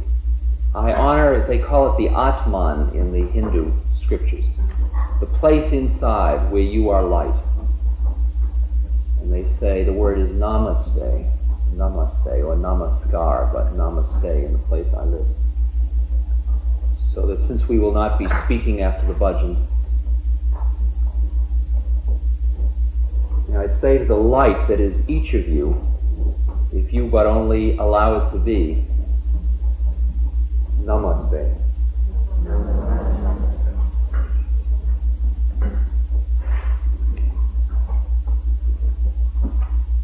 The words are Shri Ram, Jai Ram, Jai Jai Ram. Shri means honorable, Jai means hail, and Jai also means victorious. It's Shri Ram, Jai Ram, Jai Jai Ram are the only words.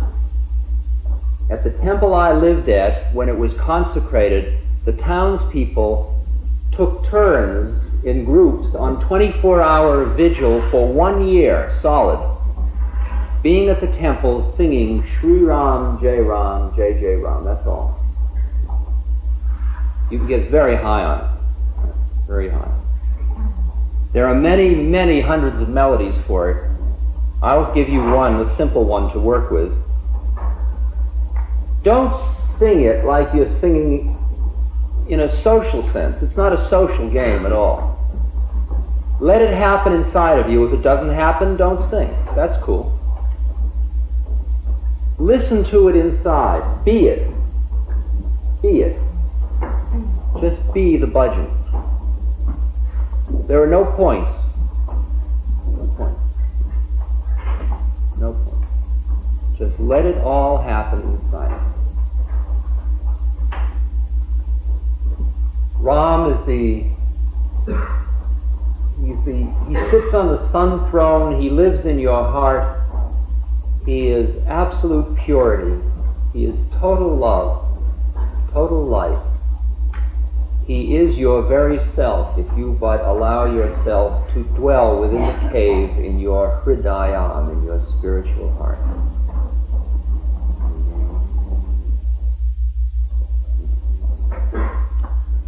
Shri Ram Jai Ram Jai Jai Ram Shri Ram Jai Ram Jai Jai Ram Shri Ram Jai Ram Jai Jai Ram Shri Ram Jai Ram Jai Jai Ram Shri Ram Jai Ram Jai Jai Ram Shri Ram Jai Ram Jai Jai Ram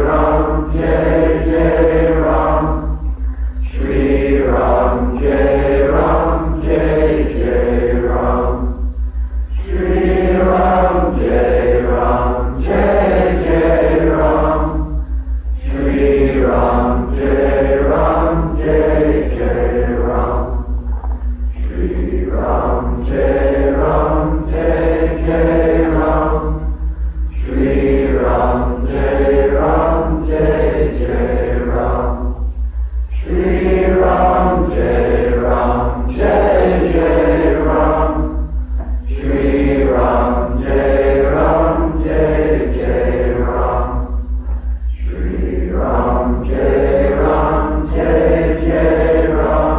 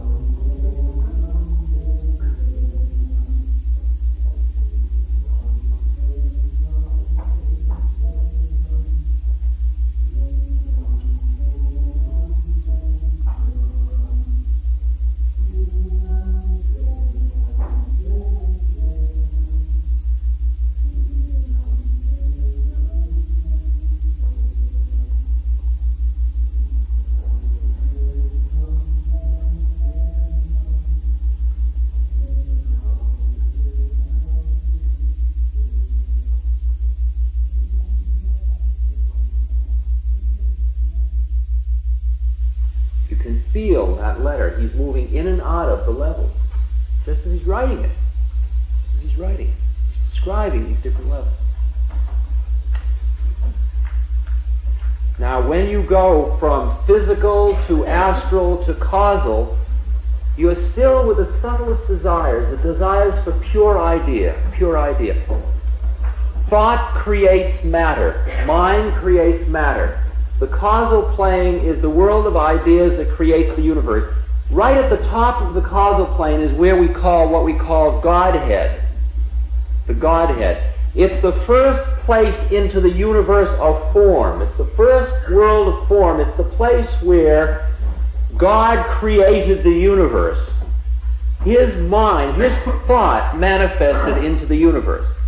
His thought manifested into all the lower levels of the causal plane, all of the astral plane, and all of the physical plane. His thought manifested into all of that. And when you go back and back and back and back, you go to that place where you become one with the Godhead. You are God at that point. You are the idea that lies behind the universe. You literally are it. You're not making believe you're it, you are it. And the funny thing is, you're still not finished. And as far as a Buddhist is concerned, you haven't even begun the trip. You're still hung up in form. Because he says, baby, it's all illusion, no matter how groovy it gets. I mean, this physical plane's obviously illusion, all a dream. Then you go to bed at night, and you go to sleep, and then you dream. Now, you notice about your dreams, they're very real, and yet they don't have any physical form. That's the astral plane. You're dreaming in the astral plane. And then when you get to the point of just pure ideas, sometimes when you're a very high physicist, or poets you've seen, they touch just pure idea. Sometimes art or a vase or something gets so essency, you feel you are touching God by being in connection with that piece of art, because it's pure idea. It's the idea of vaseness, if you will. That place. It's causal plane. A mind at the causal plane created the vase.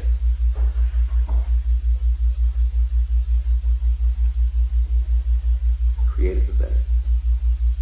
But then you go finally through the final door, and you go from the form into the formless, into the void, into the beyond the beyond.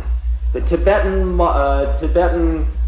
mantra is Gate Gate Paragate Parasamgate Bodhi Swaha.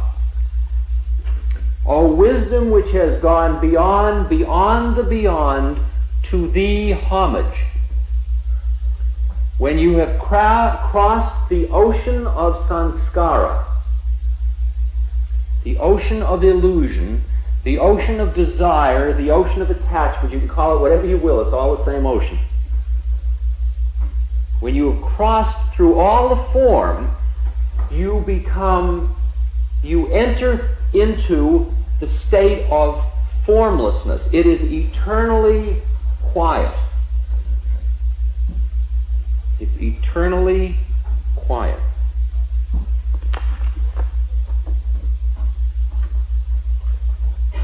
It never was. Never was. Push far enough towards the void, hold fast enough to quietness, and of the 10,000 things, none but can be worked on by you. I have beheld them whither they go back. See, all things, howsoever they flourish, return to the roots from which they grew. This return to the root is called quietness. Quietness is called submission to fate. What has submitted to fate becomes part of the always so. To know the always so is to be illumined. Not to know it means to go blindly to disaster. says Lao Tzu in the Book of Tao. To go, you've got to go the whole trip, all the way back, before you get to the place where you see that behind all of this, there is all of this in its Om, in its unmanifest form, always, eternally, that nothing's really happening at all. Nothing's really happening at all. Nothing ever happened, nothing's ever gonna happen. There's nothing you got to do. There's no doer to do it anyway. It's the grand illusion, and all of the groovy trips in astrology and the astral plane and occult powers, and all the groovy trips of mind, and all the groovy trips of God concepts and ideas and creations and all that. It's all stuff. Beautiful, exquisite. I mean, oh, wow. Because at every level it's the same trip. It's the cell and the microcosm and the macrocosm and the macrocosm that's the macrocosm of that, including that microcosm. They're all the same, repeated over and over again. There are certain laws that you understand when you're in the Godhead. You see how the whole system works. You see about action and reaction. You see a lot of the laws that man in his highest moments has touched. He's touched. Just like when Einstein touches, you can see that he broke through. You understand when a man breaks through. And Einstein was a pure being, and that's how he touched it. He got beyond ego. He got into the world of pure ideas. He got to the Godhead. He saw how it was in that one little place. He went through right down the middle. Right down the middle. And then, when you have gone all the way out, like Buddha, when he sat under the Bodhi tree, and he went beyond all the desire and all the attachment that kept him being God even. I mean, it's groovy to be God. You know, if you've just been a little child, or been pushed around, or been just, a taxpayer, wow, not only can you play Nixon, I mean, don't settle for being president, be God. And then when you've used up all those desires, then you're ready to go through the door. Now, the game is that Buddha sat, and he sat there for 7 days, and he said, well, shall I just hang out here? Or shall I come back? And there are many beings that don't, they just finished. They're not on assignment. Because they're really finished. See, many of us have gone through every one of those doors. I've been through every one of those doors. I have been into the void. Yet here I am, sitting here in form. Thinking in form, seeing in form, most of the time being at the lowest level. Because my desires brought me down. They brought me back all the time. I was not free of attachments, and I had to keep coming back to the level the attachments kept me at.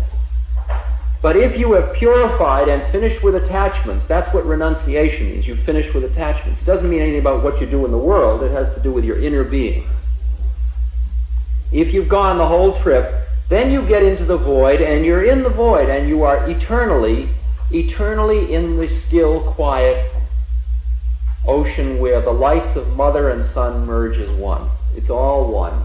It never was and never will be. Then Buddha saw, he had a vision, and the vision said, from the astral plane or causal plane, sent him on assignment, in effect. Said, there are many beings whose veil is very thin, and you can come back and teach them. And that's the bodhisattva role. Because you finally understand that though it is all illusion, it never was and never will be, at every level at which you exist, you are part of everybody else. So as long as anybody's hung up, you're still hung up. Because it's all one being, really. That's the bodhisattva problem. Till everybody makes it, nobody makes it. So what happens is you go all the way out, and then you come back. He who clings to the void and neglects compassion. Now, what does the word compassion now mean? Compassion only means a true empathic understanding of how it all is, which you can only understand when you've been in the void. I mean, if somebody comes into me and they bring me their heavy burden of their karmic trip, oh, I'm suffering so, and it's so rough, and I listen to it, and I love them, and I empathize with them, and I feel the sympathy, and at the same moment that I'm doing that, I realize that they don't exist, I don't exist, the problem doesn't exist, none of us ever were, nothing's happening, there's nobody doing anything to anybody. Right? That's compassion. And at the same moment I'm there and saying, yeah, right, I dig how it is. Compassion is being conscious at all levels. That's what compassion is. Understanding how it all is everywhere, all the time. He who clings to the void and neglects compassion does not reach the highest stage. But he who practices only compassion does not gain release from the toils of existence. He, however, who is strong in practice of both, remains neither in samsara, nor in nirvana. He neither remains in the void nor in the world. The final place that the game leads to is where you live fully consciously in all of it which is in nothing. You are eternal. You have finished perishing. There's no fear of death because you see it's just a transformation in an illusion. And yet, seeing all that, you still chop wood and carry water. Do you understand that? You still do your thing. You flow in harmony with the universe.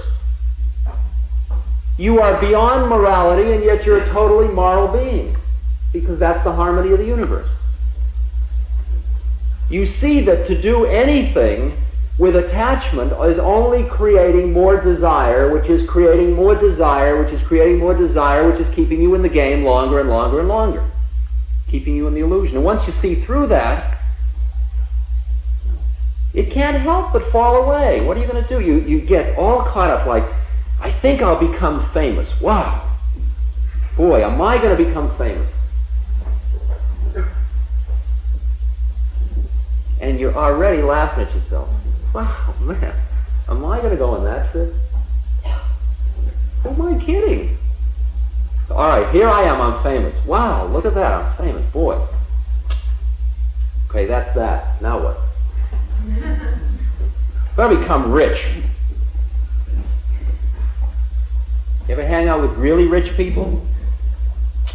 Busy being rich. And finally, the day comes when they say, yeah, right, I'm rich. So that was what that was about. Then they're getting ready, perhaps, to go through the eye of the needle.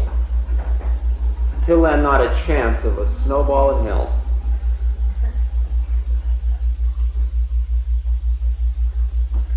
That final place of pure idea is the place where yin and yang exist. It's the place where duality exists. The first place into form from the formless, you come into the place where there is energy, where there is form, and at that point there is polarization.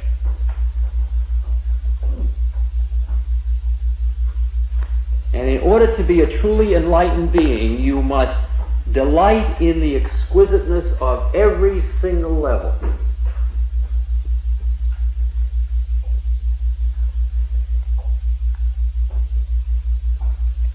You must take joy in your maleness or femaleness at the same moment as realizing you are both male and female and you were never either male nor female. That far out. That far out. And if you get attached to being unattached, too bad. You got a long way to go. I said before, you can't rip it off. It's like the snake's skin. It's got to fall away. It's got to fall away like the skin of a snake falling off. It's the only way it can happen. The only way it can happen. We can't rush it. I mean, I really understand how this all is, but you see, my intellect's way ahead of where I'm at. I mean, it's so poignant. It's so poignant. I mean, knowing all this, I should be an enlightened being. but they're still desires. And they get more and more subtle, and every time you finish with one, it just uncovers a new one. I mean, there are the gross desires I've got. Lusting for root beer and, all of the things that still take me on my trip.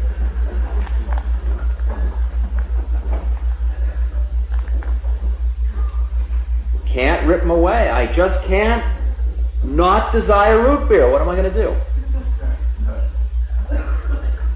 Not desire root beer? Try it. Funny thing. I mean, vows are complete hypocrisy. You can't take vows about things. You either do them or you don't do them. You think an external vow is going to change the game? It can only change the external act. The external act has nothing to do with renunciation whatsoever. You can be having sex every night and have renounced sex. Because what you're renouncing is the attachment. And in fact, tantric sex is the highest form, is a very, very high yoga. And it's the yoga of using the sexual energies to become one with God, to go into these higher states.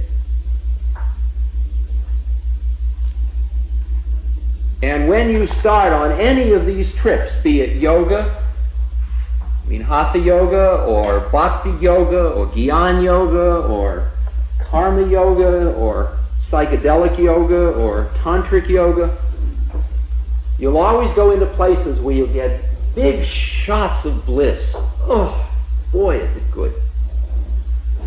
Remember what my guru brother said. Some people get attached to digging the ecstasy bliss. So good, man. I mean, I just haven't, all my life I've been reaching for that kind of bliss. Sex gave me a little wallop of it. A great achievement would give me a little wallop. A little bit of a drop of this elixir, the stuff, the ambrosia that Padmasambhava is holding a big bowl of. Man, I really dig that bliss. Oh boy, have I been starved for bliss. I mean, you know what bliss is? It's total contentment, total serenity. How does that feel? You've got it all. It's like after you've eaten the best possible meal and you sit back.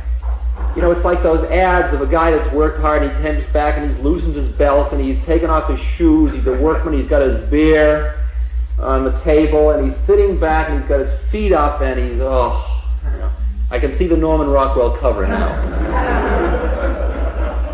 That's the definition of contentment. That's the eternal place. No matter what he's doing.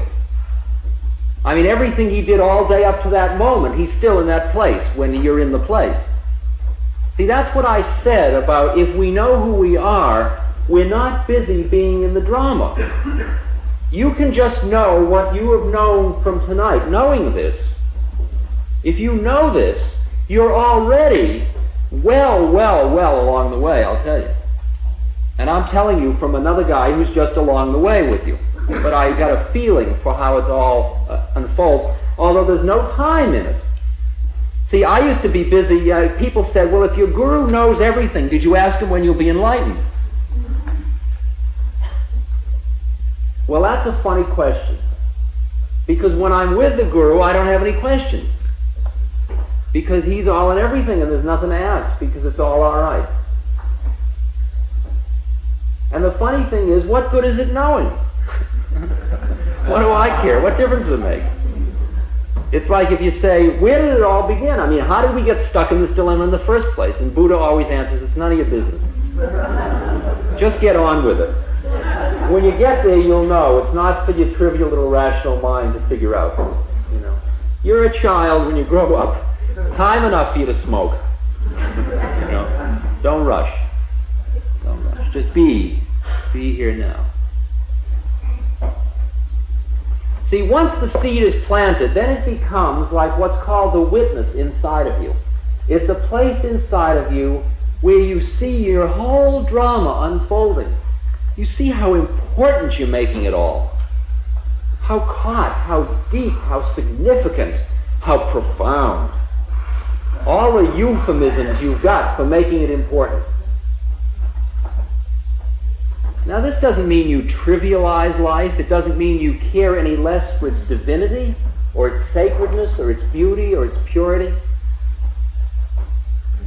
You live it with grace and with exquisite compassion, being aware of its illusion and yet fully in it. If you ever watched a beautiful Zen monk, a very old monk who is like really there, here, really here, there, wherever it is, you watch him. He's cooking food, he's lifting rocks, he's moving. You watch him walk and it's like nobody's walking. You ever watch one of those beings? They just walk and their legs are going and the whole thing's happening, but nothing's happening. You get a feeling nothing's happening. He's always a total rest, no matter what's happening. And that's what blows your mind when you get out of this, the kind of heads that we've got going, which don't allow us really to understand how this can be.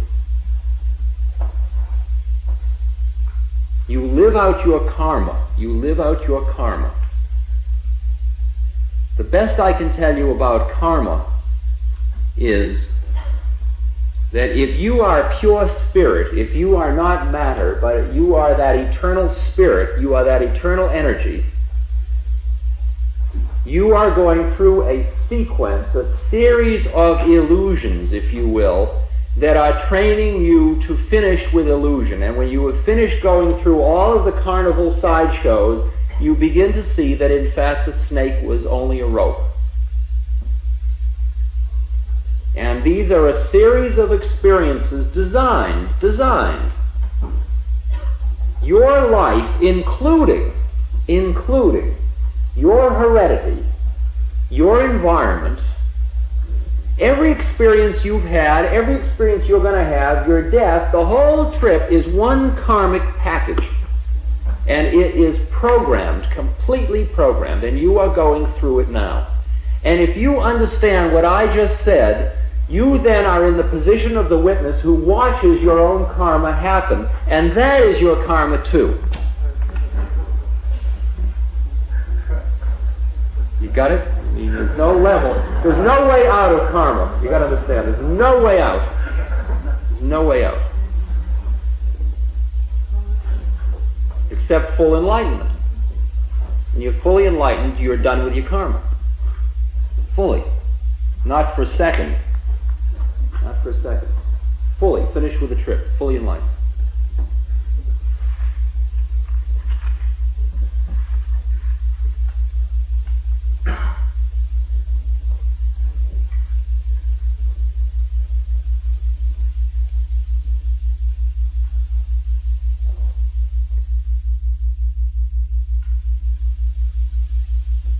Once one understands the possibility, once the seed has been planted, one starts to look for the ways.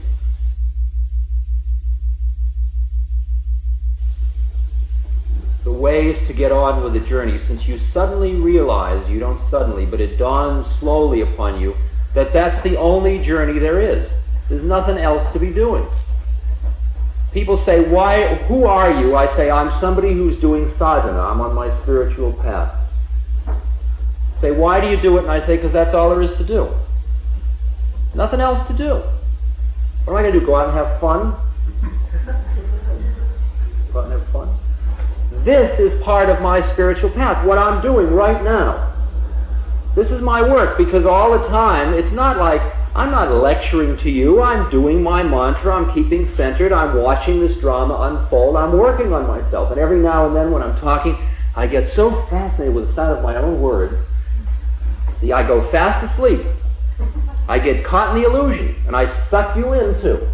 And here we all are, and there's a speaker, and there's listeners, and here we are in the drama. We all forgot we're just playing Hamlet. And then I feel this thing in my fingers. Oh, wow, God, look, I did it again. More root beer. I mean, you're addicting. You're addicting to me. You're hooking me on my desire to try to share with you my experience. That's a trap. That's a desire. That's keeping me here, unfortunately. I mean, when my guru brother said some people get hung up spreading the light, that's my trip. I mean, I can't not do this. This is my thing, because this is my karmic package. All I can do is watch it with absolute horror. Horror. The terrible beauty of nature, we say to one another in the Himalayas. Dig the terrible beauty of nature. Poor Ram Dass. You know, he's got to be doing that thing. That's good work. See how seductive it is? I mean, that's good. It's important that he does that. You've helped me a great deal. I've really been helped a lot. Thank you. Thank you. Who are they thanking? Who are you thanking? There's no me. Thank you. Great. Here we are. Should we play thank you? Thank you. Thank you. Thank you. There's no thank you. It's just happening. I don't care. I don't really care. Who I am, it all happened already. Your whole karmic trip's already programmed. I'm just a part of it. There's no accidents. It's not an accident that you're here. It's not an accident that the guy that was sitting there that couldn't quite got up and left. It's not accident. It's all programmed. It's all part of it. All part of it. No accidents. Can you imagine that? No accidents. Got to stand back pretty far to see that.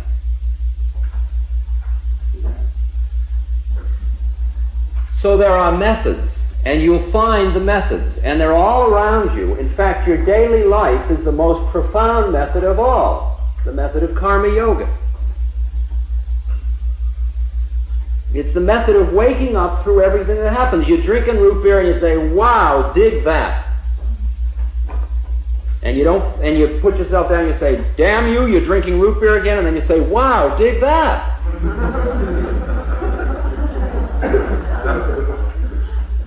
You dig the judge. Oh boy, have we got judges. Oh, here comes the judge. Boy, he's been around, and he's not just coming, he's coming and going. He's got a superego, it's called. Internalized values. We can't practically do anything without judging it. The flower, is it pretty? Is it pretty? You can't almost look at the flower without evaluating it. It's very hard for you to sit here and just be here, let all this stuff happen without judging. Is it good? Is it right? Is it wrong? Will it help me? That's the trap. That's part of the trap. And so what gets really exquisite is not when you dig root beer, but when you start to watch your own thoughts. When you realize that thoughts are like birds flying across the blue sky. And when you realize that when you're finally along on the journey, you'll notice that your mind is completely empty. You are mindlessly doing what you're doing. Just become a vegetable. Mindlessly floating along. It's all happening. It's all happening. Wow. No doer. It's just happening. No doer. No doer. Buddha says as long as there is a doer, you are still stuck on the wheel of births and deaths. No doer. No doer at all. It's all happening. This is just happening. We are all witnesses to this happening. Life is a happening. Monstrous happening.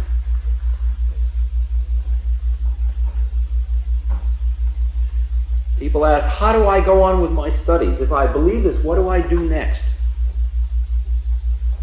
You be next. You're doing it right now. There's no next. It's right now. Right now. Everything you're doing is a vehicle to wake up. What do? I do a thing called Ashtanga Yoga. If you want to read about it, there are books that they're called Raja Yoga. A little book called How to Know God by Pravananda Nishwa. They're all concerned with a set of early writing sutras by Patanjali. The Patanjali Sutras were written maybe 500 BC to 500 AD, somewhere in there. They're from older ideas. And this technique of yoga merely says, yoga is so exquisite. It's not like body beautiful like most Westerners think of yoga. When I came to Los Angeles from India, I was sitting in the American Airlines terminal between planes.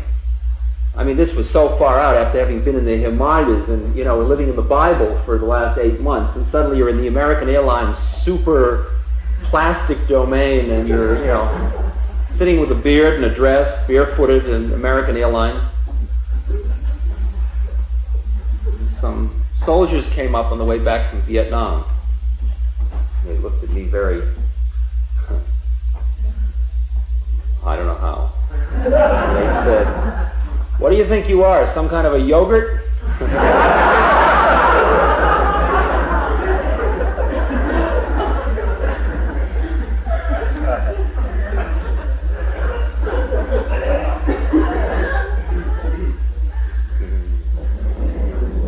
Out of the mouths of babes. So profound.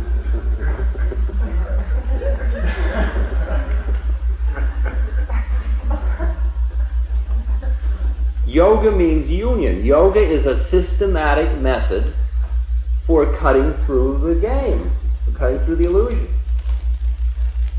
I mean, if you're doing Hatha Yoga, you're not just getting your body beautiful. What you're doing is turning your body into a vehicle for prayer, for transcendence of ego. Every asana is a perfect mudra, is a perfect statement of form, just like a beautiful work of art. And you put your body in that place and you center and you go outside of your ego and the body becomes a statement of a higher thing. That's what Hatha Yoga is at its highest. Hatha means the conjunction of the moon and the sun. Very high form of yoga. Bhakti Yoga, the yoga of love and of worship. Boy, if there's any yoga that is groovy for we heavy minds, it's Bhakti Yoga. Bhakti Yoga is the way in the Kali Yuga, Allen Ginsberg chants. And he's right, man. It's absolutely true. Love is such a powerful technique to get high, you can't believe it. Not interpersonal love. Not the love of Sadie and Frank. Not yin and yang love. Not lust. Not subject-object love. Not I love her or him or it. But we are love. Be love. It's very simple. Just be love. See? Love equals energy equals consciousness. Remember that? Be love. Simple enough. Try it. It's very far out. No attachment. You don't need anything. You don't need anybody to love you. You are love. Everybody around you feels your warmth, your light, your love, because you're just being love, man. You just turn into liquid love. Because everybody you look at is that same place. I mean, if I dig that it's all illusion, you're in the illusion as much as me. When I look at you, do I see your illusion? No, I look right through the illusion. I see the love. I see the light. You are love, too. So I look at love like, here we are, we're love. So it's no come on. I'm not saying, come on and love me, baby. Do you love me enough? I'll love you if you love me. None of that. That isn't the level of love. It's the C of love. It's the B of love. The B of love. It's the be in. Be in. Be in here. Human being. You man be in here and now. You man be in. Bhakti Yoga. Jnana Yoga. The yoga of meditation. The beautiful yoga of the mind going beyond the mind. You calm the mind down and down and down until you bring it down to one-pointedness. Then like a laser beam, you turn it in on itself and you burn right through the middle. And you go behind the thought of I. You go behind the mind. Zen Buddhism. All kinds of monistic upayas or methods. Ramana Maharshi, so on. Called Jnana Yoga, Vedanta. Jnana Yoga. Jnana Yoga. I mean, New York City is absolutely crawling with opportunities. They're weird little places. And a lot of them aren't pure enough. And it's up to you to be in it and see what you can get from it and be with it and be open to it. And if you don't feel the vibes are good, be compassionate. You don't have to sit and evaluate. You'll just hear what you can hear. You'll get the message you can get a message from. I mean, I can go to the Baptist or Methodist church up in New Hampshire, and I can get a great message, although they don't even know they're sending it anymore.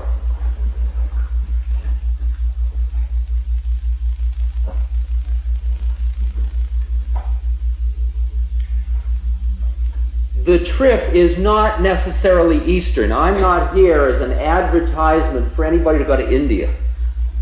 If you go to India, most likely you're not going to find anything anyway. That's the fact of the matter. I mean, of the hundreds of Westerners I met that have gone to India, come back, or are in India, hardly any ever, nothing much happens to them. You're just as likely to find it on Avenue A or in Central Park West as you are in India at this point.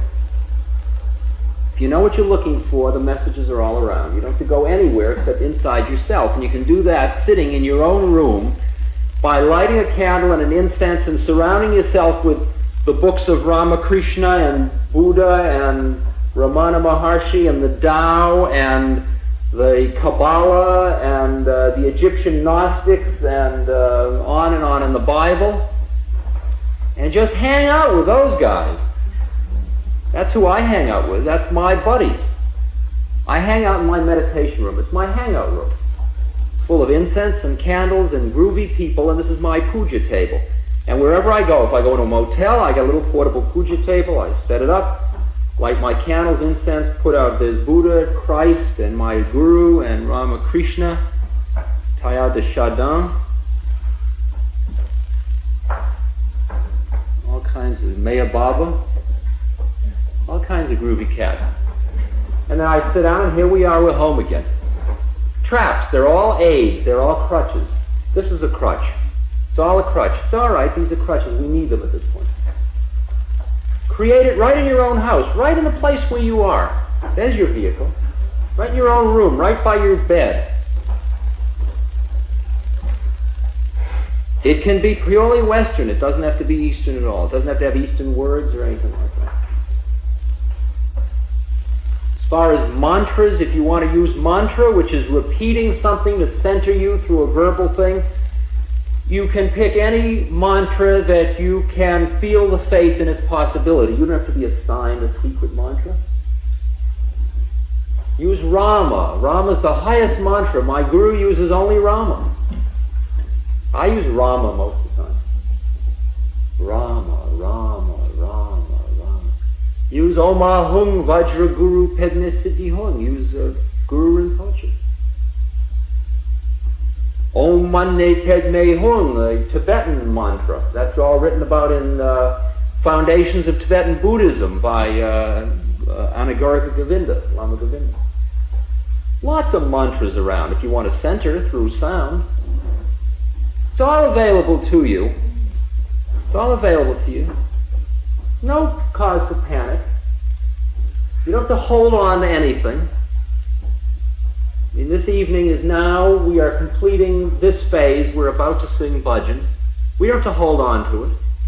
We don't have to hold on to this evening or anything. We can let it all pass through us, watch it with love, compassion, and awe. There's no parting, there's no coming, there's no going, there's no loss. Don't get caught in the drama. It's just another drama. Watch yourself, watch it all. As you go out on the street, wherever you go, just watch it all. At this stage every evening, we sing bhajan. And we sing bhajan. Bhajan is a technique of repeating song, a simple phrase of God over and over again as a technique of centering. It's a technique of putting your mind in a place behind putting your mind in a place behind ego. When you do bhajan, it's not to sound beautiful necessarily. There's no aesthetic. It is aesthetically extraordinarily beautiful. But you don't do it for the aesthetic. You do it because it just happens inside. We will sing it. If you feel into singing it, sing it. If you don't feel into singing it, don't sing it. There's no pressure. No pressure at all. It goes on as long as it goes on, and then it stops. And after it stops, there is silence. Silence here and silence downstairs until you're out on the street.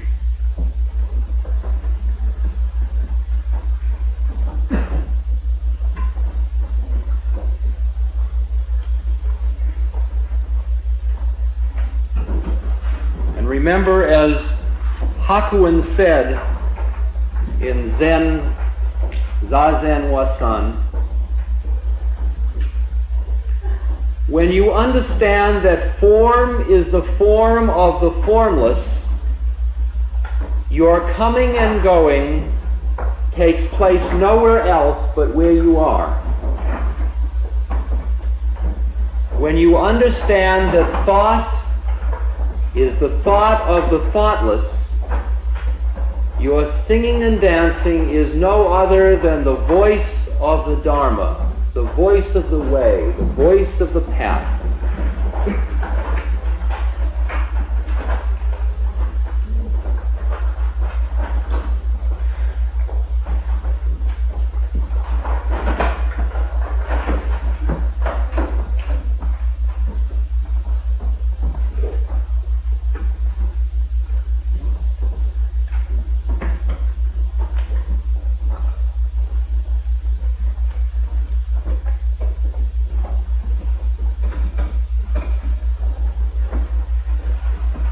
The bhajan we will sing tonight is to and for and about Rama. Ram is an incarnation of God at a very pure yuga, at a very pure time. He is our very selves. He's Guru Rinpoche. He is the God of Sun. He resides in our heart. When you're singing to yourself. You're singing to your own heart, to your own true self. When you sing it with enough love, you merge with that which you love. You merge with your beloved. Lover and beloved become one. That's the way bhajan works. It's all part of bhakti yoga.